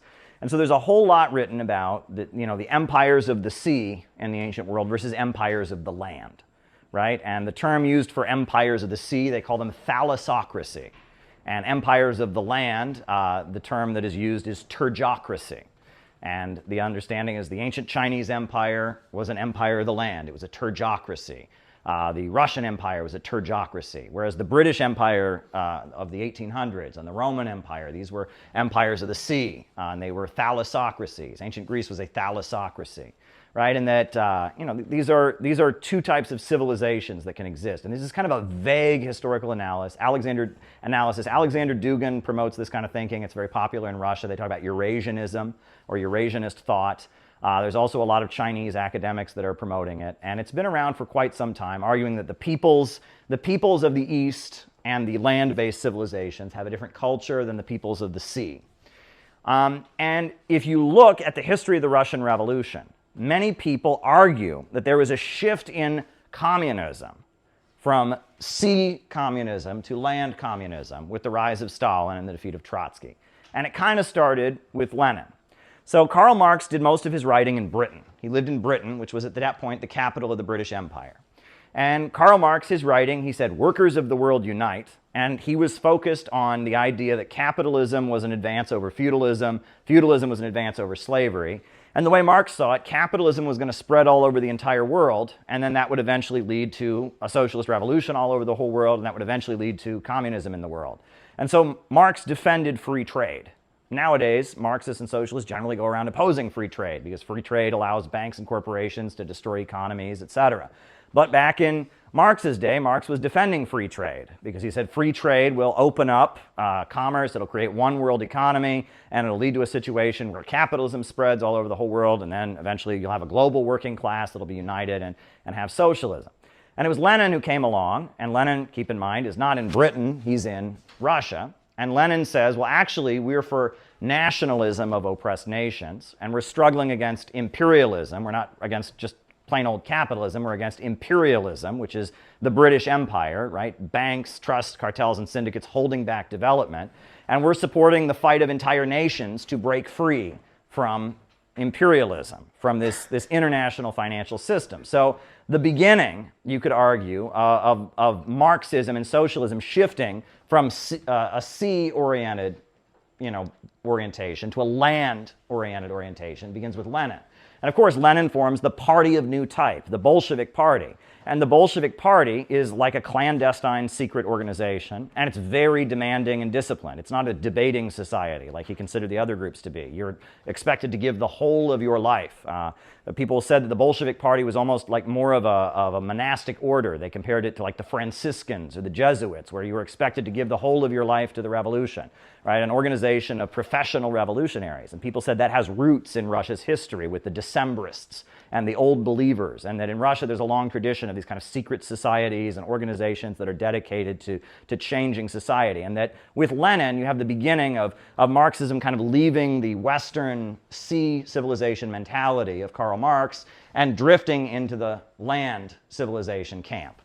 But then you have the rise of Stalin, and Stalin opposes Trotsky. And what is the big disagreement between Stalin and Trotsky?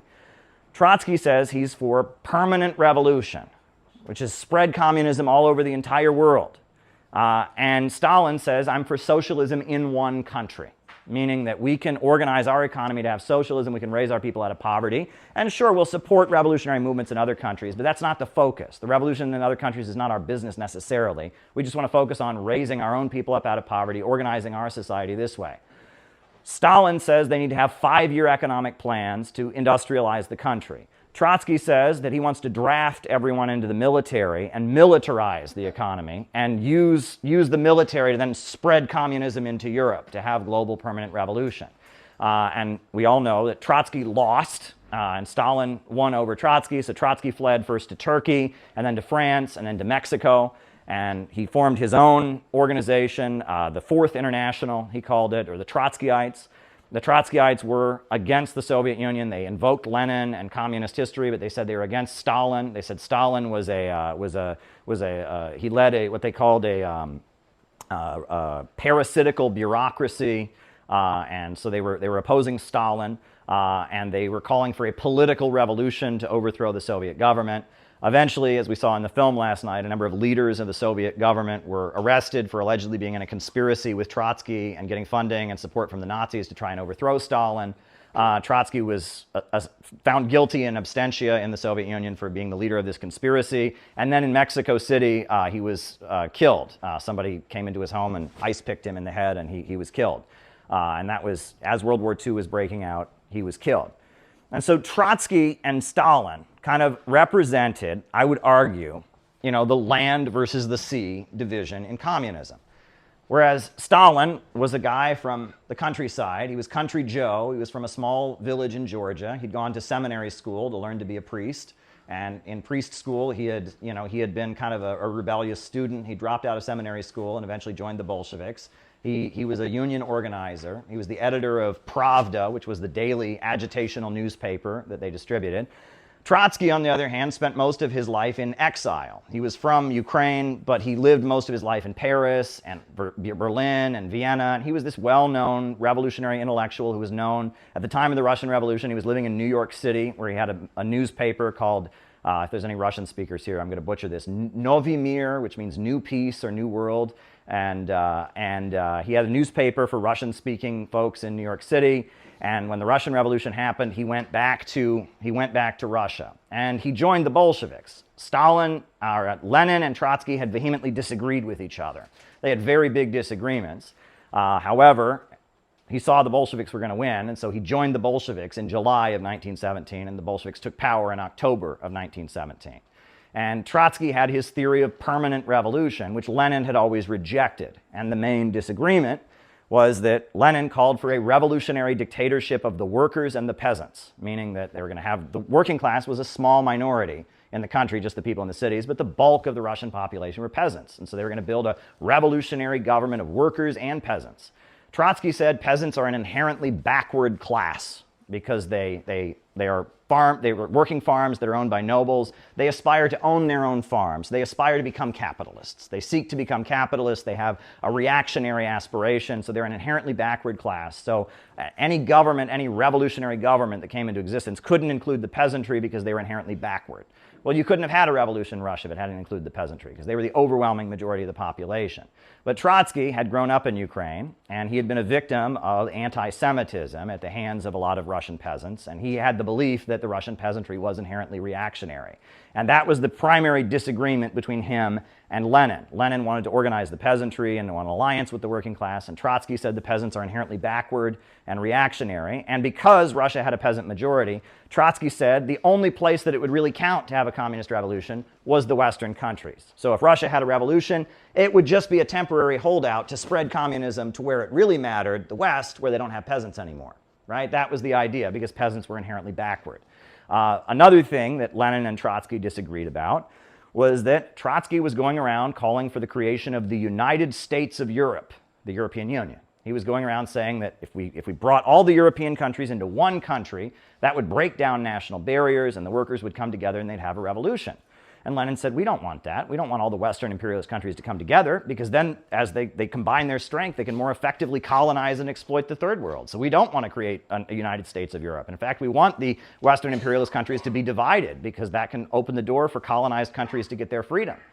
So that was a big source of disagreement between the two of them. And then Trotsky announced on the verge of the Russian Revolution breaking out, he announced that, he repented or whatever, he supported Lenin, he joined the Bolsheviks, but then after Lenin's death, he starts talking about the permanent revolution again, and of course he has a falling out and a disagreement with Stalin, and he forms the Trotskyite movement, which is the other communists, right? It was a way that one could be a communist, but against the Soviet Union, against the socialist countries. In the name of permanent revolution, in the name of being ultra-revolutionary, you would oppose the actual communist governments. And that was the disagreement. And it was really, in essence, a lot about land versus sea, but also about the East versus the West. Trotsky was holding on to Western Marxism, and Lenin and later Stalin had taken Marxism in an Eastern direction, and there was a clear divide. And when we think of the revolutionary movement in Europe, we think of the middle class. We think of, if you ever see Les Miserables, right? Those guys in the pubs, do you hear the people sing, and waving the red flags, and the intellectual students who want freedom and want to rebel and tear the world down. That's the ideology of the Western revolutionary middle class intelligentsia. And that was Trotsky. That's what he was about. But if you look at Stalin, Stalin's a guy from the countryside who went to seminary school. And there's almost a conservatism about Stalin. Stalin is trying to build a movement of people that are patriotic and loyal to their country and want to use socialist methods to build their country up. And there's a disagreement. And this is the Stalin-Trotsky divide. And it's important to understand this divide because it's rather key in understanding where PSL and Sam Marcy came from. So Sam Marcy, his birth name was Sam Balin, and he was born in Ukraine, I believe in like 1912, 1911, something like that. And he was born in a Jewish village. And, in Tsarist Russia, Jews were segregated. They lived in different villages. They were segregated.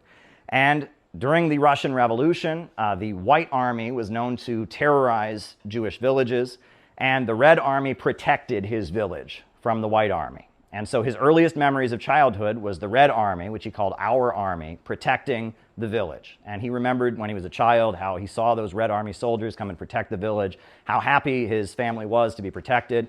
His father was already living in New York City at the time, but he and his brothers were with their mother and they lived in Ukraine. A few years later, he came to New York City, but his earliest memories were of the Red Army protecting his village.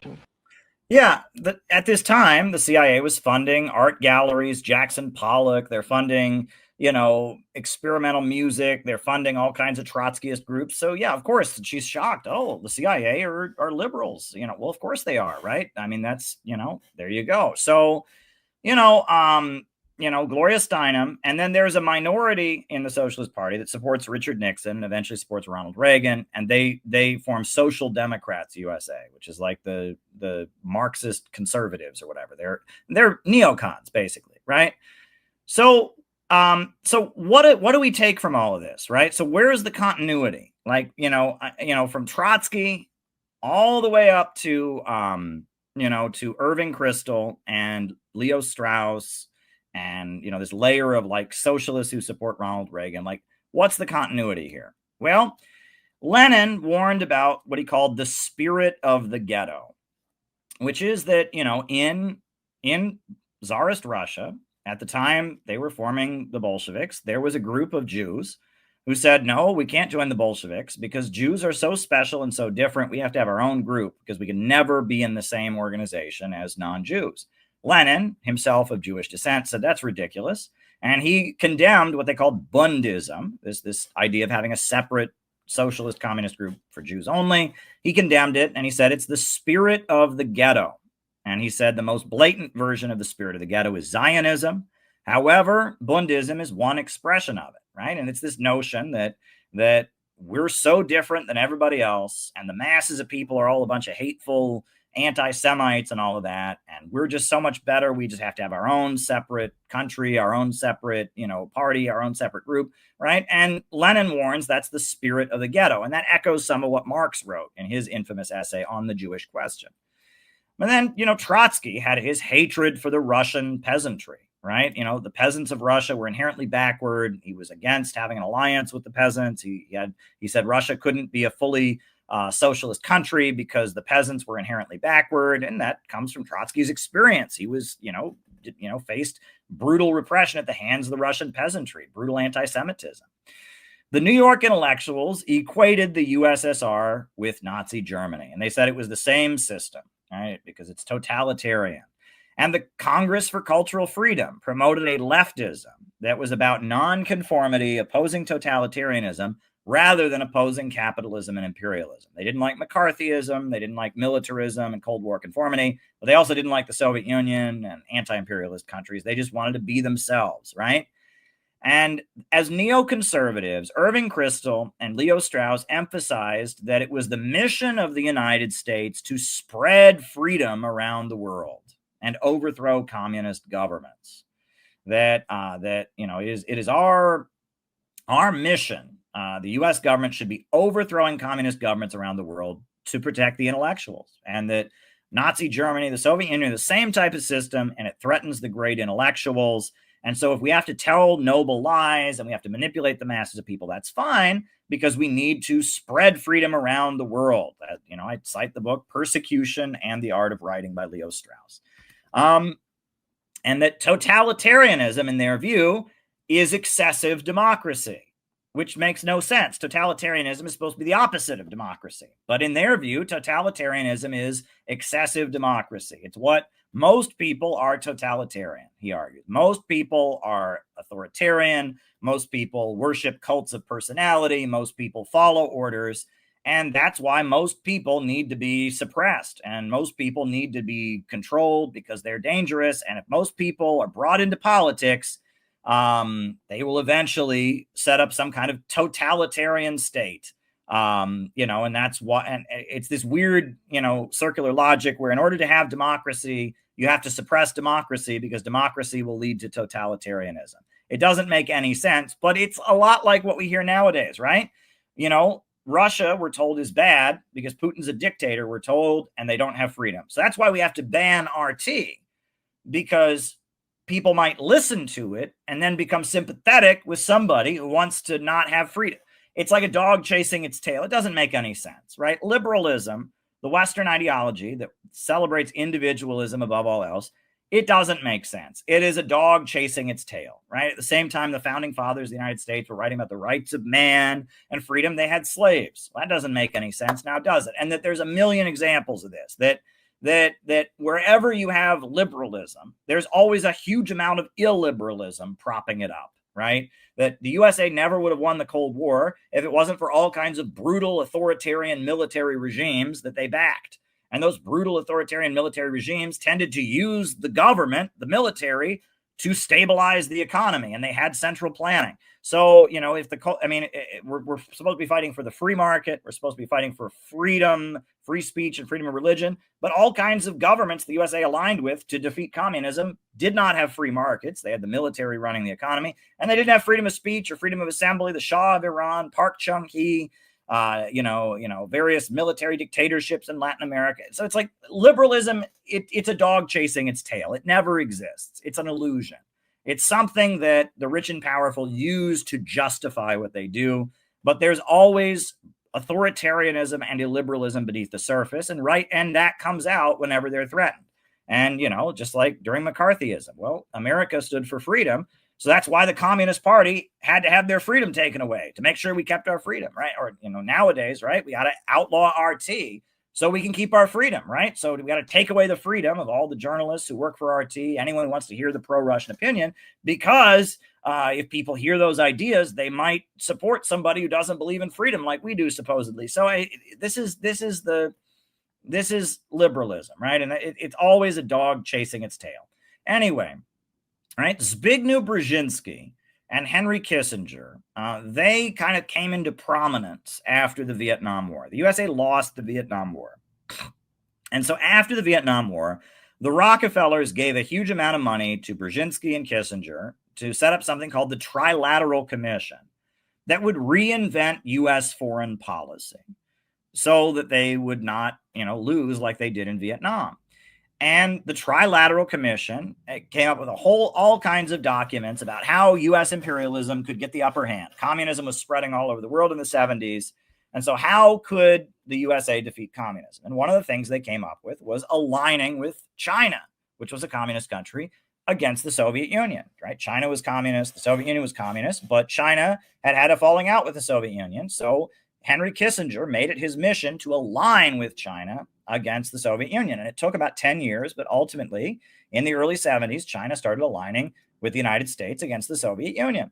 And, manipulating various anti-imperialist movements against each other. After the Vietnam War ended, Pol Pot, who was a communist, invaded Vietnam and fought against Vietnam. And there was the Kampuchea War. Well, the USA was funding Pol Pot, and so was China. And the Soviet Union was funding Vietnam. And the Iraq-Iran War went on for 10 years. You had Shia Muslim revolutionary anti-imperialists versus Baathist Arab socialist anti-imperialists fighting each other. That's Brzezinski, right? It's geostrategic, right? The idea is we're going to manipulate, we're going to be strategic, we're going to isolate Russia and the Soviet Union. He called it the grand chessboard. He even wrote a book called The Grand Chessboard about basically the goal is to keep Eurasia divided, keep the barbarians killing each other is how he described it, right? And that was his strategy. That is not neoconservatism. The neocons tended to come out of what was called Sovietology, which was a whole academic school that existed in the 1970s and 80s of people who studied the Soviet Union. And they viewed it as inherently evil, and they perceived the United States as having a righteous mission and responsibility to overthrow totalitarian governments. Very, very different. Very, very different approach. Brzezinski will fund communists if they fight the other communists. He wants to make friends with China against the Soviet Union. Neocons, on the other hand, say, no, America is on a righteous crusade to overthrow communist governments. So Brzezinski and Kissinger are not neocons. The neoconservatives have a different perspective, right? The neocons think the United States should go around the world spreading freedom. Henry Kissinger and Zbigniew Brzezinski want to play geostrategic games to ensure U.S. dominance over Eurasia. Very different strategy. 1989, various communist governments are toppled by George Soros and the color revolutions. At the same time, the USA-backed military regimes are also toppled. And a lot of these military governments the USA supported also collapsed in the late 80s and the early 90s because they were no longer necessary. And the neocons believe in freedom, right? They're not concerned about, we'll align with this authoritarian government to fight this one. No, they just want to spread the free market and capitalist freedom and the individualism. They want to spread it all over the world. They're on a crusade. In the 1990s, neoliberal economics, which is total free market economics, reigned supreme. And it was assumed that the USA had a duty to spread freedom, right? And this became very much cemented in U.S. society. What the neocons believed, it started to become very much part of what everyone believed. Bill Clinton bombed Serbia in 1999, and Serbia was not accused of attacking the United States. Serbia had not invaded another country, but Serbia was accused of violating human rights in Serbia. Right, and the civil war against the Chechen Islamic movement, the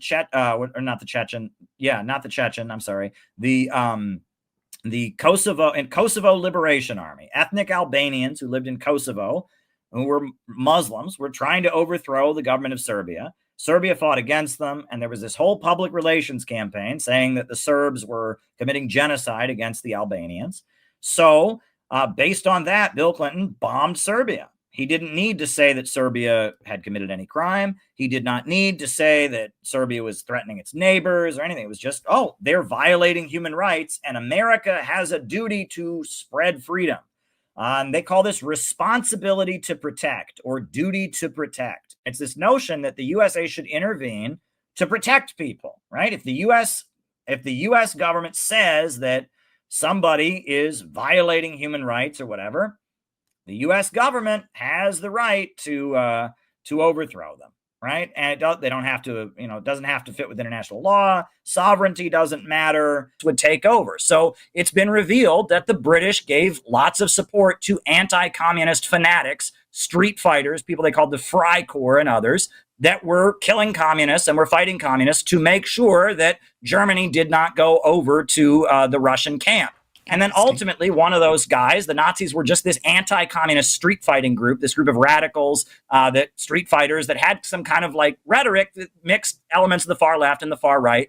And as they grew in popularity, Hollimer Schacht, the banker, realized that, it was either the far right or the far left, and he didn't want the communists to come in. So Hitler kind of toned down his message, and that's where he had the fight with Gregor and Otto Strasser and others. And Hitler was kind of groomed to be the leader who would kind of reestablish the power of German finance and German industrialists. And that's where Nazism really came from. It was German imperialism trying to reassert itself, in competition with British and American imperialism, but also holding off the threat of communist revolution. Do you think the Trotskyites that became the neocons, what do you even want to label them? Just neocons? I mean, what is just neocons? I mean, they called themselves the Third Camp Trotskyists for a while, and they were followers of this guy, Max Shachtman, so people called them the Shachtmanites. I'm from a small town in Ohio. It sounds like a group of Amish people with beards, right? The Shachtmanites or something, but it was, they were around, people called them the Yipsels. The organization that they controlled for many years was called the Young People's Socialist League, the YPSL. So people in New York City called them the Yipsels. And so there you go. There's different ways of calling them, but it's this group of people, the New York intellectuals, yes. And they're the neocons who have infiltrated both the left and the right in our country. Yeah, well, they figured out a message that is very appealing. Instead of opposing communism on the basis of it being godless, on the basis of it opposing free markets, they oppose it in leftist terms, spreading human rights, feminism, fighting for the liberation of LGBT people, etc. And they've taken kind of the leftist values that Marxists appealed to, and they've weaponized them to serve the Western system against the Marxists. And that's a pretty effective winning formula. People will rally to oppose governments on the basis of leftist causes far more than they'll rally to support them in the name of free markets or in the name of religion or whatnot. And that's, right. When they started working for the CIA, that's what Sidney Hook told the CIA. I mean, if you read, what I quote in my book about, the cultural Cold War, Francis Stone Sonder, what they talk about is that, there was this big communist conference in New York City in 1949, right, at the height of McCarthyism. And all these people are protesting it. And they have a bunch of Catholic nuns. They're like blocking every door and praying and all of this. And Sidney Hook tells the CIA, he says, none of this is going to change any of their minds. The communists that are going in, this is going to reinforce their support. He says, but give me $100 million. $100 million and, the hiring power. Let me hire a group of people and I'll create a wave of democratic unrest that'll even get into Stalin's own armies. I can find the people. I can bring down the Soviet Union. He's saying, look, we can have a left flank. We can, quote, beat the communists at their own game. And that's a much more effective way of doing it. And that's what these neocons, these Trotskyites, these former Trotskyites, the Shachtman group, whatever you want to call them, that's what they were good at, is using what they learned on in the communist left and weaponizing it to serve the Western monopolies and imperialism. Okay, so what do we do now? Like, what's the idea? So now we know, and now what? Well, I think that we need to get back to the fact that populism is considered to be a bad word. And that's the weird thing. Populism is considered a bad word on the right. Populism is considered a bad word on the left. But overwhelmingly, no matter where you go in America, people will agree with three things. One, they'll agree that this country is run by a group of rich people and they wage wars around the world and they don't help us. And two, they'll agree that our freedoms are being taken away. The very freedoms that are supposed to be part of our American identity, free speech, freedom of assembly, freedom of religion, that's being taken away. Third, they will agree that our living standard is going down and our economy is getting worse and we need some dramatic moves to improve our economy. Those three things, those three populist beliefs that our freedoms are being taken away, that these wars are being waged for somebody else and that our country is run by a group of rich people, that our living standard is going down and we need something to improve it. Those three things could be the basis of building a real movement to change this country. But that'll never come from the far left because they're concerned about identity politics. The Shachtmanites that run DSA, the descendants of Irving Kristol and Irving Howe and Michael Harrington, they're never going to do that. And the right is certainly never going to do that, right? They believe in individualism and the free market and et cetera. And so it's going to have to come from the grassroots. But populism needs to be rediscovered at the end of the day, because populist movements are what have changed the world historically. The reason we have Social Security and unemployment insurance is that Communist Party these Trotskyites hated that entered a popular front with Roosevelt and built mass movements and waged the sit-down strikes of 1937 and occupied factories and the hunger marches where desperately poor people in New York City and in Chicago and Minneapolis and elsewhere poured into the streets to demand jobs or food for the hungry. Populist movements change the world, and the Trotskyites hate populism. The mainstream right hates populism, but populism is under the surface. Everyone knows it's coming. The awakening of average Americans is coming, and that's what our leaders are afraid of, and they're looking for any maneuver to throw it off. We need to get over the false polarization. Woke versus MAGA is not a real polarization. The real polarization is between the small elite that are taking our country toward a low-wage police state and marching us into World War III, and the overwhelming majority of Americans and humanity that doesn't want that. That's the real polarization. And woke versus MAGA, these psyops, these killings and political violence, it's a way to prevent the real polarization that's needed with some kind of false cultural polarization that we don't need. Yeah. How would you redo the government if you were to remake it? You know, what would you say needs to be the biggest change? I mean, obviously the mentality, and it'd be great to clean house, but it doesn't mean that, I mean, if we cleaned house, for example, but kept everything as is, maybe, then they would just infiltrate again, right? So it's kind of like an infestation of termites. You know, you could fumigate the house, but they come back. Well, right now, we need to defend our Constitution. We need to defend the fact that we have an elected government. Jerry Healy has been dead for 35 years, but oddly, during the 2024 election cycle, an Irish-born academic in the United States decided to push out a pseudo-biography of the long-dead British Trotskyist. Aidan Beattie, a member of the Democratic Socialists of America and a writer for Jacobin, published his screed, "The Party is Always Right," about the leader of the British Socialist Labour League and Workers' Revolutionary Party, and Jacobin's incestuous network of podcasts, blogs, and academic forums gave it a huge boost. The World Socialist website has done a great job debunking much of the content, which does not meet academic standards that Beattie is supposedly held to as a professor, and shows that the book served a political purpose of demonizing a long-dead activist rather than objectively examining the truth.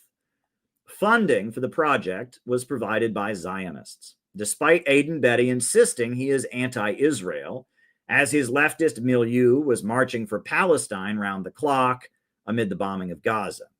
Beattie has made no effort to conceal the Zionist funding of his project, and even acknowledged that his work served some kind of political purpose for the Zionists, who paid for it in the book itself.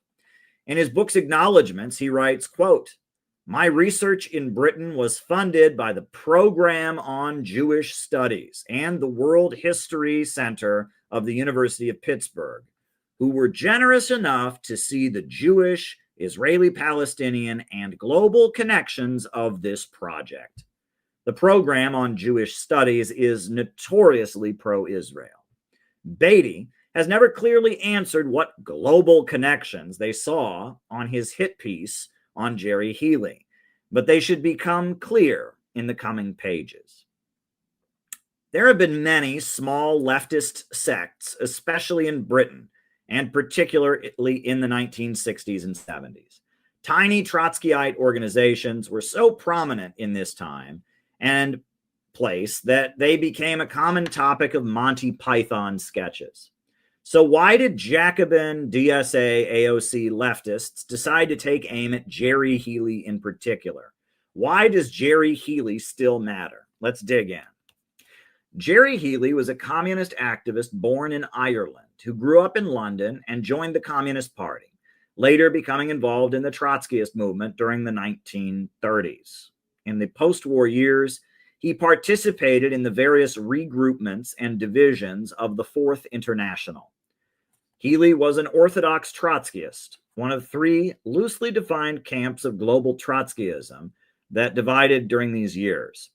To understand Jerry Healy, let's understand these groupings and how they shaped his thought. Grouping number one, Neo-Trotskyism, or third camp Trotskyism.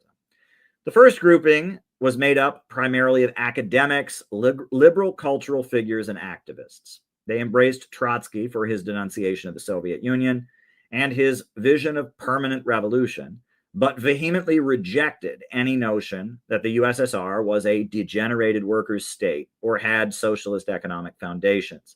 The neo-Trotskyists, such as Tony Cliff, Max Shachtman, Martin Aburn, James Burnham, and Irving Howe, viewed the USSR as state capitalist or bureaucrat collectivist and equally evil, if not worse, than the Western imperialists.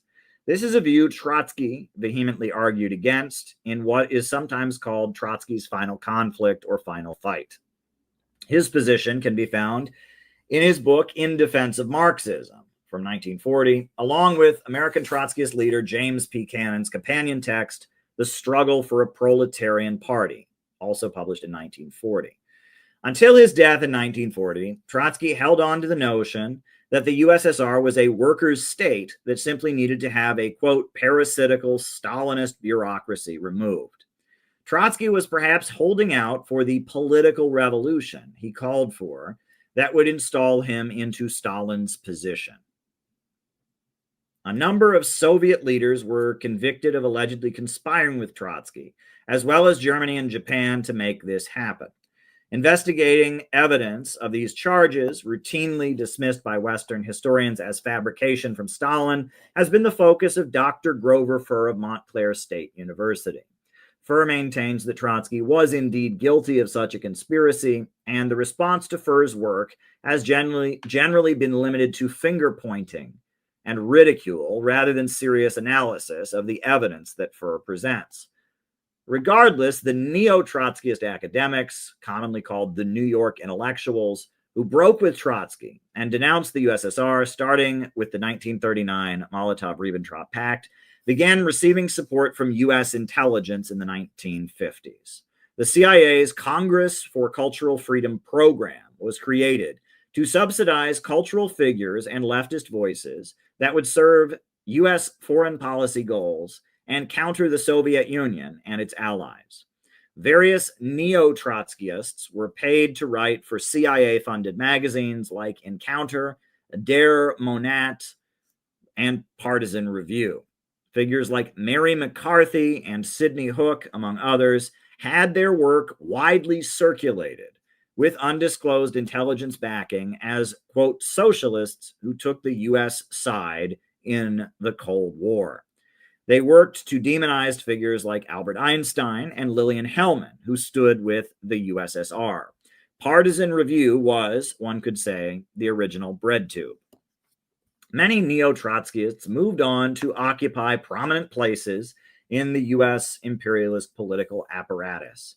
Max Shachtman, the founder of Neo-Trotskyism in America, became the top advisor to George Meany, running the AFL-CIO as a New York City labor boss during the 1960s. Irving Kristol directed the CIA's Congress for Cultural Freedom program and eventually became known as the intellectual father of neoconservatism. Irving Howe, a CIA-funded neo-Trotskyist, was featured prominently in the New York Times Book Review as an expert on Marxism and is considered to be the ideological father of Democratic Socialists of America. The largest neo-Trotskyist organization in the United States was the International Socialist Organization, the ISO, which was highly visible on college campuses from the 1980s until its dissolution in 2019, when it ultimately liquidated into the Democrat Socialists of America. The group was led by a small clique, including Ahmed Shawki and Sherry Wolf, among others, and was funded through a non-profit publishing house, Haymarket Books, which remains active. Grouping number 2, mainline Trotskyism, the Fourth International.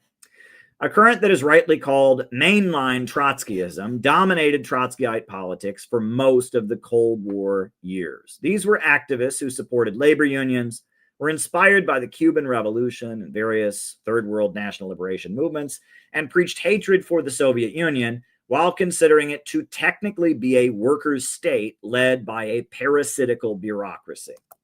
Mainline Trotskyists often joined the various labor and social democratic parties around the world as factions. They embraced third world anti-imperialist aesthetics of leftism, chanting Che, Che, Che Guevara, Ho, Ho, Ho Chi Minh, They always condemned the Soviet Union's foreign interventions and were consistently enthusiastic about CIA-funded uprisings throughout the Eastern Bloc. The primary intellectual among them was Ernest Mandel, but he was accompanied by a slew of writers and organizers such as George Novak, George Brightman, Peter Camejo, and Tariq Ali. The United States Socialist Workers' Party, the militant tendency that infiltrated the British Labour Party and gained control of Manchester's local government during the 1980s, and various labor union Reds, feminists, and anti-war protesters fit the category of mainline Trotskyites. This tendency began fading in relevance after the fall of the Soviet Union, despite thunderously celebrating the 1989 to 1991 events that led to what has been described as economic genocide in the former USSR. This current of Trotskyism is kept alive by groups like Socialist Alternative in the United States and the International Marxist Tendency. These Trotskyites generally had no influence or alliance with anti-imperialist governments, with the exception of Cuba and Algeria, which at one point had strong relationships with Fourth International aligned groups. It is clear that during the 1960s, U.S. intelligence backed mainline Trotskyism to some degree. Leslie Evans' autobiography, Outsider's Reverie, admits that he was provided free housing by individuals from the CIA's RAND Corporation who wanted to enable him to function as a full-time activist for the Socialist Workers' Party. His book describes other examples of mysterious assistance and financial support trickling into the SWP from untraceable sources throughout the 60s and 70s. Mainline Trotskyites were useful in creating distance between the Soviet Union and what U.S. foreign policy strategists like Zbigniew Brzezinski called satellite countries, i.e., countries with popular anti-imperialist governments backed by the Soviet Union. The SWP and Ernest Mandel romanticized Ho Chi Minh and Fidel Castro while repeating State Department talking points against the Soviet Union. They raised funds for the CIA-backed Roman Catholic Solidarnosc labor union in Poland. They romanticized Osama bin Laden and the Mujahideen of Afghanistan as they fought the Soviet Union, building up support for these CIA-backed Afghan insurgents among those who sympathized with the Vietnamese and Latin American anti-imperialists, sowing confusion.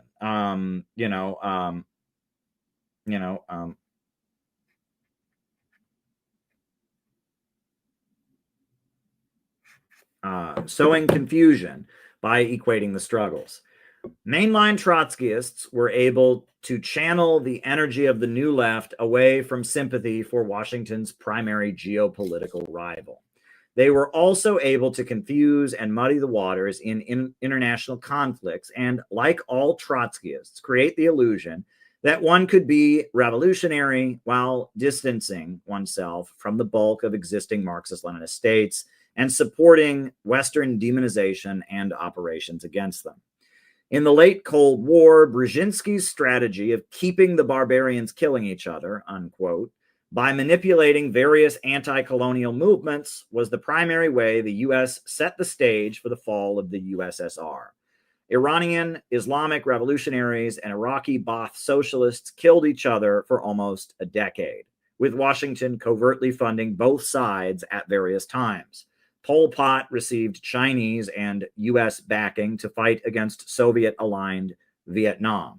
Members of Nelson Mandela's Soviet-backed African National Congress and the Black Nationalist Pan-African Congress, with Maoist roots, routinely murdered each other in South Africa.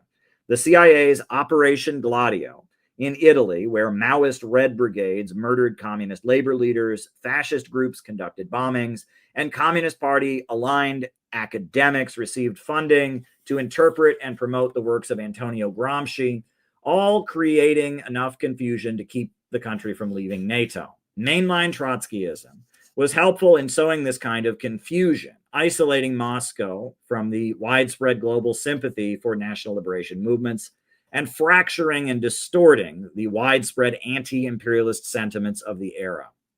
In the early 1980s, mainline Trotskyism began to decline significantly, no longer serving its purpose. The U.S. Socialist Workers' Party experienced an internal fight against the internationalists who embraced third world guerrilla movements before pushing a turn to industry, with most of the organization being expelled by the mid-1980s.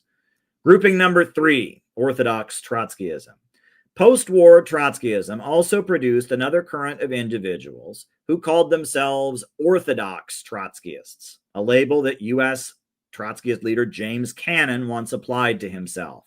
The Orthodox Trotskyists are and were doctrinaire and nearly religious in their application of the ideology.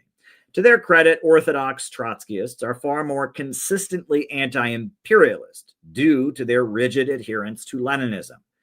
They will generally denounce pro-imperialist color revolutions and call for military defense of forces the U.S. government is targeting. Their publications tend to excessively focus on similar, smaller organizations, highlighting the Freudian concept of the narcissism of small differences. The groups police each other to some degree, going over each other's manifestos line by line, looking for ideological deviations with which they can proceed to expose the rival organization for years to come. The groups are known to have harsh internal culture defined by intense debate, much like line struggle and criticism, self-criticism within Maoist groups, where small disagreements about politics are hammered out in intense sessions with lots of yelling. Orthodox Trotskyism has divided into many competing sects, often labeled cults by detractors.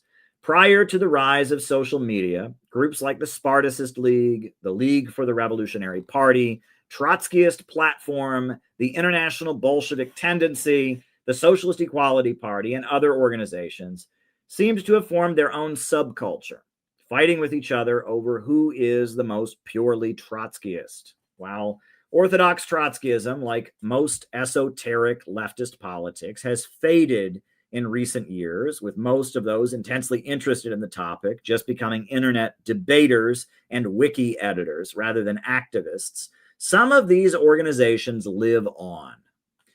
The groups will sometimes take absurd positions, such as claiming the Second World War has not yet ended, calling for the legalization of pedophilia, or rallying to the defense of Roman Polanski and Mormon polygamists, among other absurdities. In these circles, having a position that no other organization is willing to take for hyper-complex and seemingly clever reasons is very much valued. One particular grouping led by Juan Posadas became obsessed with UFOs and arguing that spaceships proved the existence of socialism on other planets, for example. The esoteric world of Orthodox Trotskyism does not seem to have gotten U.S. intelligence support to any significant degree that can be proven, unlike some other incarnations of Trotskyite organizing. Some have speculated about the role of the Spartacist League during the fall of the Eastern Bloc and its habit of disrupting and sabotaging anti-imperialist mobilizations in the United States during the 1970s and 80s, but nothing can really be substantiated to show state backing. The followers of Juan Posadas seem to have had a relationship with various anti-imperialist forces in Latin America at different moments, though these relationships were not consistent. Regardless of how diverse and strange Orthodox Trotskyism is as a current, Jerry Healy was by far its most successful adherent. One could say Healy was really the only Orthodox Trotskyist to have become relevant in world politics. His organization played an important role in global politics, especially in relation to the Middle East, despite its small size and its esoteric beliefs. As a lifelong activist, Healy built a large organization of anti-imperialist activists in Britain during the 1960s and 70s. While many of his recruits had first been involved in protesting the Vietnam War, Healy oriented them to mobilize for economic demands, as allies of labor unions and in favor of a socialist revolution in Britain. He recruited famed actress Vanessa Redgrave, and she became far more than simply a celebrity endorser. Vanessa Redgrave ran for office as a Workers' Revolutionary Party candidate on several occasions and lived a cadre life as a full party member, so much so that her daughter felt neglected.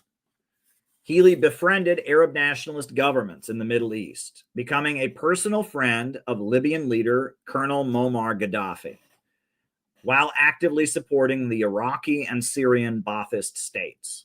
These socialist countries aligned with the Soviet Union were very key players in the global anti-imperialist movement. Libya, in particular, gave support to the Irish freedom struggle and the struggle against apartheid in South Africa and the Black Panther Party in the United States. Until 2011, Libya had the highest life expectancy on the African continent. Gaddafi built a network of popular councils to carry out the revolutionary government's goals on a local level. He constructed the world's largest irrigation system, the Great Man-Made River. He provided universal health care and education. Prior to the destruction of Libya by NATO bombs in 2011, hold on.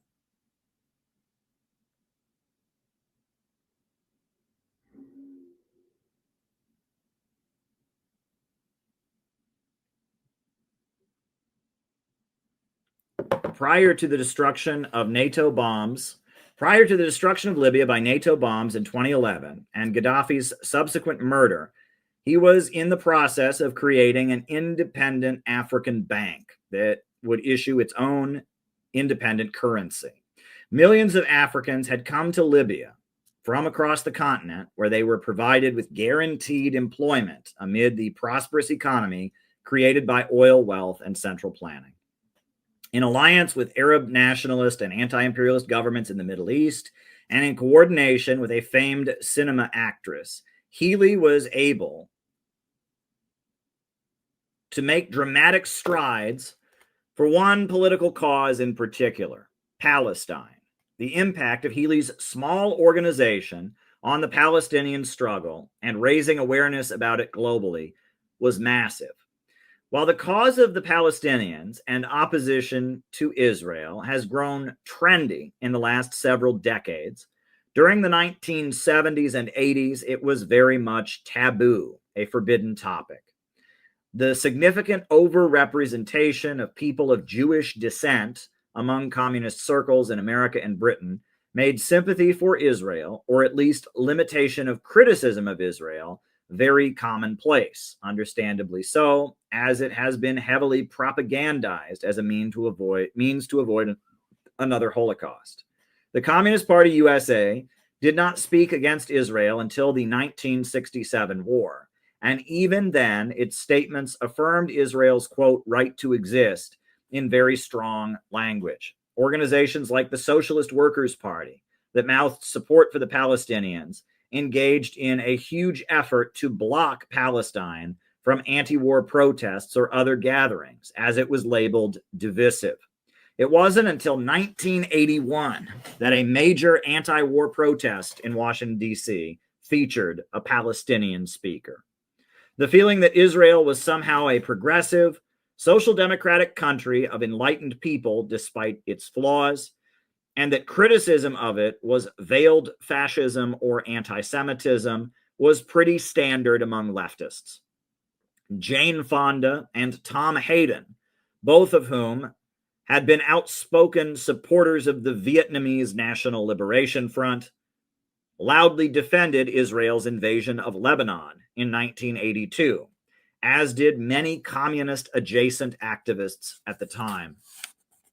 Many communists who genuinely opposed Israel or its actions were convinced to insist on avoiding the topic in coalitions, as being labeled anti-Semitic was a political death sentence, and often came with direct physical violence from the Jewish Defense League. Various communist groups that dared defend the Palestinians had their offices raided at gunpoint, their members shot at, and their events attacked with baseball bats and weapons by followers of Meir Kahane, who operated in New York City and other parts of the United States. Jerry Healy and his followers did not adhere to this unspoken rule of extreme caution or self-censorship and loudly criticized Israel, supporting the Palestinian cause. From the moment Israel was created, Healy opposed it, condemning it as a colonial project of imperialism. In 1956, while organizing inside the Labor Party, before the Socialist Labor League was formed, he published a pamphlet, "Stop This War, Hands Off the Arab People." The pamphlet condemned British military moves against the Arab socialist government of Abdel Nasser in defense of Israel. His pamphlet did not pull any punches, containing the sub-headline, "Imperialism Traps the Jews," and stating, quote, "Jewish working people everywhere must denounce Israel's stab in the back of the Arab people. The future of Jewry lies through a socialist solution, not the capitalist Israel. A socialist solution demands real solidarity with the Arab people." The SLL and the Workers' Revolutionary Party marched with Palestinian flags regularly in the streets of Britain, fighting off Zionists who mobilized against them and facing accusations of supporting terrorism. The press falsely accused them of stockpiling weapons and being terrorists, and their offices were raided by the police. As a member of the Workers' Revolutionary Party, Vanessa Redgrave produced the groundbreaking English language film The Palestinian in 1977. The film told the story of the conflict from the perspective of those living in Gaza and the West Bank and was screened all over the world. Libya provided some of the funding, but Redgrave ultimately mortgaged one of her houses to cover the costs of the film, which made huge waves across the planet, rallying support for Palestinian resistance to Israel. When Vanessa Redgrave won the Oscar for Best Actress in 1978, she did so despite opposition and threats from the Jewish Defense League, which had promised to retaliate against her, against the Academy with bombings if she had won.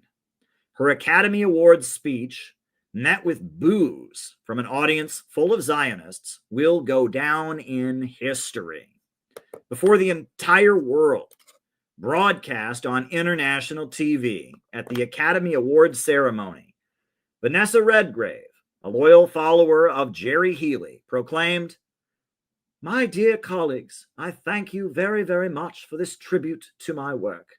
I think that Jane Fonda and I have done the best work of our lives, and I think this was in part due to our director, Fred Zinnemann. And I also think it's in part because we believed, and we believe in what we're expressing. 2 out of millions who gave their lives, were prepared to sacrifice everything in the fight against fascist and racist Nazi Germany.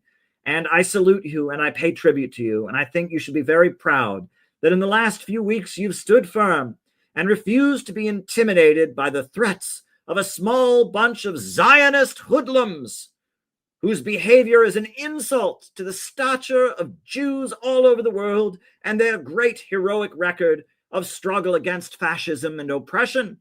And I salute that record, and I salute all of you for having stood firm and dealt the final blow against that period when Nixon and McCarthy launched a worldwide witch hunt against those who had tried to express in their lives and in their work the truth that they believed in. I salute you, and I thank you, and I pledge that I will continue to fight against anti-Semitism and fascism. Thank you."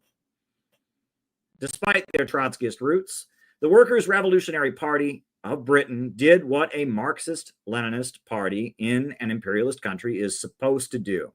They built demonstrations demanding the right to jobs and unemployment as unemployment swelled in Britain during the late 1970s. They protested cuts in public services. They supported the miners' strike of 1984 and promoted the achievements of socialism in Libya, Iraq, and Syria. They put forward a program of aligning the working people of Britain with those in colonized nations of the world fighting for independence. As the Communist Party of China made clear in its document, Long Live Leninism, this is exactly what a communist organization based in an anti-imperialist or in an imperialist homeland should be doing. Quote, imperialism is monopolistic, parasitic, decaying, moribund capitalism.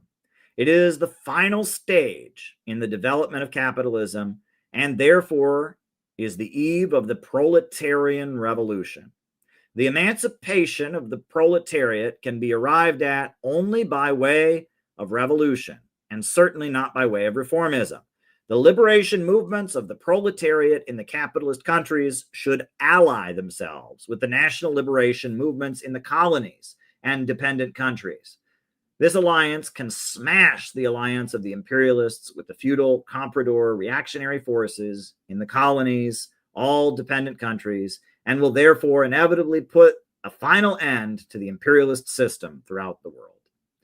The Communist Party of China explained this even more concisely in their proposal concerning the general line in 1963. Quote, U.S. imperialism is pressing its policies of aggression all over the world, but the outcome is bound to be the opposite of that intended. It will only be to hasten the awakening of the people in all the countries and hasten their revolutions. The U.S. imperialists have thus placed themselves in opposition to the people of the whole world and have become encircled by them. The international proletariat must and can unite all the forces that can be united, make use of the international contradictions in the enemy camp, and establish the broadest united front against the U.S. imperialists and their lackeys. The realistic and correct course is to entrust the fate of the people and of mankind to the unity and struggle of the world proletariat and the unity and struggle of the people in all countries. In Jacobin writer and DSA member Aidan Beatty's 2024 screed opposing Healy, he seems to completely misunderstand the context of the Socialist Labor League's expansion during the 1960s. He says that Healy's Socialist Labor League was the only option for those who thought that the Communist Party was too rigid and doctrinaire, and for those who did not like the reformism of the Labor Party. This reveals an absurd ignorance of communist politics at the time. The Communist Party, taking direction from Khrushchev's Soviet Union, blindly supported the Labor Party and worked to tone down leftist agitation while building pacifist peace councils that campaigned for the Labor Party in local elections. The Communist Party was secretive, rarely ran its own candidates, and functioned almost as a pro-Soviet wing of the Labor Party.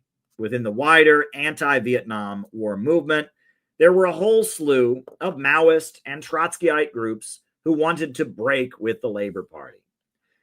Beatty's claim that the pro-Soviet Communist Party was, quote, rigid and doctrinaire, as opposed to the, quote, reformist Labor Party, with the SLL being the, quote, only alternative, reveals a pro-imperialist bias in addition to ignorance of political matters.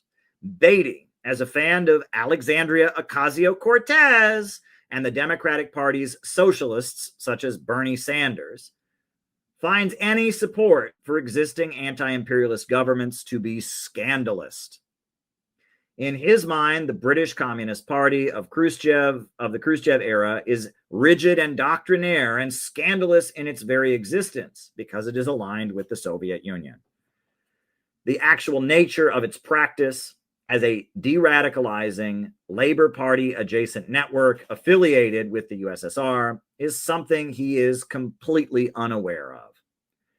This is much like the various liberals and Trotskyites in America who referred to Gus Hall's Communist Party USA, which did almost nothing but campaign for the Democrats, as Stalinists up into the 80s and 90s. The fixation on ties to an anti-imperialist government as an unforgivable crime in the eyes of liberals overrides any actual knowledge or understanding of how the organization functions, which is anything but doctrinaire and hardline. In September of 1975, the British press reported rumors that the Derbyshire Education Center of the Workers' Revolutionary Party was being used to stockpile weapons. This was a completely false claim, but the police raided the College of Marxist Education and strip-searched a number of young activists studying there. The police planned their raid to coincide with an international gathering where many supporters of the Workers' Revolutionary Party from different countries were in attendance. For 6 hours, 70 officers scoured the facility, but were only able to find 20 bullets and not a single other suspicious or incriminating item. The Workers' Revolutionary Party maintained the bullets were planted by the police, and the criminal charges initially related to the raids were dropped within a week. The Workers' Revolutionary Party was able to sue a newspaper that had reported false claims about weapons for libel. Beatty's coverage of this significant act of political repression, an outrage if committed against any political group, is very telling. Beatty spends far more time playing up quotes from angry ex-members who say that the college, quote, gave me the creeps, and, quote, had a, quote, paranoid atmosphere, than detailing the brutality and trauma scores of young anti-imperialists must have been subjected to when police stormed into their communal space, stripped them naked, and ravaged through their personal belongings. Just as the FBI raids and absurd indictment of Jesse Neville, Penny Hess, and Omali Yeshitela after a horrendous FBI raid in 2022 was ignored by the mainstream left amid whispers that the Uhuru movement was a cult, Aidan Beatty is equally unconcerned about targeted repression in generations past. Lifelong conservatives, Tucker Carlson and Scott Ritter, stood with the Uhuru Three amid their trial in federal court, while the scores of liberals touting Black Panther Party t-shirts were too scandalized by talk of alleged ties to, quote, fascist Putin to offer any substantial support to Black revolutionaries against the FBI. Beatty admits that listening devices had indeed been planted in Workers' Revolutionary Party spaces by police before, but describes the security procedures at the college as paranoid.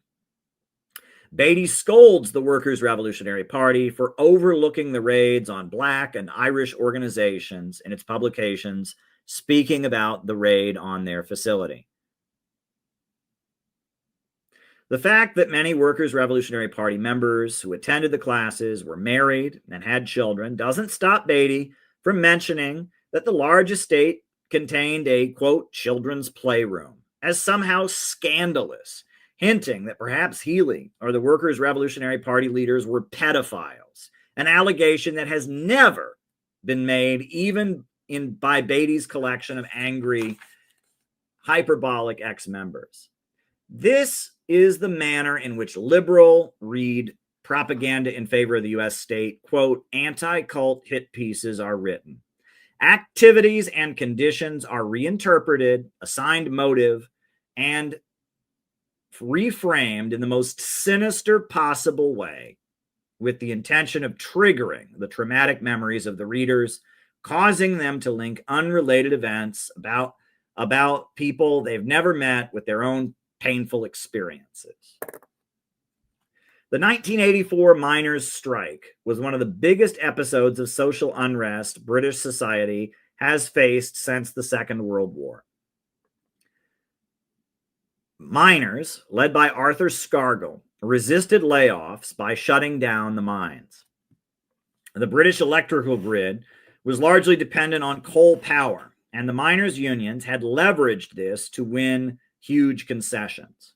Conservative Prime Minister Margaret Thatcher, famous for saying, "There is no such thing as society, only individuals," was determined to take away this power from the miners' union. Amid the strike, the miners' union mobilized flying pickets that traveled across the country, shutting down pits where scab laborers were working. When the strike ended on March 3rd, 1985, 3 people had been killed and thousands had been injured. Scuffles between the police and the strikers were almost daily occurrences. Amid the strike, mainstream British media focused on ties of the National Union of Miners to the Soviet Union and Libya.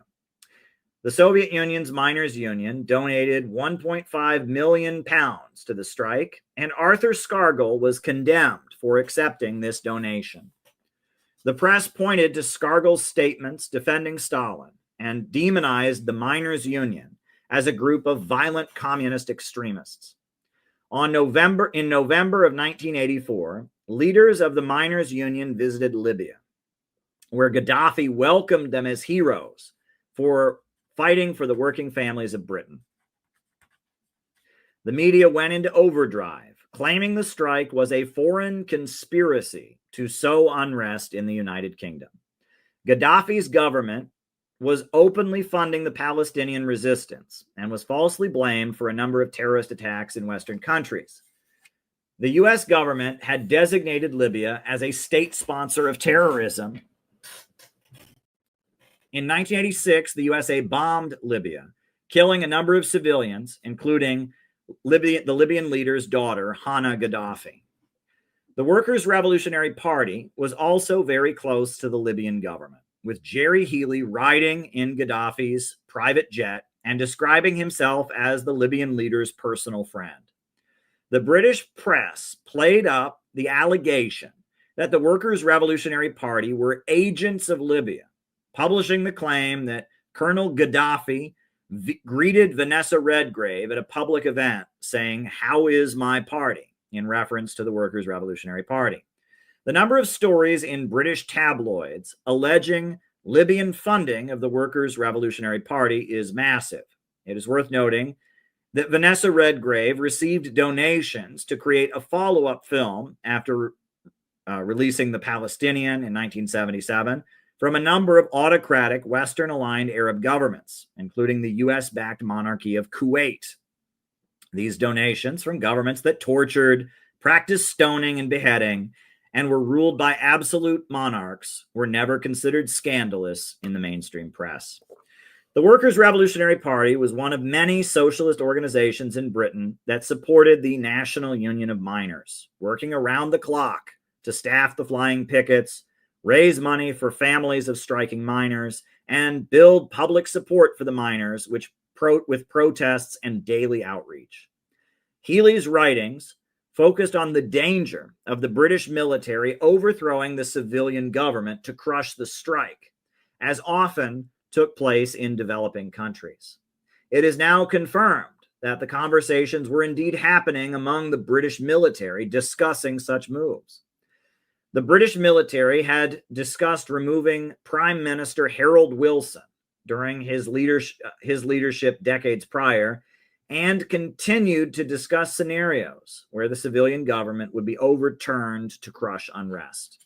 The fact that Healy was aware of the possible coup plots among the British military brass is impressive and reveals how tuned in and connected Healy was as he built his effective anti-imperialist organization.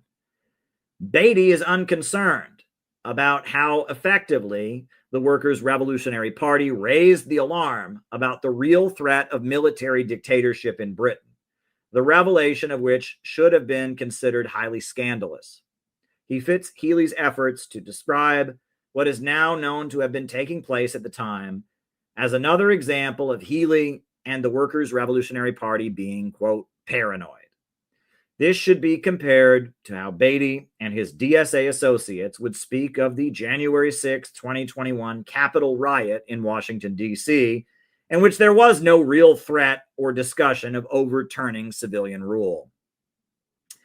Just months after the miners' strike, in October of 1985, the Workers' Revolutionary Party collapsed due to an explosion of demonization in mainstream media. Various women who Jerry Healy had sex with came forward claiming they felt victimized. The primary voice was Eileen Jennings, Healy's personal secretary. She had been unaware that Healy was having sex with other women in the organization while maintaining an off and on sexual affair with her for years. The press used the word rape to describe Healy's sexual promiscuity, but no criminal charges were ever filed. The statements of the victims amounted to saying that they had sex with him under false pretenses,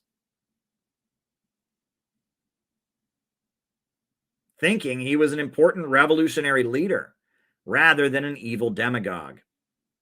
Jennings did not accuse Healy of rape or anything non-consensual, but wrote that Healy had used his position in, quote, a completely opportunist way for sexual liaisons.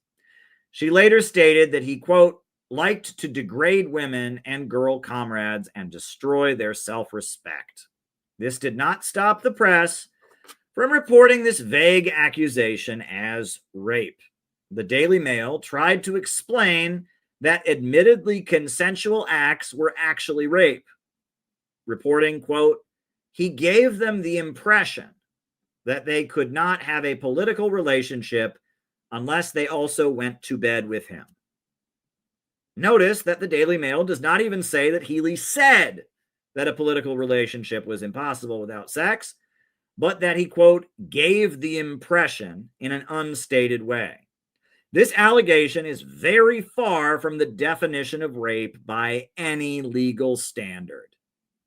Beatty's quotation of Eileen Jennings' letter accusing Healy omits the opening paragraph. The first sentence of her letter, republished unabridged by the World Socialist website, was, quote, during the course of an action on the Manchester area, certain practices have come to light as to the running of youth training by a homosexual. Before Jennings said anything about Healy's sexual liaisons, she first made clear that she disapproved of a gay person being allowed to train youth and considered this to be the primary scandal to raise with the Workers' Revolutionary Party's political committee.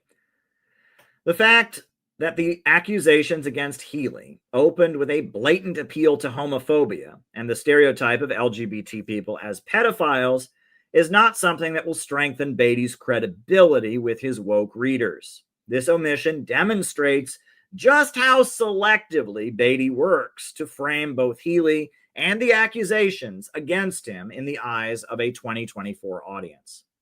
Beatty's screed openly admits that there was an internal conspiracy within the organization, saying, quote, they had been planning their move against Healy for about a year.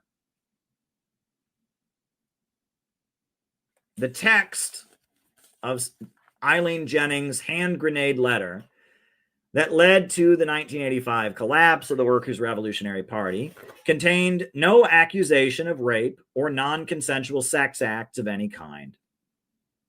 The brief letter, opening with a complaint about an unnamed LGBT person training youth, goes on to refer to opportunist liaisons, alleging that this was not a sex crime, but simply an improper use of party-owned properties that could be used by the police to then blackmail the party. The fact that the allegation went from simply inappropriately using an apartment to one of the most serious crimes short of murder doesn't seem at all suspicious to Beatty. Beatty's selective quoting of later allegations against Healy does not very effectively conceal the personally vengeful and sometimes absurd nature of them. He references Eileen Jennings, saying that Healy, quote, verbally attacked her at a party meeting after their sexual relationship had come to an end. Who could ever imagine two lovers who have just broken up exchanging heated words? Is this evidence of one being a psychopathic predator? Beatty hilariously states it merely as fact that the sexist white male non-feminist Healy, quote, tended to dislike women that he saw as too free-thinking or who were not afraid of him. Beatty's narrative acknowledges that there is, quote, a fuzzy gray area between consensual interactions and ones where power dynamics play an inappropriate role. However, even in his selective quotations designed to portray Healy as a vicious predator and monster, there is no clear or fully substantiated accusation of non-consensual interactions, sexual assault, or rape. This does not stop Beatty from presenting Healy as a mastermind, quote, grooming women and keeping them separate from each other, quoting others describing his behavior as cunning. Beatty cites hearsay, alleging a woman claimed, quote, Healy had attempted to force himself on her, but backed off when he realized that she was under the legal age. Someone should remind Beatty that there is no legal age for rape or sexual assault. Predators who commit serious, violent crimes generally do not stop in the process to explore the specific legal implications of the victim. The allegation is credited to two of Healy's enemies who say that they heard it from an unnamed accuser. It is probably an exaggeration of Healy flirting with or making romantic moves on a young woman and stopping when he realized how young she was, if it's not just entirely a fabrication. Even if Healy was still living, how could he be expected to defend himself from an allegation that he started to commit a crime against an unnamed person on an unknown date in an unknown location and then stopped, according to two people who say that they heard it from someone else who is unnamed? It is certainly true that in the age of Me Too, vague hearsay accusations like this about attempted crimes can destroy careers if properly inflated by social media. Is this any more just or logical today than in 1985? As the Workers' Revolutionary Party imploded, the mainstream media's attacks came directly from the Khrushchevist playbook. Writing of Healy, quote, he would charm you one minute and grab you by the throat the next. He was a man who brokered no arguments and created a messianic atmosphere into which young idealists would be drawn. However, many would leave within months, unable and unwilling to put up with the highly autocratic regime which seeks to become an all-pervading force in its members' lives. Healy, despite being a Trotskyist, had apparently created a Stalinist cult of personality. The world needed to see what an evil tyrant he was, so we could all learn to never follow such a leader or join such a movement in the future. Ken Livingstone, the former mayor of London and Labour Party member of Parliament, has consistently defended Jerry Healy and never retracted his defense, saying, quote, I have never changed my belief that the split in the Workers' Revolutionary Party during 1985 was the work of MI5 agents. The biography of Healy, entitled Jerry Healy, A Revolutionary Life, written by Corinna Lotz and Paul Feldman, published in 1994, describes how the splitters openly advertised that personal security was no longer being provided to Healy in the hopes of emboldening anyone who wanted to assault or kill him. The book describes how those who remained loyal to Healy, including Vanessa Redgrave, rushed him out of the country for his own safety. Amid the turmoil surrounding the split, Healy told his followers, quote, the only privilege a communist has is to be where things are the most difficult, and this is the essence of training. We have to endure the persecution of the state and learn to endure contradiction. After the collapse of the Workers' Revolutionary Party in 1985, Healy continued organizing with an organization called the Marxist Party. The 1994 biography writes, Jerry knew the political limitations of his collaborators. He also understood that the movement could only be built of real, contradictory human beings. He often remarked, "The only thing that amazes me is how we held it together for so long." Did Jerry Healy engage in misconduct? To some degree, certainly. Political organizations are not a place to look for sex partners. Romantic drama and sexual affairs needs to be kept out of spaces where the stakes are high and serious organizing is happening. It's likely that to some degree, Healy's behavior had become compulsive or addictive, something that is not uncommon in a culture where clear personal and relational boundaries are often eroded and blurry. In the past, traditional family and marriage provided a built-in framework for these boundaries. But as societal norms have shifted, many individuals now navigate this on their own, mostly without guidance. Did Healy lose his temper and display inappropriate anger at various times? This is likely. For someone like him, who took the political struggle so seriously and had invested his very existence in the movement, the stakes are very high. The functioning of a political organization was not a passive hobby, and a difference of political line was not a mere intellectual abstraction. But is Jerry Healy the satanic figure that Aidan Beatty portrays? Of course not. No one could successfully build a massive anti-imperialist organization in the context of Cold War Britain under the extreme pressure of political repression and hostility, and be the cruel, narcissistic, and megalomaniacal figure that Beatty and Healy's jealous detractors portray.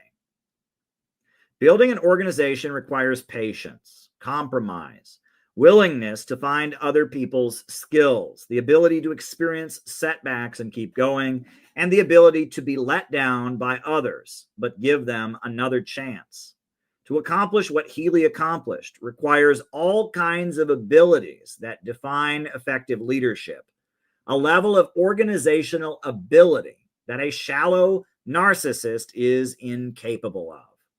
Healy was able to keep organizing and building from the 1930s all the way up until his death in 1989. The amount of empathy, patience, endurance, and dedication required to achieve what Healy achieved is not small. A purely selfish person, or someone only motivated by sexual desires or self-gain, would have walked away after a decade at most. If Healy was merely a selfish narcissist, he would have become a mainstream politician, a business owner, or perhaps a criminal. Instead, he chose to give his life to the struggle against imperialism and Zionism at a time and in a political climate where few, if any, rewards were offered for choosing this path. The jealousy-ridden accusations of his detractors reveal more about themselves and their own motivations than about Healy. Whatever flaws Healy had, he was a far more genuine and dedicated person than any of them. During the final years of the Soviet Union, when Gorbachev's administration rehabilitated Trotsky, Healy became a guest lecturer at Soviet universities, teaching classes on Trotskyism, economics, and dialectical materialism. The fact that Healy was given this position indicates he most likely had a relationship with the Soviet government that goes back even further. This would fit his relationship with Libya, Iraq, and Syria, which were Soviet aligned. It would also explain why, in the context of the 1984 miners' strike, an intelligence operation to destroy his reputation and weaken his influence would be seen as almost a necessity by British imperialism. Vitaly Startsev, professor of history at Herzl Institute of Leningrad, wrote, "Jerry Healy appeared intimate with material dialectics. For him, it was not simply a phrase, not just a vow associated with a particular order, but an actual window on the world, a prism through which he saw the surrounding world and reconstituted it in light of the class spectrum." When being interviewed by Jacobin for his widely promoted 2024 screed against Healy, Beatty claimed that Healy's lack of adherence to liberal identity politics was to blame for his alleged sexual misconduct. Beatty proclaimed, quote, "The Workers' Revolutionary Party was not just critical of liberal feminism. It was openly contemptuous of all forms of feminism, even socialist feminism. I have always seen that as a politically inseparable from Healy's abusiveness. There was a very pronounced masculinist culture that predominated within the Workers' Revolutionary Party. Very severe and austere, totally dour and humorless, arrogantly convinced you are right on every issue." How dare he think he was right? Most people should think they're wrong. "It's very much endorsed the idea that members should be able to withstand pain and privation. The party was abusive by design." This is like hilarious, right? I'm sorry, I have to comment here. Like, how dare they think that they're right about every issue? How dare they encourage people to endure suffering for the cause? Like, oh my God, that's horrible. It's like, give me a break. Beatty's interview goes on to laughably explain that parties like the Workers' Revolutionary Party are unsuccessful in comparison to liberal causes promoted by mainstream media and major corporations, simply because people dislike an authoritarian vibe. Quote, "Even just based on anecdotal evidence, it is clear that the leftist groups or movements that have any kind of recent successes, even if only partial or limited, are not vanguardist in structure. Democratic Socialists of America, Momentum, Black Lives Matter, the Trotskyist parties that remain stuck on the fringes are the ones that refuse to accept that vanguardism or very top-down authoritarian party structures are off-putting to the vast majority of people." End quote. The fact that CNN and MSNBC advertised and endlessly promoted Black Lives Matter, and that Democratic Socialists of America functions as a wing of one of the United States' two major political parties, with a major presidential candidate promoting them, does not occur to Beatty. The, quote, "success of liberal activists who support U.S. imperialism in comparison to anti-imperialist groups is simply a matter of the general public disliking authoritarianism." What is sad is that it is obvious that Aidan Beatty has very little interest in Jerry Healy or the history of Trotskyism. In the introduction, he writes that he cannot even remember when he first heard of Jerry Healy. His ignorance of the political context, his lack of interest in the genuine political repression the Workers' Revolutionary Party faced, or the causes it championed, and his stretching to create negative innuendo out of nearly everything Healy did, indicates that he was probably assigned to write a hit piece. This brings us back to what he admits about the Zionist funders and their interest in his acknowledgments.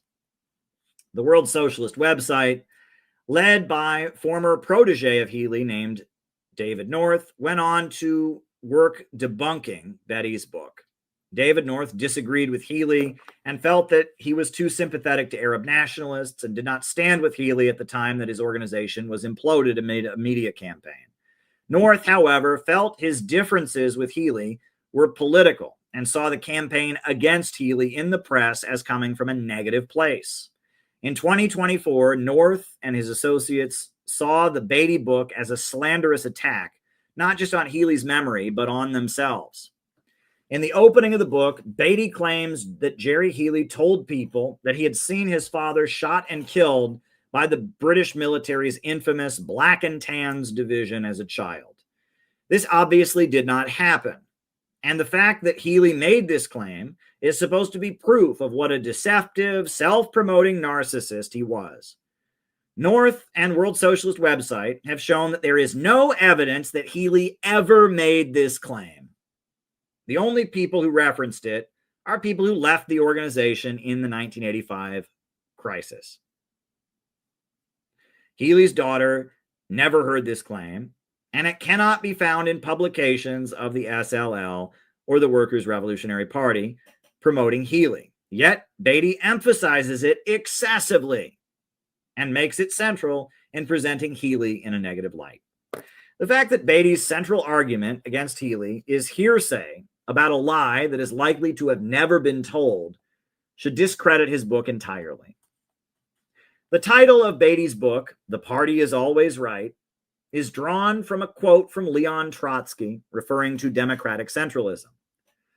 Beatty argues in the book that Leninist parties are inherently authoritarian and uses Healy as a negative case study for, quote, authoritarian movements. The phrase, the party is always right, however, strongly rings a bell for anyone who has ever read the anti-communist allegorical novel Animal Farm, written by George Orwell. This book, which is required reading in most American schools, presents a group of barnyard animals overthrowing the farmer and trying to establish an egalitarian society. The book is a lampoon and smear on the Soviet Union, with the swine of the farm representing the Communist Party.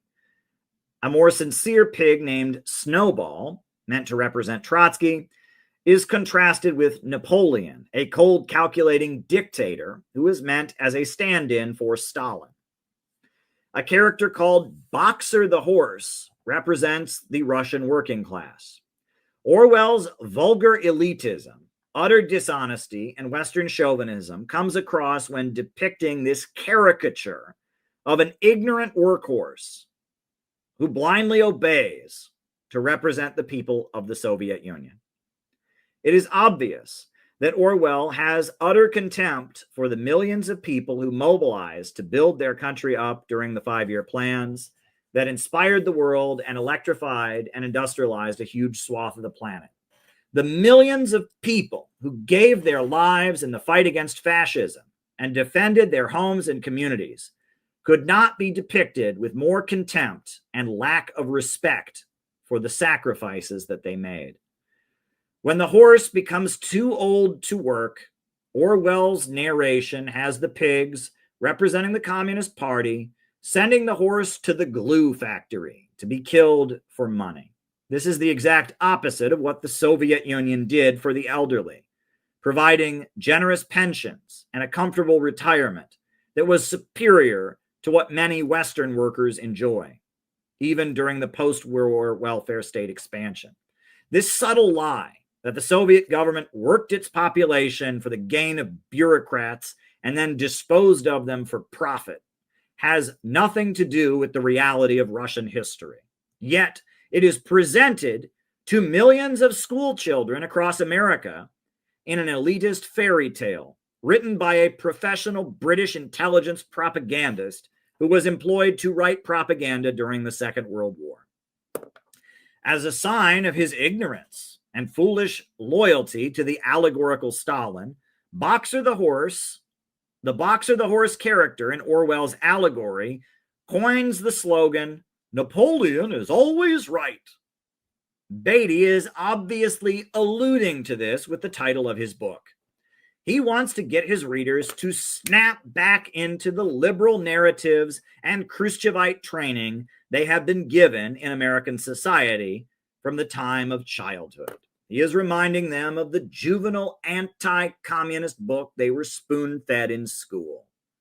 He wants them to think joining a serious mass movement or revolutionary organization, as opposed to a trendy hashtag like Black Lives Matter approved on CNN and MSNBC, is dangerous. He wants his readers to, quote, think for themselves by only consuming U.S. mainstream media and reflexively dismissing anything that might sound like, quote, foreign propaganda or conspiracy theories, even if it's true, or points to true things or makes logical arguments. The irony of these contradictions, made by someone calling Orwell to mind, should not be lost on the reader when one considers the concept of newspeak in Orwell's 1984. To Beatty, if you give your life to the Palestinian cause like Healy did, or you stand in solidarity with anti-imperialist leaders like Gaddafi and refuse to cheer for the NATO destruction of African countries, you are brainwashed and in a cult. Any leader who would organize such a movement is a potential Hitler. Any movement that can be sincerely socialist and thus can only be fascist with rich necessarily being code for Jew, and likewise, imperialist finance capital necessarily being code for Jewish banker. Beatty, who claims to not be a Zionist, goes as far as to suggest that Healy's calling out of media bias against the Palestinians and his own organization is the equivalent of the claim that, quote, Jews control the media. Yet in his own text, the historical record forces him to admit that libel cases were filed in response to the British press falsely claiming that they were stockpiling weapons to set the stage for a brutal police raid. Why would Beatty seem so desperate to accuse one of the most prominent pro-Palestine activists in British history of being an anti-Semite? Why would anyone? The only type of leftism that is acceptable to the likes of Beatty is one laced in emasculated identity politics, supporting human rights while protesting against anti-imperialist states, while mobilizing not against imperialism, but rather against the right wing, which might want to make peace in Ukraine or limit social media censorship. This type of pessimistic anti-working class politics has completely consumed socialism in the United States. The Center for Political Innovation stands alone in heroically rejecting this political degeneration, this infantile sickness of leftism, and refusing to compromise with it. At this point, even the word communist has been claimed by people with no concern for the global movement against imperialism, content as woke mobs the bulk of the American people hate, consistently vote against. Just as Lenin found it inappropriate and politically detrimental to call the Bolsheviks social democrats, we find it utterly necessary to differentiate ourselves from what people know as communist by upholding a new banner, innovationism. To what should be no one's shock, the political circles where Beatty originates have targeted us relentlessly, spreading lies and sex gossip, inciting violence against us by falsely linking us to Nazis, picketing our events, and doing everything possible to weaken our organization. As Beatty psychs up his audience of young socialists to support war with Russia and massive government crackdowns on those who might object, he is repeating an identical narrative about a long-dead pro-Palestine activist. It is obvious why Zionist foundations paid for Beatty's work. Beatty has a certain narrative that is deeply embedded in American academia.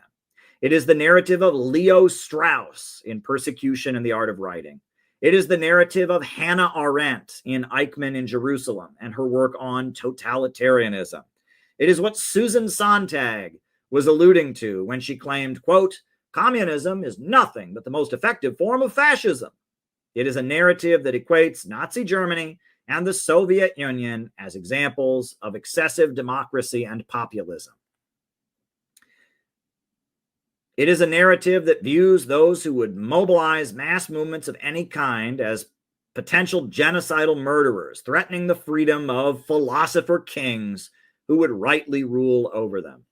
Let us not forget that Jeremy Corbyn was declared an anti-Semite, and a relentless campaign in the British press argued kinds of standard leftist anti-imperialist economic statements were coded hatred for Jews. Let us also remember how the social media operation known as BreadTube launched a witch hunt in the US and British leftist circles against those who stood by such principles. We now know that Abigail Thorne was on the payroll of British intelligence foundations, and we have seen that Natalie ContraPoint's win has been embraced by Hillary and Chelsea Clinton. The Center for Political Innovation revealed as early as 2021 that intelligence-linked cult deprogrammer, read serial kidnapper, Dr. Steve Hassan, was advising them. Aidan Beatty thinks Jerry Healy is Hitler. This is laughable on the surface. Healy was a Trotskyist who had led an organization that fought Nazis in the streets on numerous occasions and had many Jewish members. Vanessa Redgrave, his close follower, starred in a film and won an Oscar for portraying the heroic anti-fascism of communist resistance in the film Julia.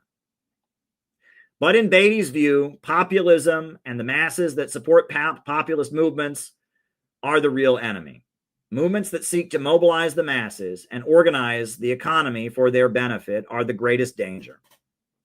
Khrushchevism is part of a much bigger worldview, an anti-human one. It fits in with neoconservative foreign policy and elitism, Malthusian economics, and the overall ultra-liberalism of the dying Western financial order.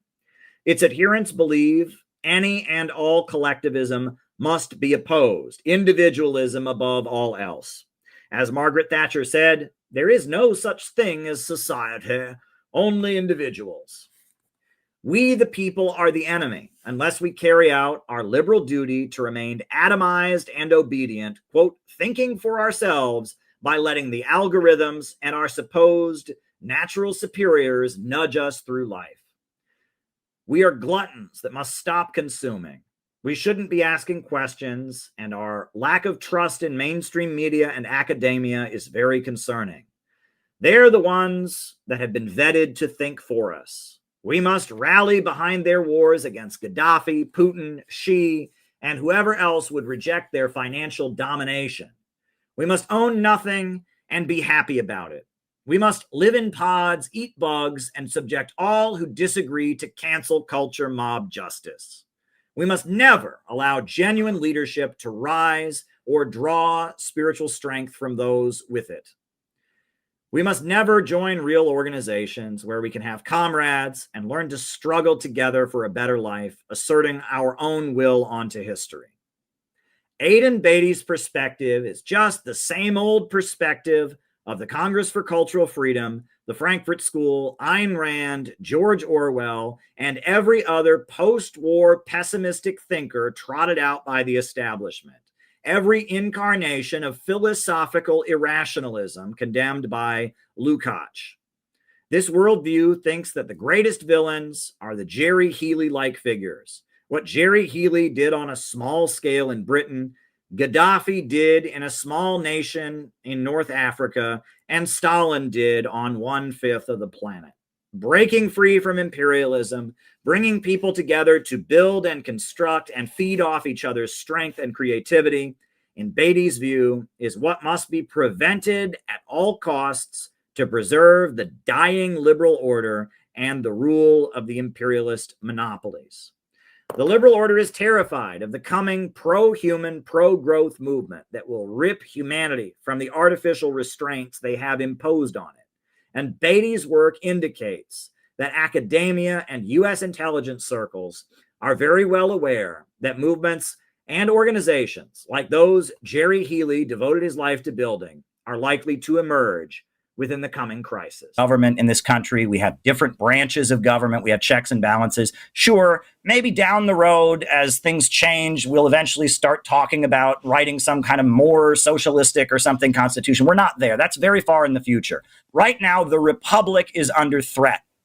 It's under threat by the forces that would like to take away our freedom of speech, our freedom of religion, our right to vote, our right to dissent in the name of waging their crusade against Russia and China and Iran and Venezuela, in the name of getting us to accept the worse and worse economy that we need to accept. And right now, I align myself with forces that want to defend our Constitution and defend our republic because it is in danger of getting eradicated, not by forces that want to create some kind of egalitarian socialist future, but by forces that want to create a low-wage police state, and that is the main danger. Yeah. And I'm seeing that with the Trump administration. I mean, you know, there I was, somebody who actually supported the Trump administration this time around, thinking, well, it'll be better than the authoritarian Democrats, only to have it be, I mean, equal, if not worse, in authoritarianism right now with you can't burn a flag. What are you talking about? That's the most fundamental free speech, you know, symbol of free speech is the ability to burn the flag, right? I mean, you should be allowed to do that. Now you're not allowed to do that. Or just the, you know, we're going to curb certain speech that we don't like. You know, if you say this, then you're going to be, or the surveillance, allowing Palantir in to every single agency right now to gather all of our data and basically track us in each individual one by one. I mean, all of these scary things are absolutely happening to us. And we are Yeah, losing our freedoms. Yeah, the Biden administration raided the homes of the Uhuru movement, raided the home of Scott Ritter. They wanted to throw you in jail or kick you out of the country if you wanted peace with Russia. Trump is kicking people out of the country because they disagree with Israel and they disagree with foreign policy about Israel and Palestine. Well, I think that as an American, I should be able to think whatever I want, and I should support or be able to support or oppose any country that I choose, right? And that should have no impact on whether I have a green card or whether I've got citizenship or whatever. I shouldn't be dragged into federal court or local court or any court because of my opinion about foreign policy or domestic policy. And that is in question right now. And the forces that want to overturn that are a great threat. And they certainly have a lot of influence in the Republican and Democratic parties. But Americans don't agree with it. Americans love our freedoms. And we know that's what is supposed to make this country unique. And again, populism. Populism is what is needed more than anything. Yeah. I would like to agree with you that I think Americans want freedom, but I actually see, and I think if you ask any American, they'd say, yeah, of course, that's what makes America great, is that we're a free country and all these things. But it's the same group of people that then turn around and say, you should be banned. You're kicked out of the country if you say this. You should lose your citizenship. You shouldn't be allowed to say this. You shouldn't be allowed to do this.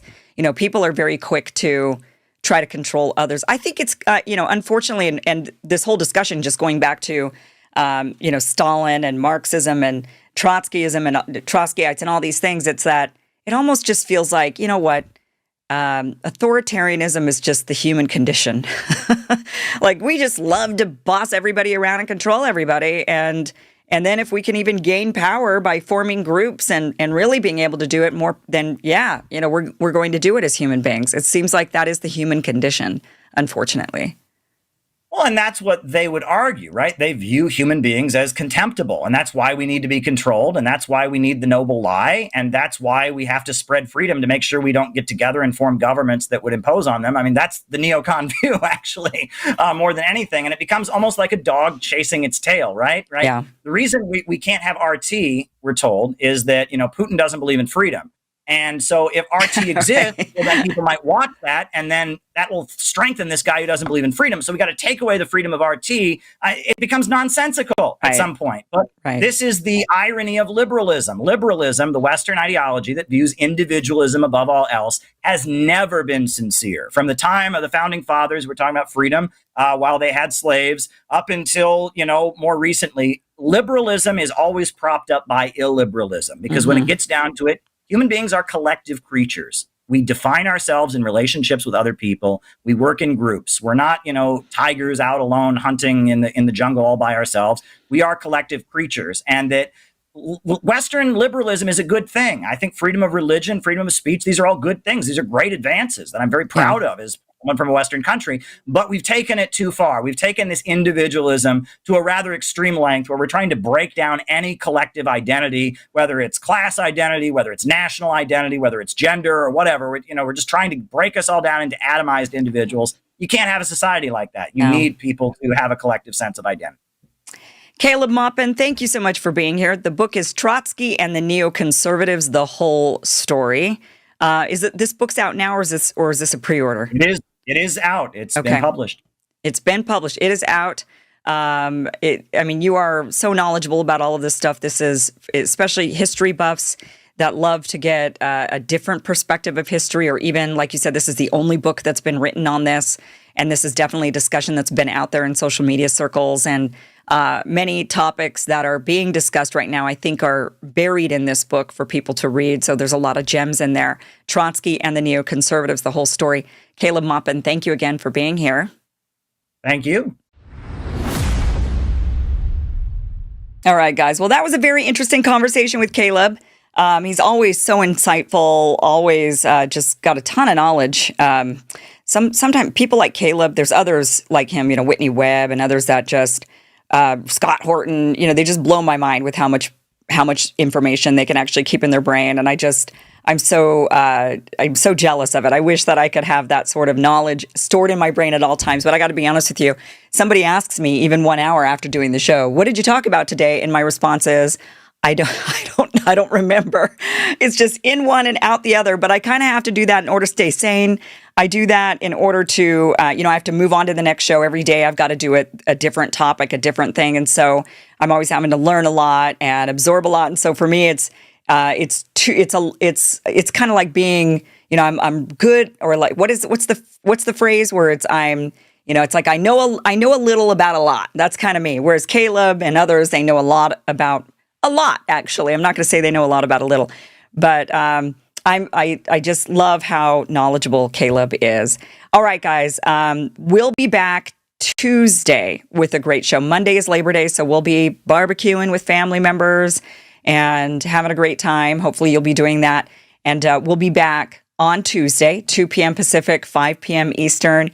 See you then. Have a great Labor Day weekend. Bye-bye. Territorial integrity, as long as the USA is on this mission to spread freedom, that is within the duty of the United States. That's the neocons. Now, Iraq and Cuba and North Korea suffered horrendous sanctions during the 1990s. In Iraq, 1.2 million Iraqis died due to lack of clean water and medicine. It was really horrendous what was done. The sanctions on Iraq were genocidal, and members of the United Nations resigned in protest.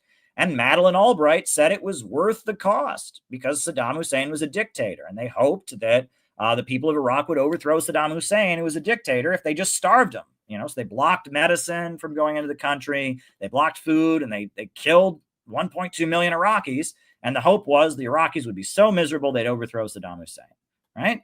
During the same time, Cuba had what was called the special period, where because the USA blockaded them, they had food shortages, they had electricity for like limited hours a day, etc., because the USA was trying to make Cuba so miserable that the communist government would be overthrown. North Korea, they had the arduous march, and that was mass deaths of malnutrition because their oil supply was cut off. They needed oil to run the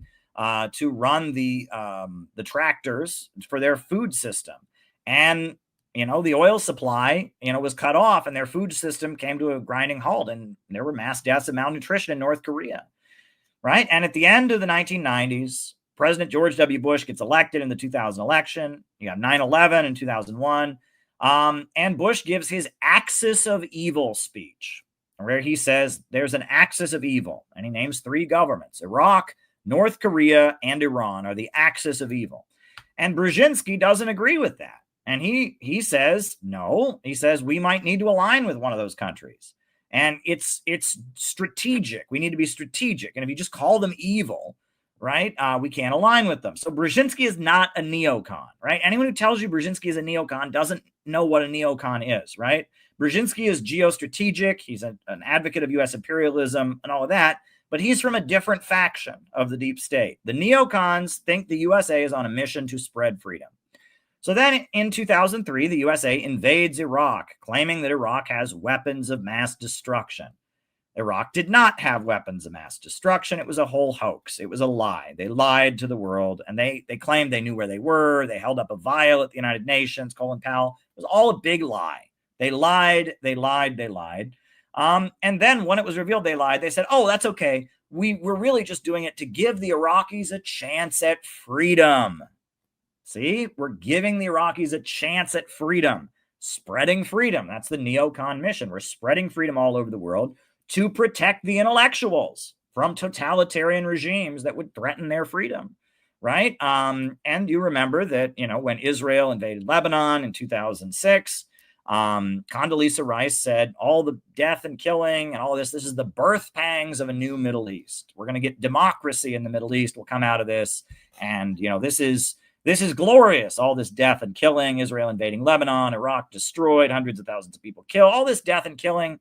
It's all good because this is the birth pangs of a new Middle East, right? This is the neocon way of viewing things. Well, what happened? The oil prices rose to very high levels after the USA invaded Iraq, right? An oil-producing country was blown to shreds, and the oil prices went through the roof. $120 a barrel, the highest oil prices in history.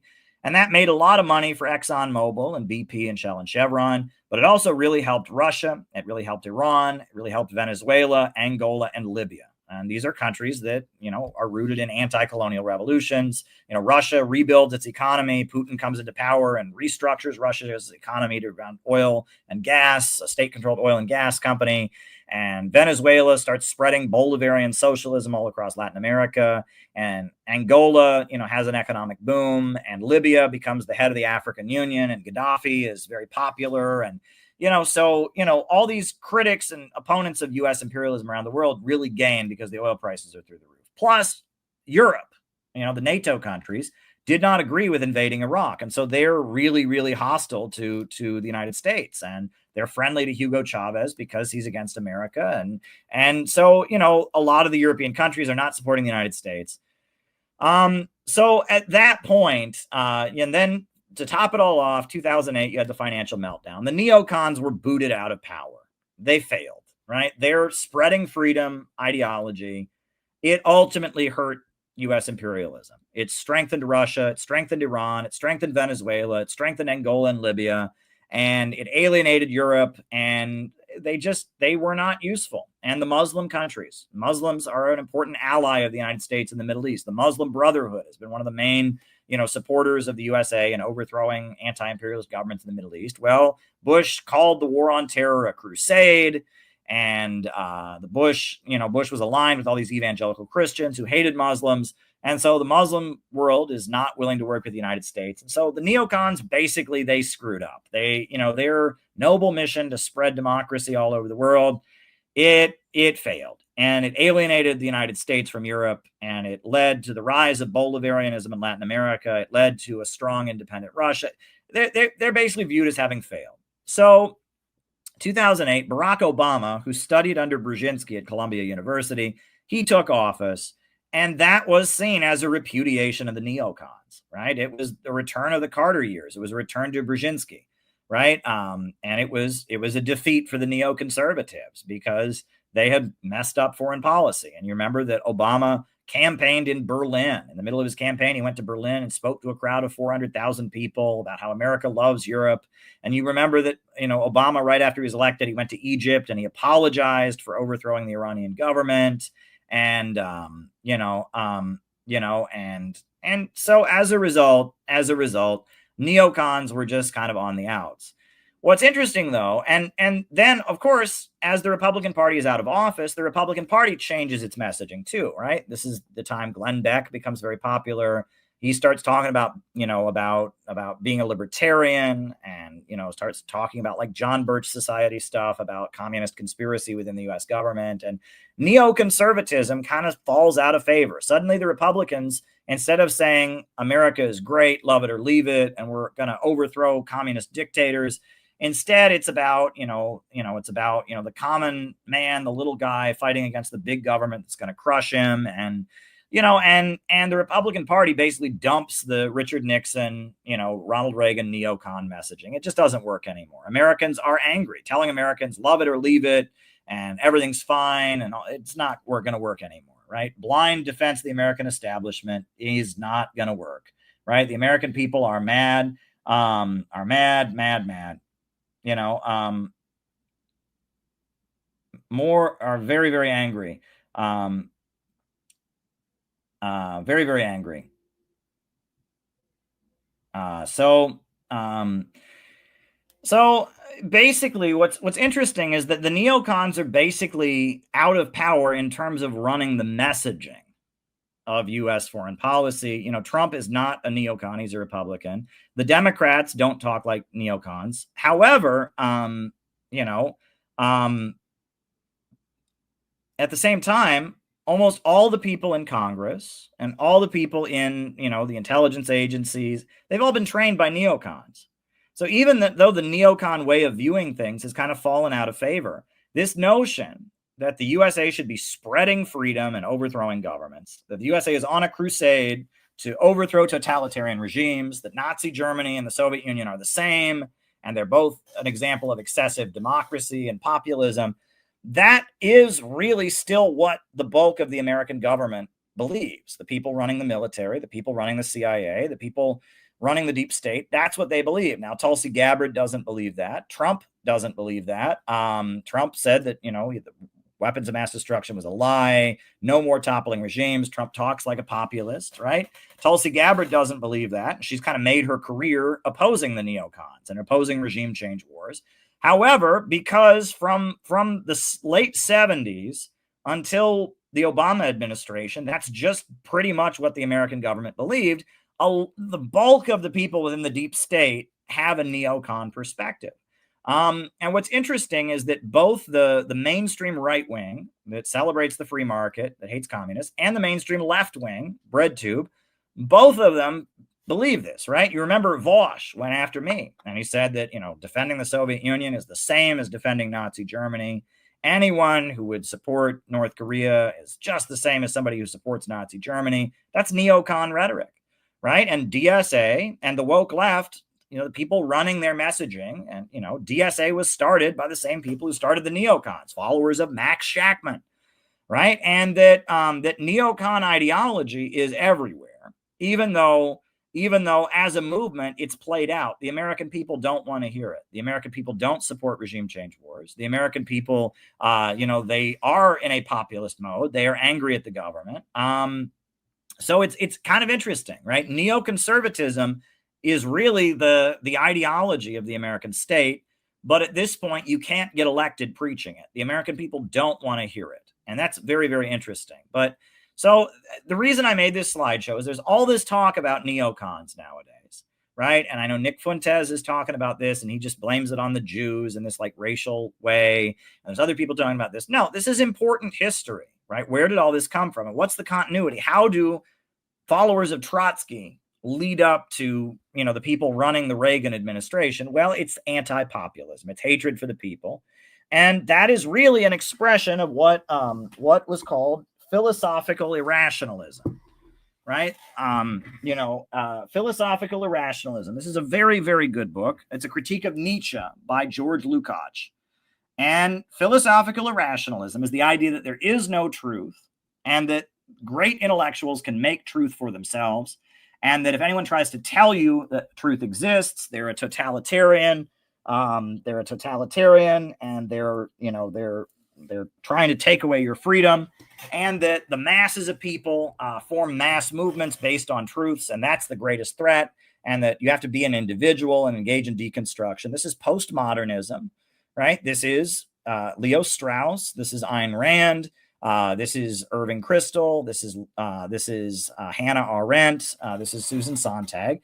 It's anti-populism and it's anti-truth, right? It's anti-truth. It is the idea that everything is a matter of opinion, that there is no real truth, and that the masses of people are the most dangerous. That's really what defines the Western world, is philosophical irrationalism.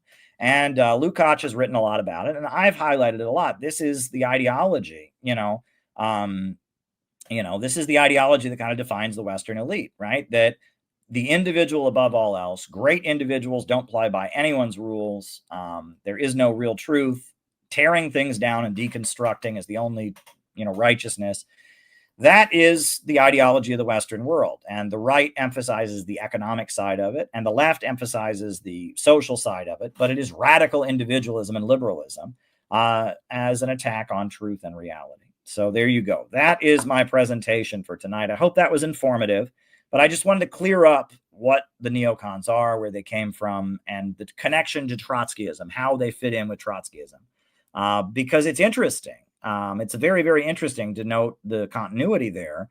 But it's not because they're Jews, and it's not some, cabal conspiracy. It's a mindset that says the masses are the enemy. And that's what the neoconservative movement believes. And that was Trotsky's difference with Stalin. And that was the New York intellectuals' difference with Trotsky. And this is a continuity of celebration of radical individualism and liberalism, individualism above all else, opposition to populism.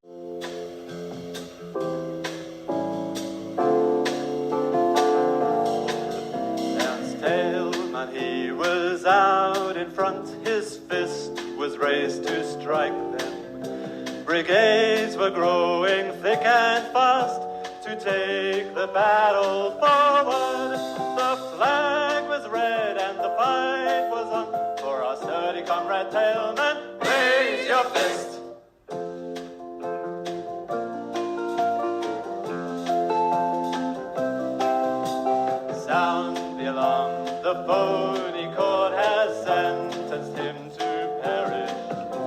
But when the people of the world rise up to liberation, we'll snatch the axe that falls on him.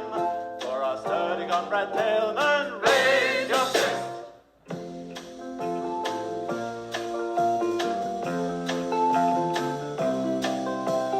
Dimitrov was injustice, but the traitors thought they had him. But news was spread at lightning speed, and world opinion freed him. The world awakes, indignation flames, for our sturdy comrade Tailman, raise your fist.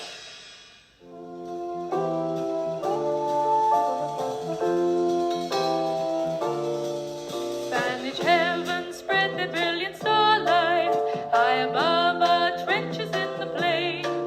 From the distance, morning comes to greet us, calling us to battle once again. Far off is our home, get ready we stand. We're fighting and waiting for you. Freedom! Freedom! We'll not yield a foot to Franco's fascists, even though the bullets fall like sleet. We'll stand those peerless men, our comrades, and for us there can be no retreat. Rome is our home, get ready we stand. We're fighting and waiting for you. Freedom!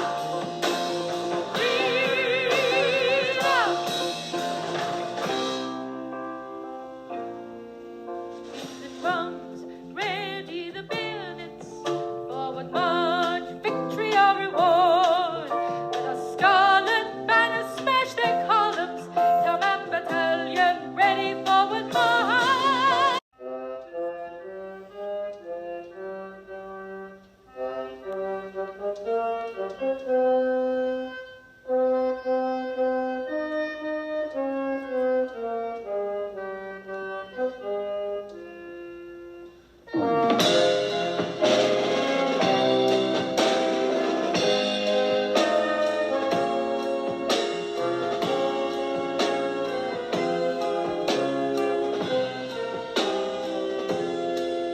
And just because he's human, a man would like a little bite to eat. He wants no rule and a lot of talk that gives no bread and meat.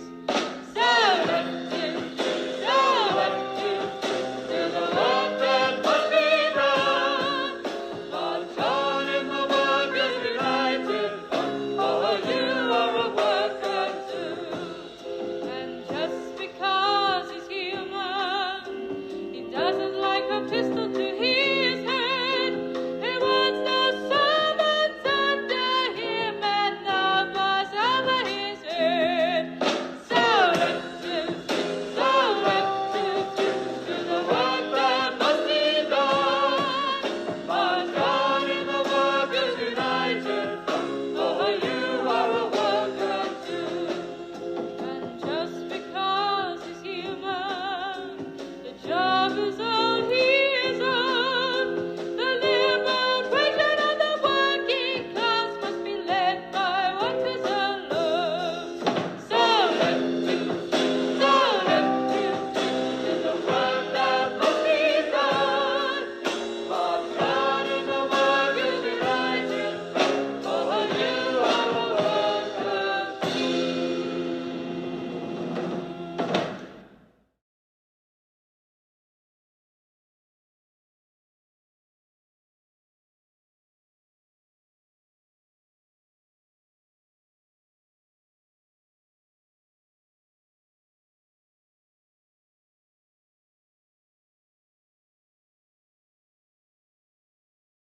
The reasons why I'm excited that your book has kind of caught on is for exactly this reason. It's not just about Kamala Harris.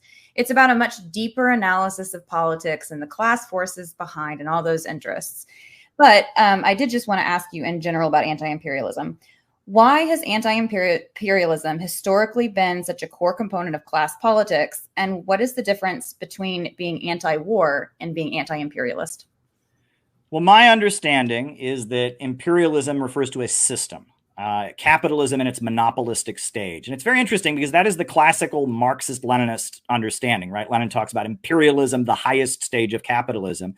And what really defines imperialism is holding back economic development. It's preventing countries from being able to take control of their own economy and resources, and instead having what he calls the export of capital, where instead of, it used to be we exported tires or we exported cars. Now we export the corporation, right? McDonald's is spread all over the world. We don't export French fries, we export McDonald's, right? And it's about the export of capital and preventing countries from developing their own industries and keeping countries in poverty, holding back economic development. Now, that was the understanding that the Bolsheviks and the Soviet Union had. And that's why right after the Bolsheviks took power, they gave military support to the Emir of Afghanistan.